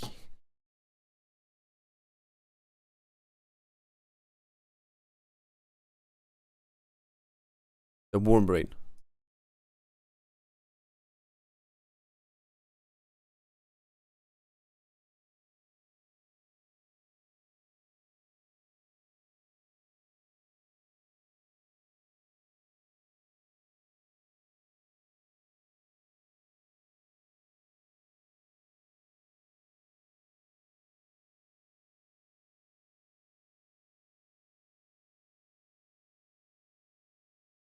Bro, I'm not gonna pay. Bam. Do this. I've been tweaking my own channel over planet, all that, been diving more into. I've actually been doing the same.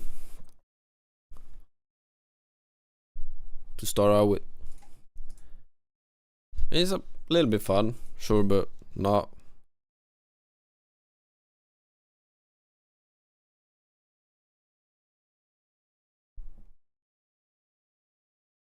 There we go. It's a whole other story when you do like, with some things, why you can do them by yourself, but some things you can't do by yourself, and That's when I think it's good to have other people know you have other people you can reach out to if you need help with something. There's like always ways, right? Was that all? Enter maze north of Remington. Be prepared to fight multiple monsters up to 1182. Bro, how am I able to do that? Can I save spot? I'm not interested, Emma. I'm not.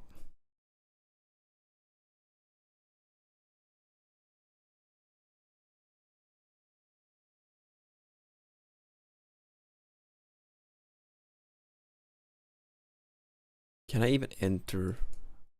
I have a bank there. But technically, Trav, are you here? I won't be needing all these. Well, that's maze key, so I need that, right? Bring the full combat equipment and food. Yeah. So now I need lobster, right? Lobster, the gear, and whatnot. Yeah, exactly. But I'm thinking like kill the lesser demon. You can see, yeah, from spot east. Then I want to bring my range gear as well. So melee gear and range gear. Or is range gear enough?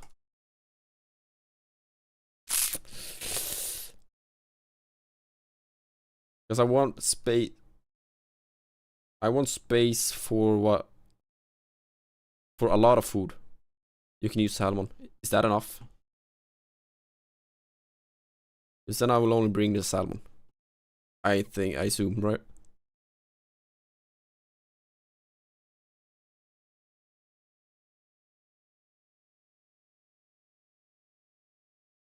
Okay. I'll do that. So I don't need that one. I need a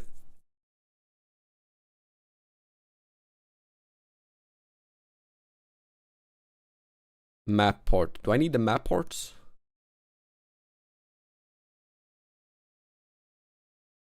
No, because I only need the maze key. I don't need a map, right? Let's do that.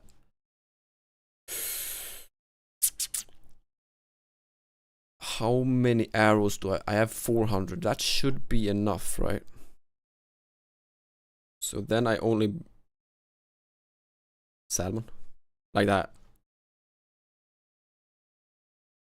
Okay.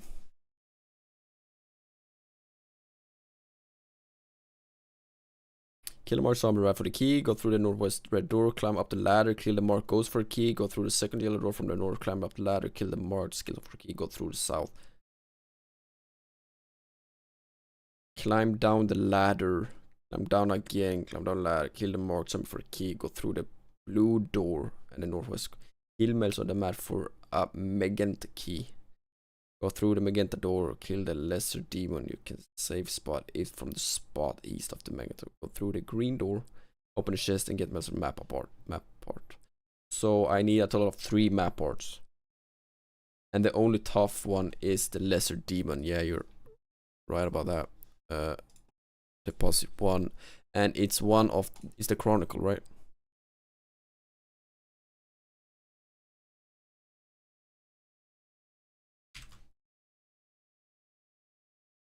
Where is that? Over there. Wait. Okay.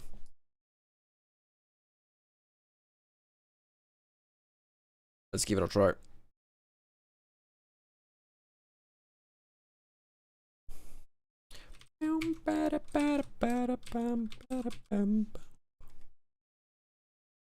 Let's go.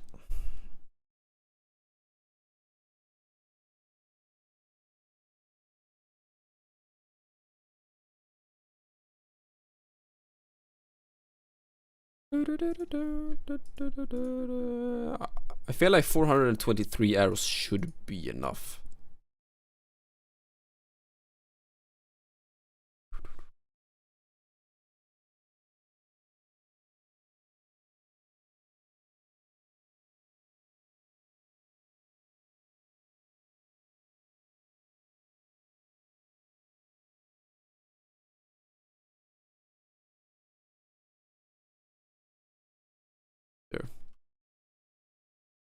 Lesser demon.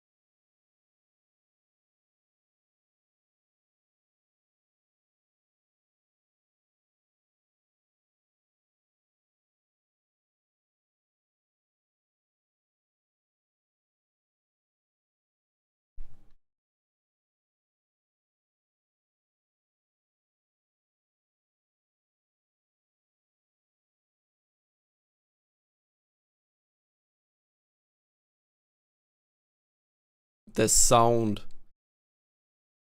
What?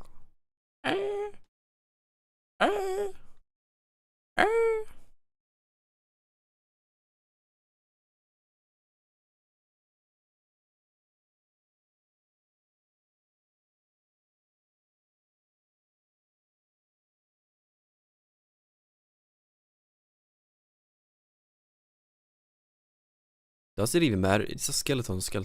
It's the same.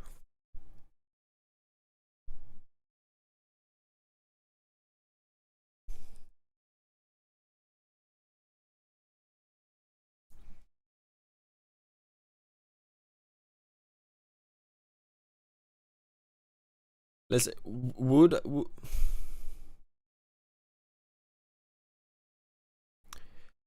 I be able to kill the dragon with my scimitar?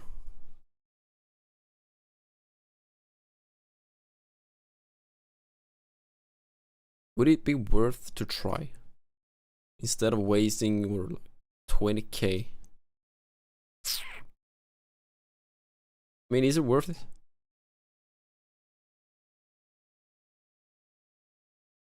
With no armor though. Yeah. But instead of wasting, let's say, buying two... Fine, I want stab. Scimitar doesn't give stab, but according to Scimitar, it could be a good one, even though. But instead of buying one for 20.8k, I could buy like how much mithril armor or something for less.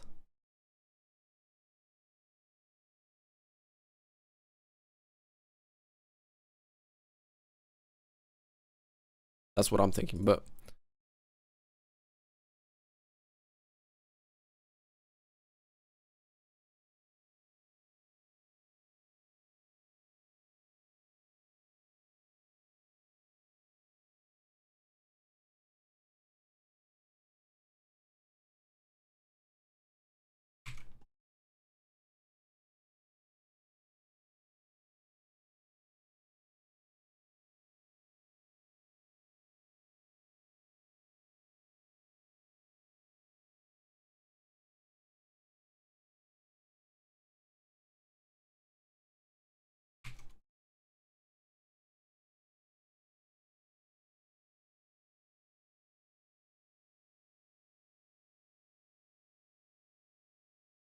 I kinda did it, I think.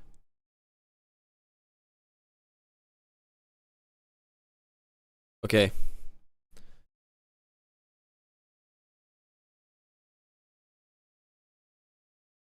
That's him.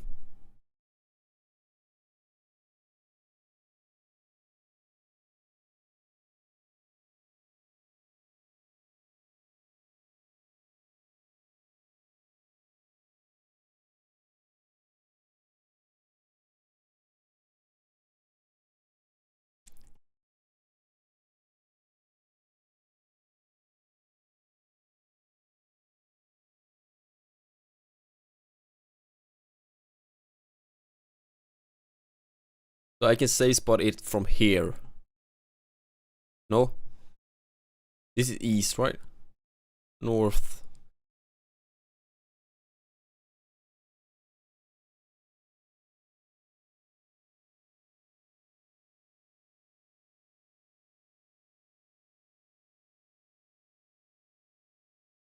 This is west.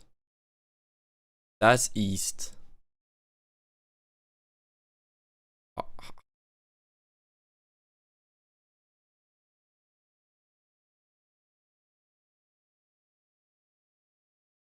From here, right?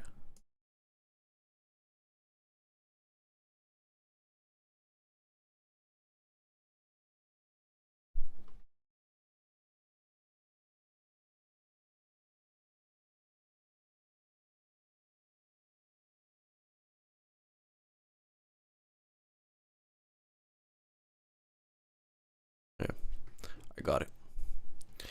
I got it.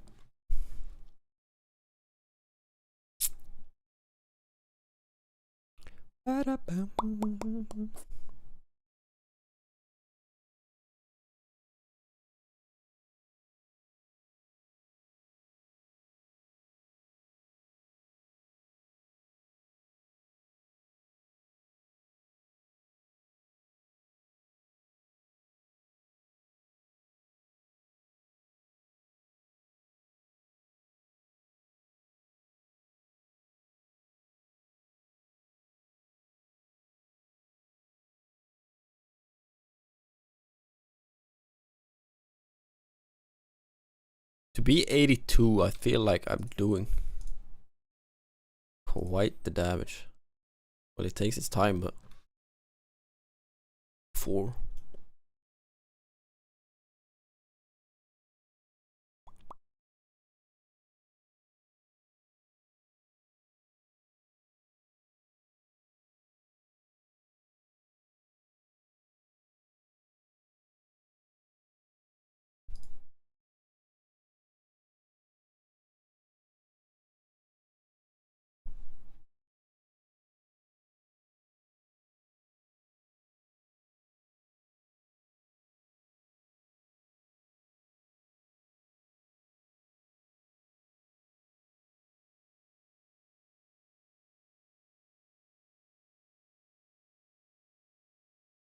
Then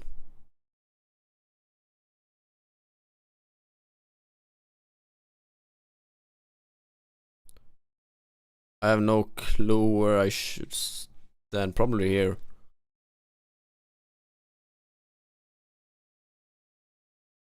I don't know.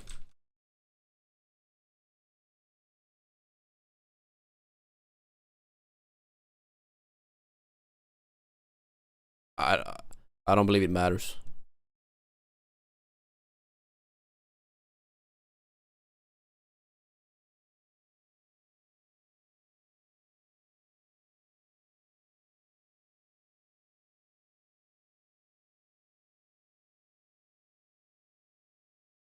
Yeah. I did it.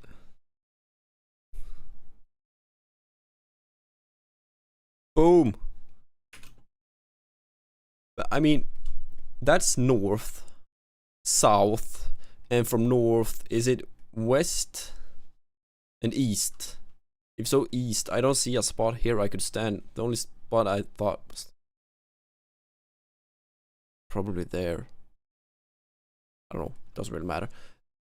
How do I get an anti-dragon shield?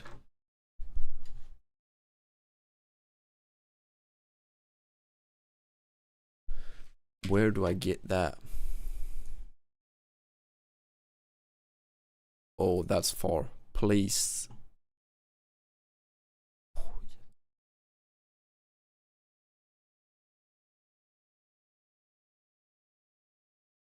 What's this?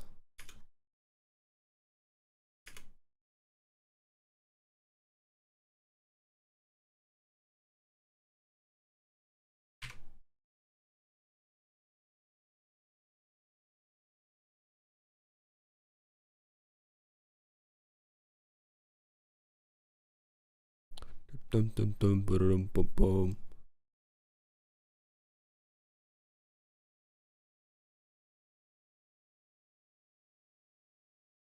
We all need some healthy training. Wow, dude.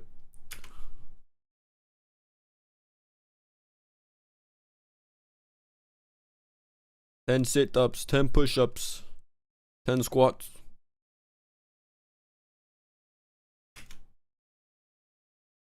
Oh, that's wrong.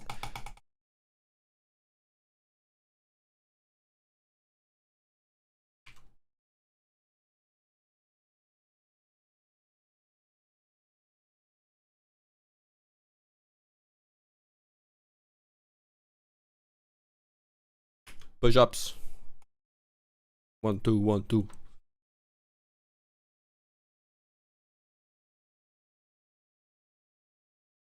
More push-ups.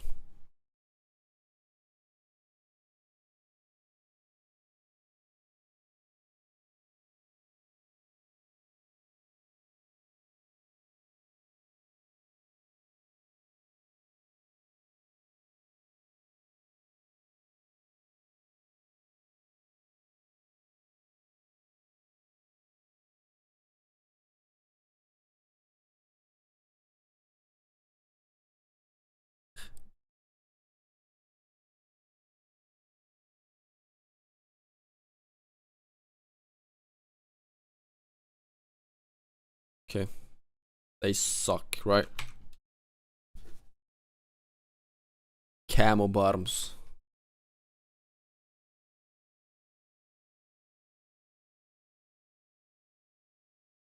I must sell them.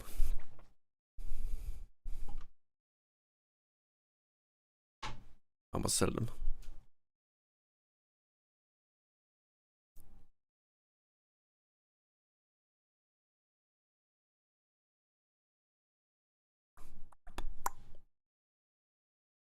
I can't.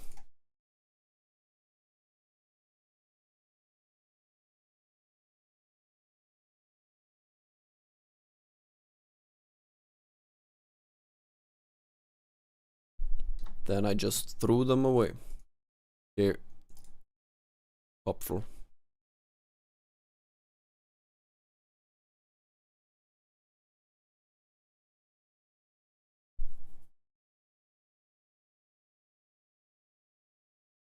So since I need a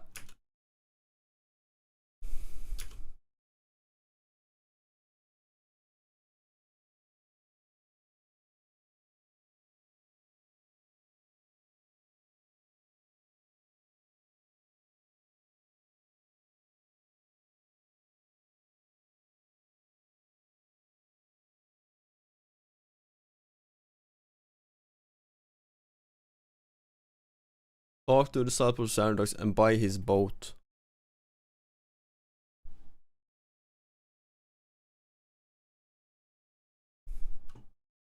And buy serum. I can do that, right?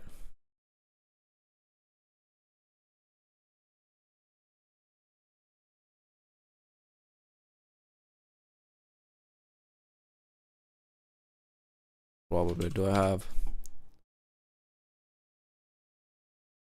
Yeah, I have a bank there. Let's do this. Let's run all the way. And why would... So I'm technically buying his boat for 2k coins. And then I'm renovating the boat.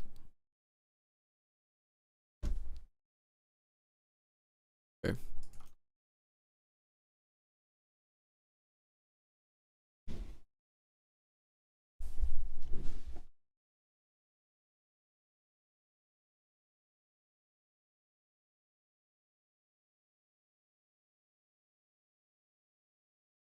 Board unit, go into the ship's hull, repair the hole in hull 3 times. Get a captain ready, slaying Elvarg. Elvarg is the dragon, right?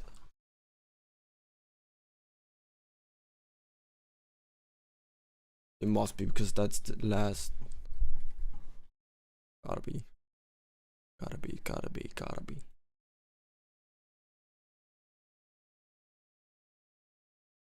Okay. I need cash. I need plank. I need nails. And I need a hammer. There we go.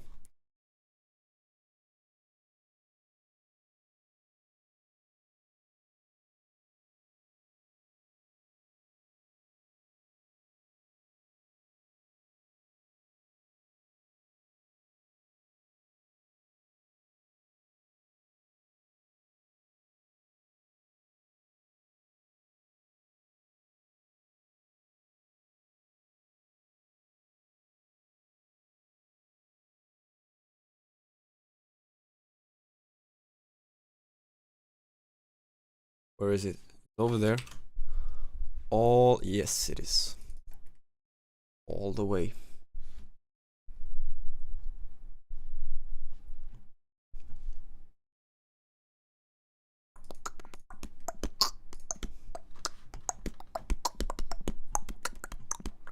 Does this mean I get a boat from when they release sailing as well? Wouldn't that be neat? Since I'm buying my own boat now, I should be able to have this boat when...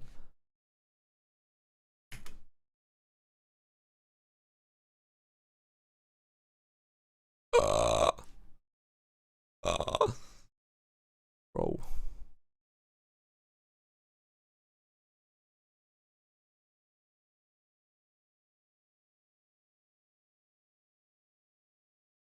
Need more planks to the hole completely, okay.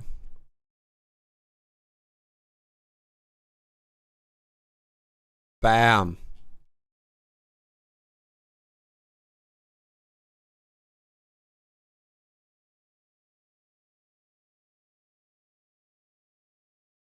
I don't have the planks. Can I access a bank here? No, the nearest bank is over there. Shit.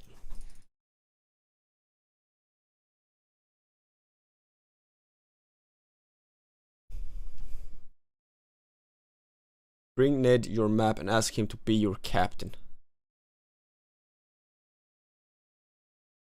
Bring the following items: combat equipment and food. Prepare to fight at level 83. When you're ready, go board a boat in the port center and talk to Ned. Center of the island and go down the hole. Go all the way south.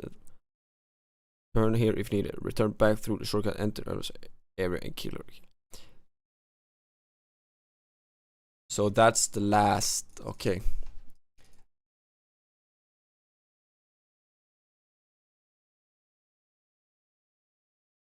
That means we will be finishing this quest tomorrow, right? Hopefully. I still want I still need better gear, I feel like. Damn it.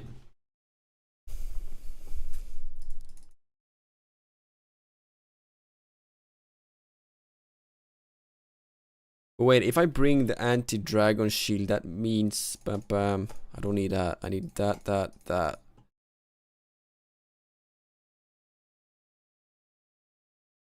Use the three map parts together.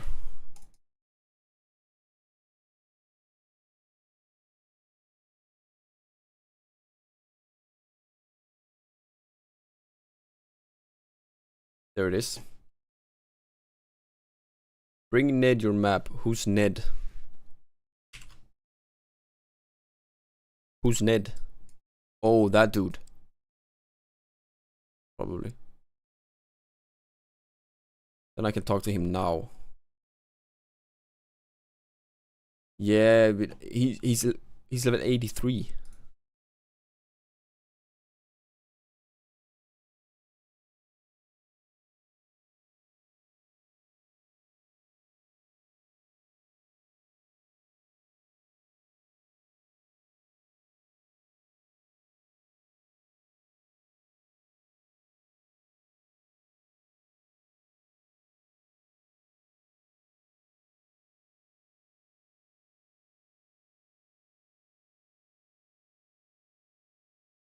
Okay.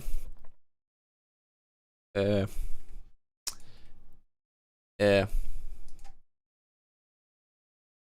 This is it.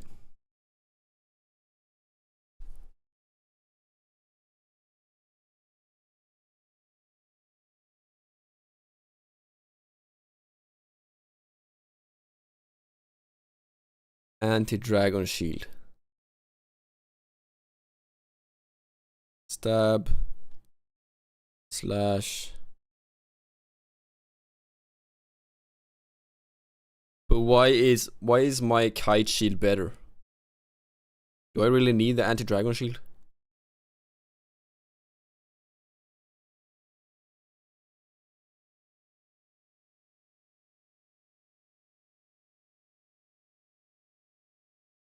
I mean, oh.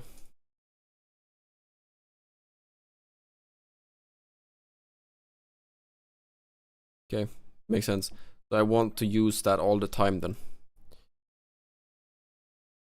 I got... Is there...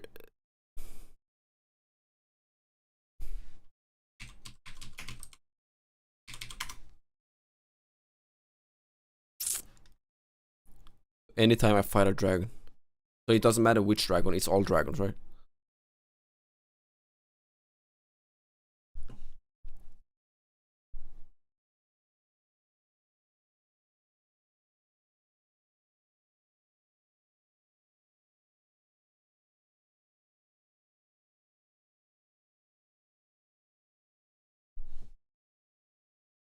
Do I have...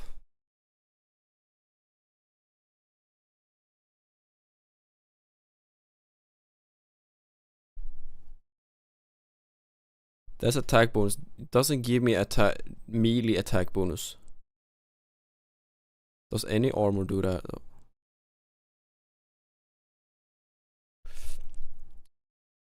Isn't there any...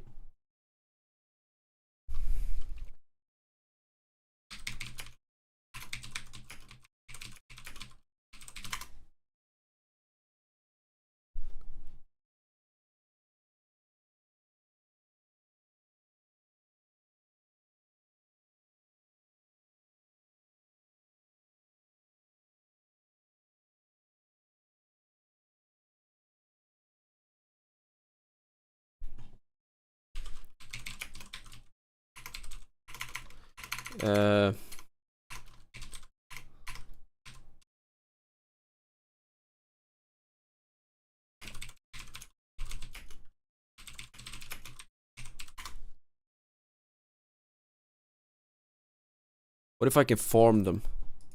Bro, ain't no way.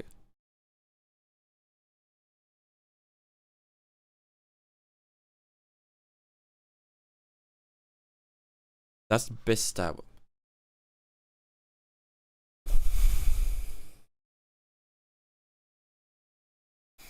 Okay, I will not be doing that now. Well, let me have that in back. I got 2.7. There's no way I'm able to get 2.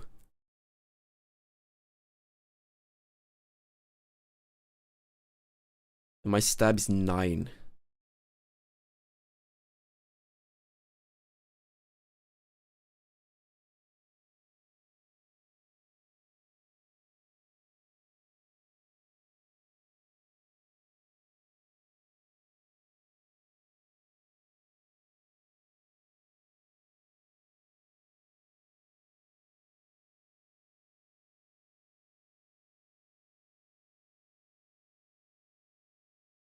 That one is plus stab.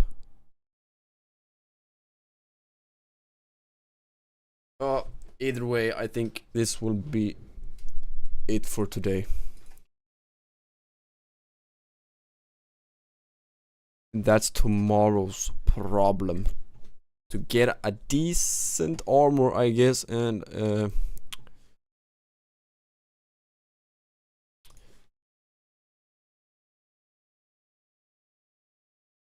stab weapon. Mithril Scimitar. Good progress though. I'm happy. Good shit.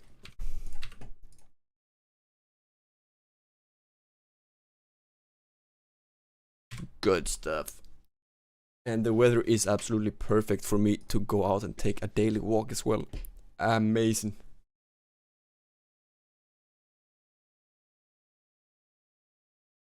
Well, thank you for the bond, Trav. I really do appreciate that. And thank you all for being here, for tuning in. Means a lot. I will see you again tomorrow. No, wait. It's freaking Friday tomorrow. No, maybe I will not see you tomorrow. It depends. It depends when I wake up. If I decide. Yeah, I might be streaming a little bit when I wake up. Yeah. I will see you tomorrow. I'll make it happen. But I gotta go during the day if I decide to. So yeah, we'll see. But yeah, I'll see you guys tomorrow. Thank you for today. And until tomorrow, have an amazing